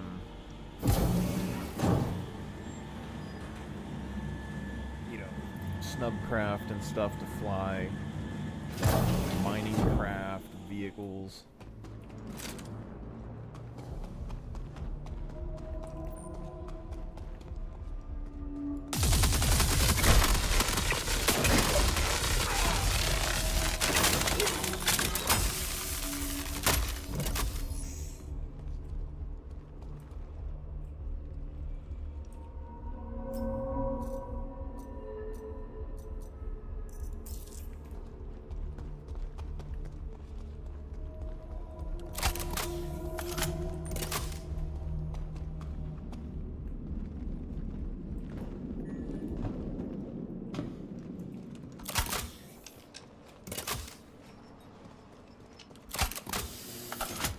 Go straight to the worm.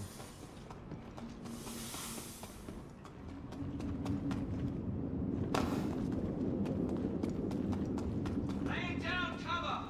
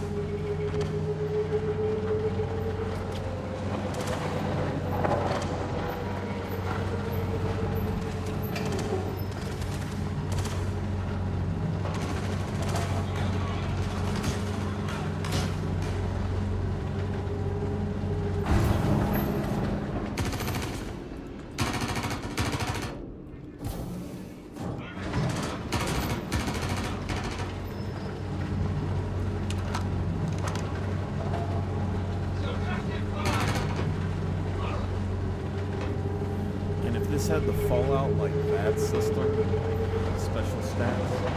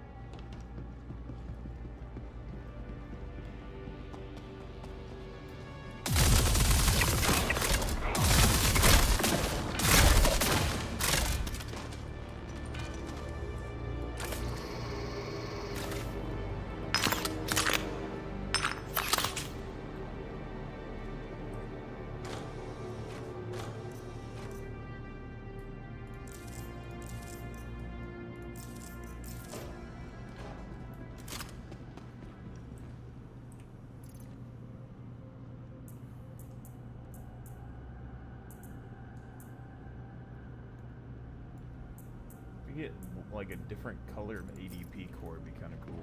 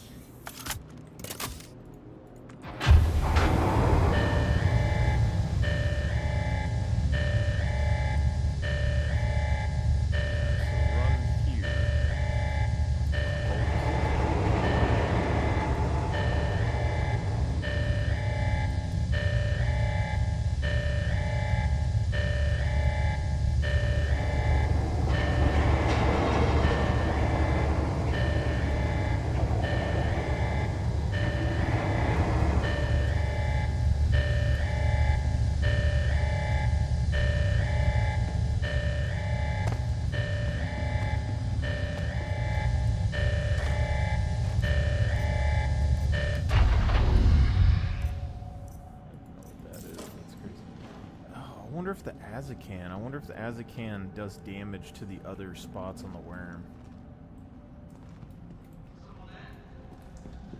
That'd be crazy to test. Actually,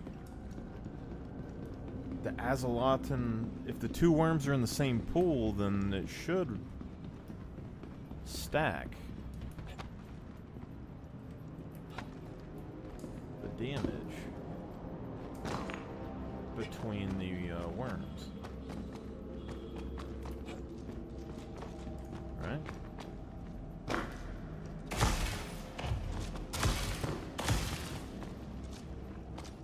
That's something we need to try. Let's do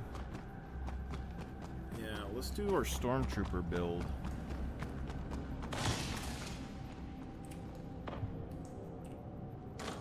With the Karna, maybe. Or we can go, like, we can bring the dead rig, test it as well.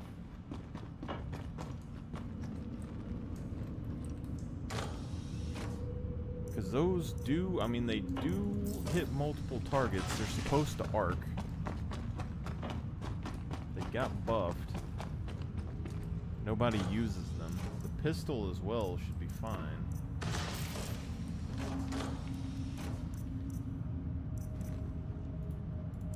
That's a dope jacket. Hell yeah.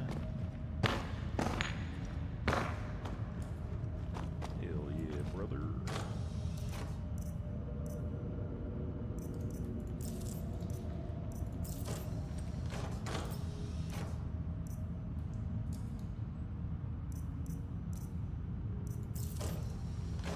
I like how that one guy that, like, I get he, you know, recruits a lot of people or whatever for the org that he's in or whatnot. But, like, they still the people that I play with all the time, but he was showing us, like, every piece of clothing that he had the other day.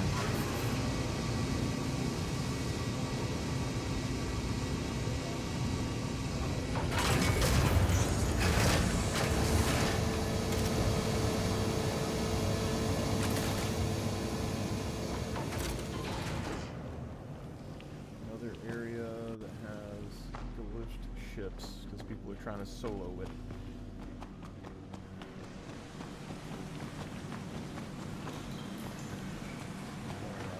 Blocking off the run path here.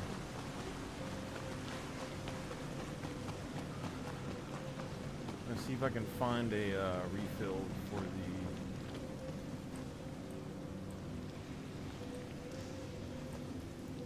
med gun.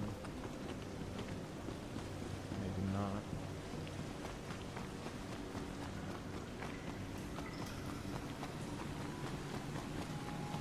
They do as much damage as possible to the worm.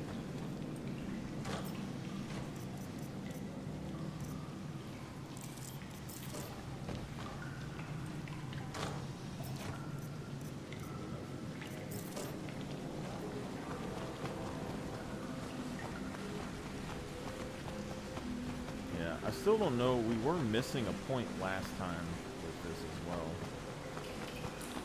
Hard to tell, but we'd be able to cheese it right here with this Pisces, to be honest.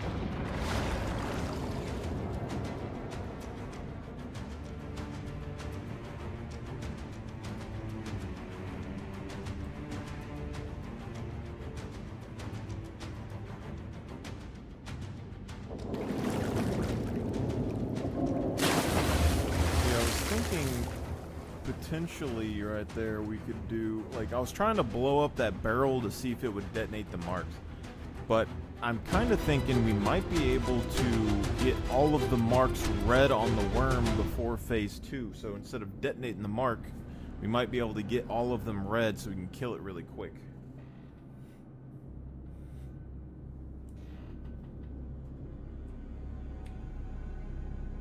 So what happens if we do a medical beacon in here?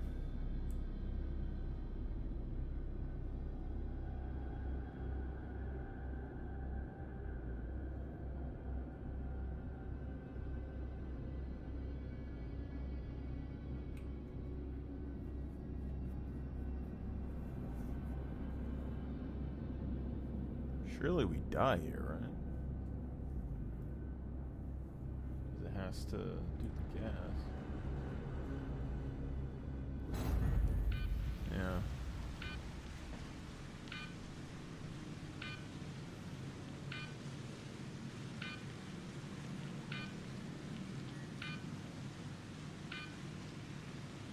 So let's do Azlatan rifle. Gonna go for the stormtrooper vibe.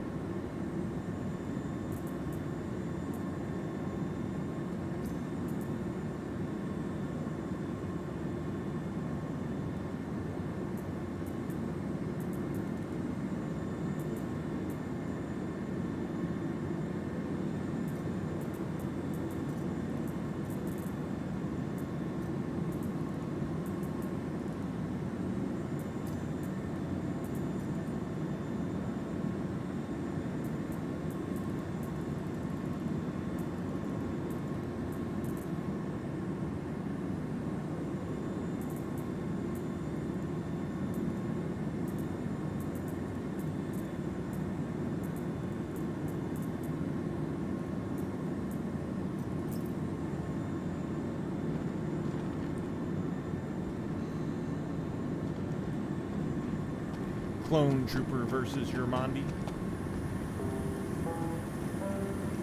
Feeling ready to get back to work? Ask your doctor or pharmacist how to taper your medication dosage to help you return to the job in record time.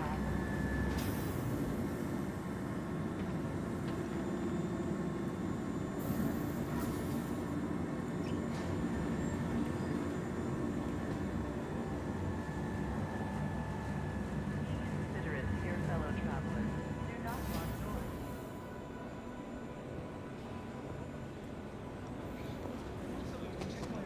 Make sure it's working. They said the ship was supposed to be. Karna could be really good, actually, because you can charge it and then just one-tap something, you know? Welcome to Metro Center. Transfers to the perimeter, spaceport, and industry line. Maybe we should get the heavy armor. If credits are tight, we even offer a credit advance for new qualified.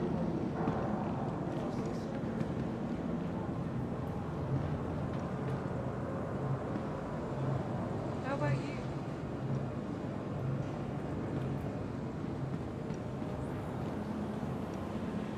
Hi.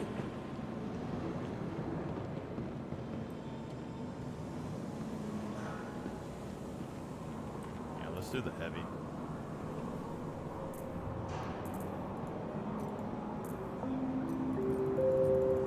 Welcome to Leapton Station. Transfers to the Central Line.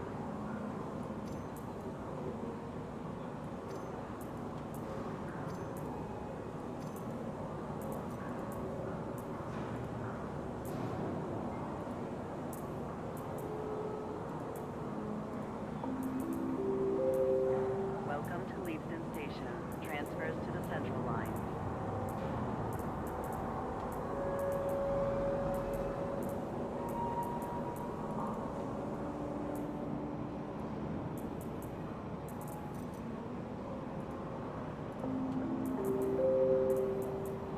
Welcome to Leapton Station. Transfers to the Central Line.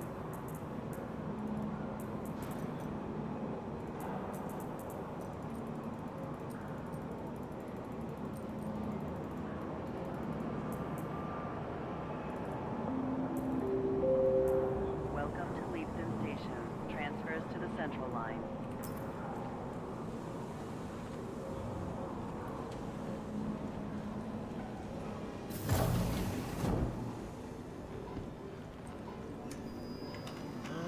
Okay, let's do sniper. This one. Let's do 60.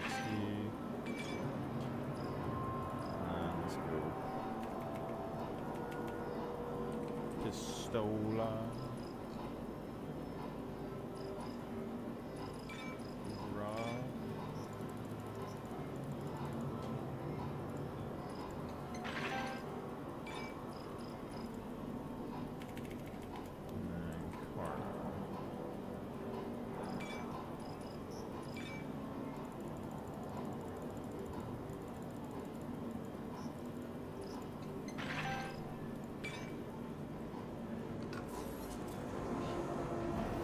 It's exhausting.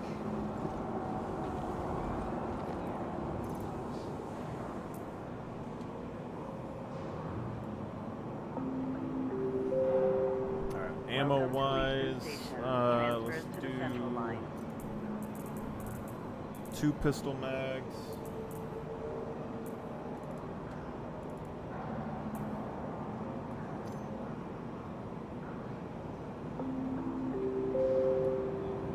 Welcome to Leapton Station. Transfers to the Central Line.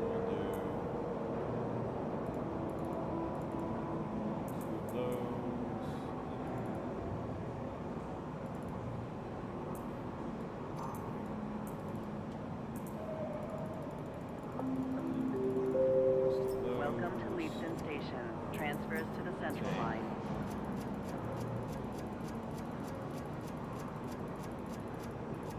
I don't know, 20 of these maybe.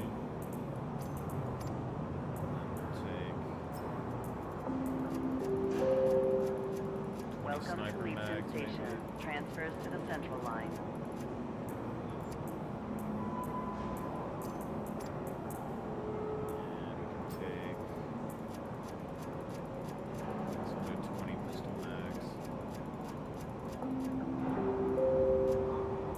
Welcome to Leapton Station. Transfers to the central line.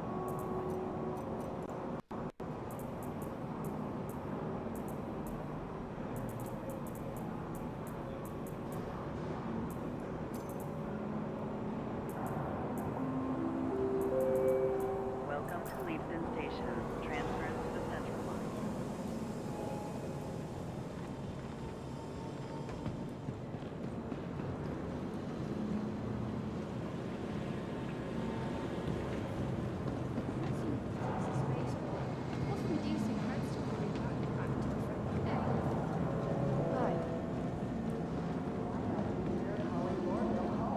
Residences are available at all price points. We just gotta charge the rifle at the right time and then pop out and shoot the little point. Escape.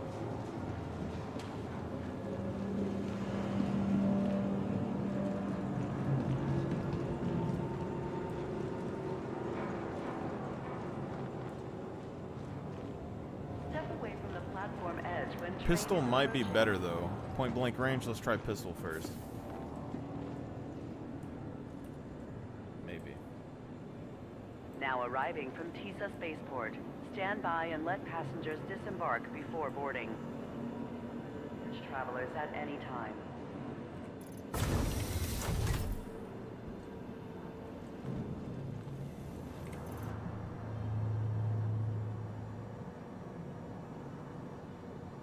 Trespassing or attempting to trespass on train tracks is a serious and dangerous offense.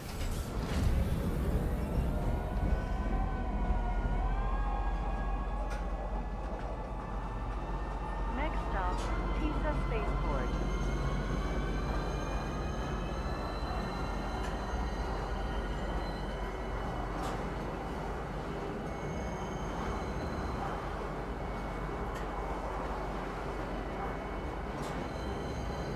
Additional conductive targets. Assuming that worm is kind of TISA conductive. Spaceport. Please watch your step when disembarking the train. Be considerate arriving from Metro Center. Stand by and let passengers disembark before boarding.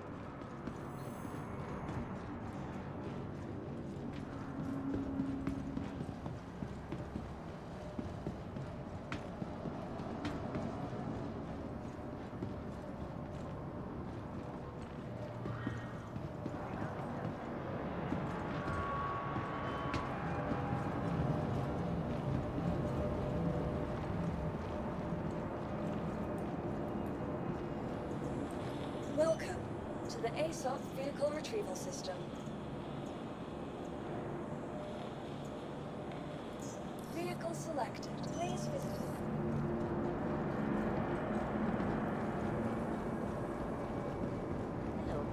Vehicle select.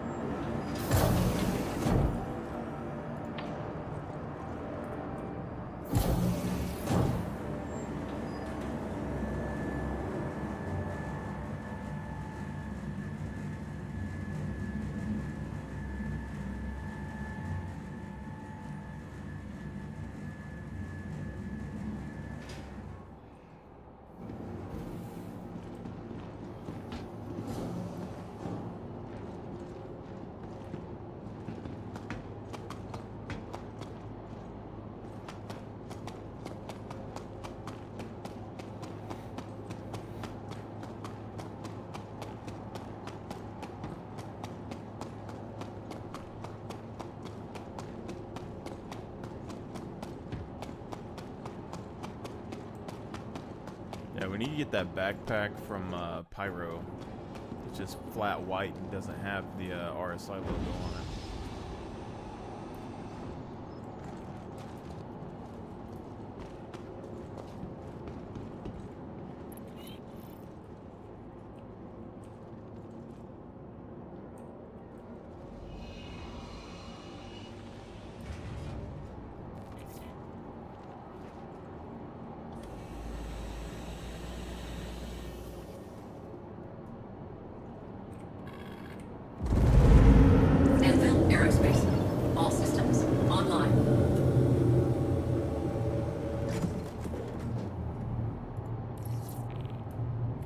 Takeoff complete.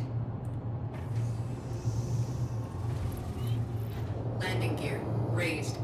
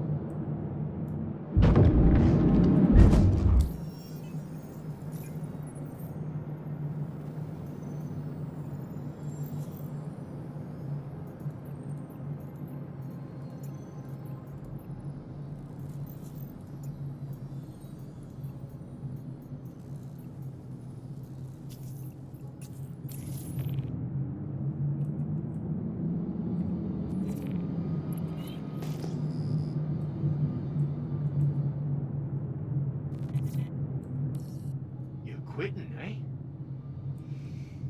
Wouldn't be the first wannabe investigator who couldn't hack it, and you won't be the last. Quantum drive is now on. Quantum drive Okay, is now hope you're ready to tackle this one. Just keep your head down and you should be able to get it sorted.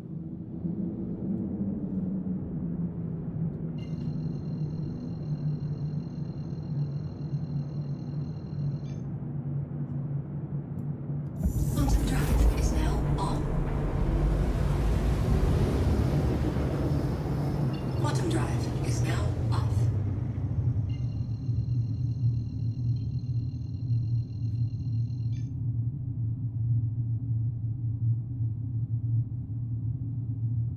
How soon can you recognize her? Okay, let's see it. Wait, who's this even supposed to be? Wait, this person is actually so good at drawing that they're doing every single layer of the human anatomy. This is insane. Okay, so far I literally have no idea who this is. Bro, who is this? Is this like a singer or an actress or something? Come on, I think I need to see some more detail because I'm not getting it off the eyes. Who is this? Okay, I feel like I've maybe seen this face before, but I don't know who this is. Yeah, I don't know who this is. Who is this? What? Bro, yeah, there's no way I can even guess this. I don't know anyone that looks like this. Is this like a singer or something? Or like an actress or what? Yeah, no, I don't know. I don't know.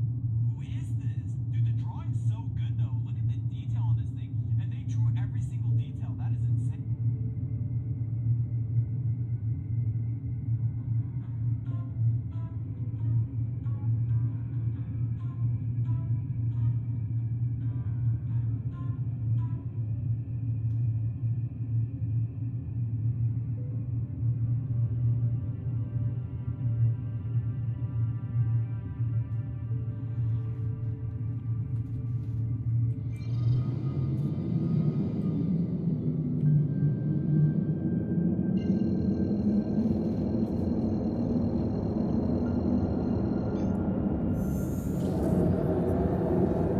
Quantum drive is now on.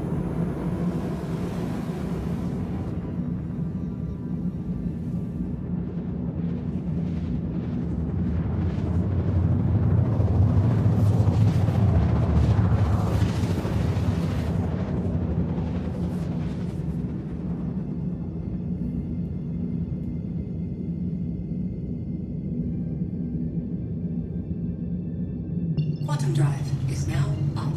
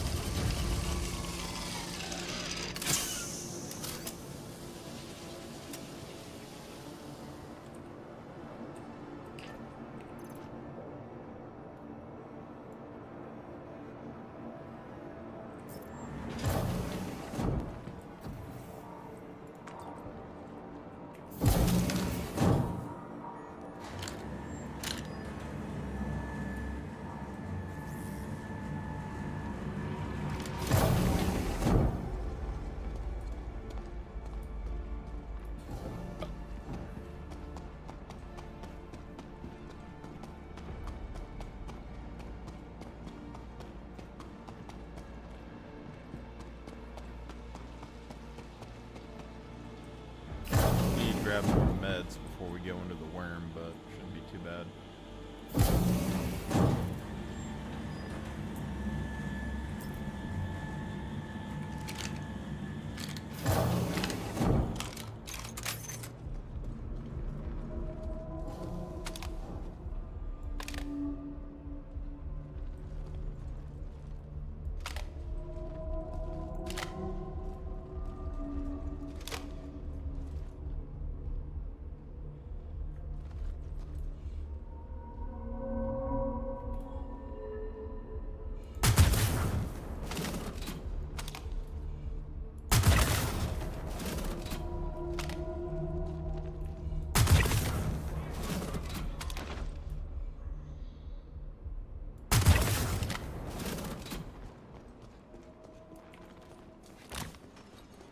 Pretty damn good.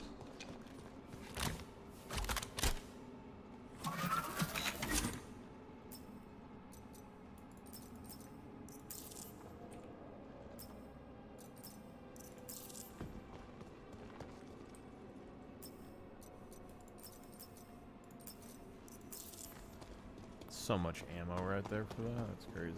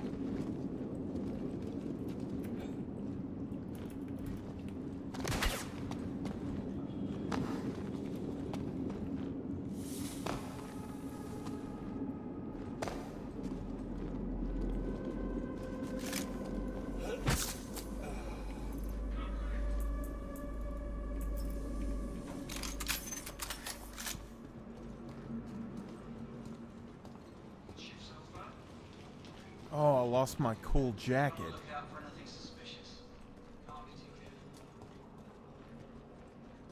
Such bullshit.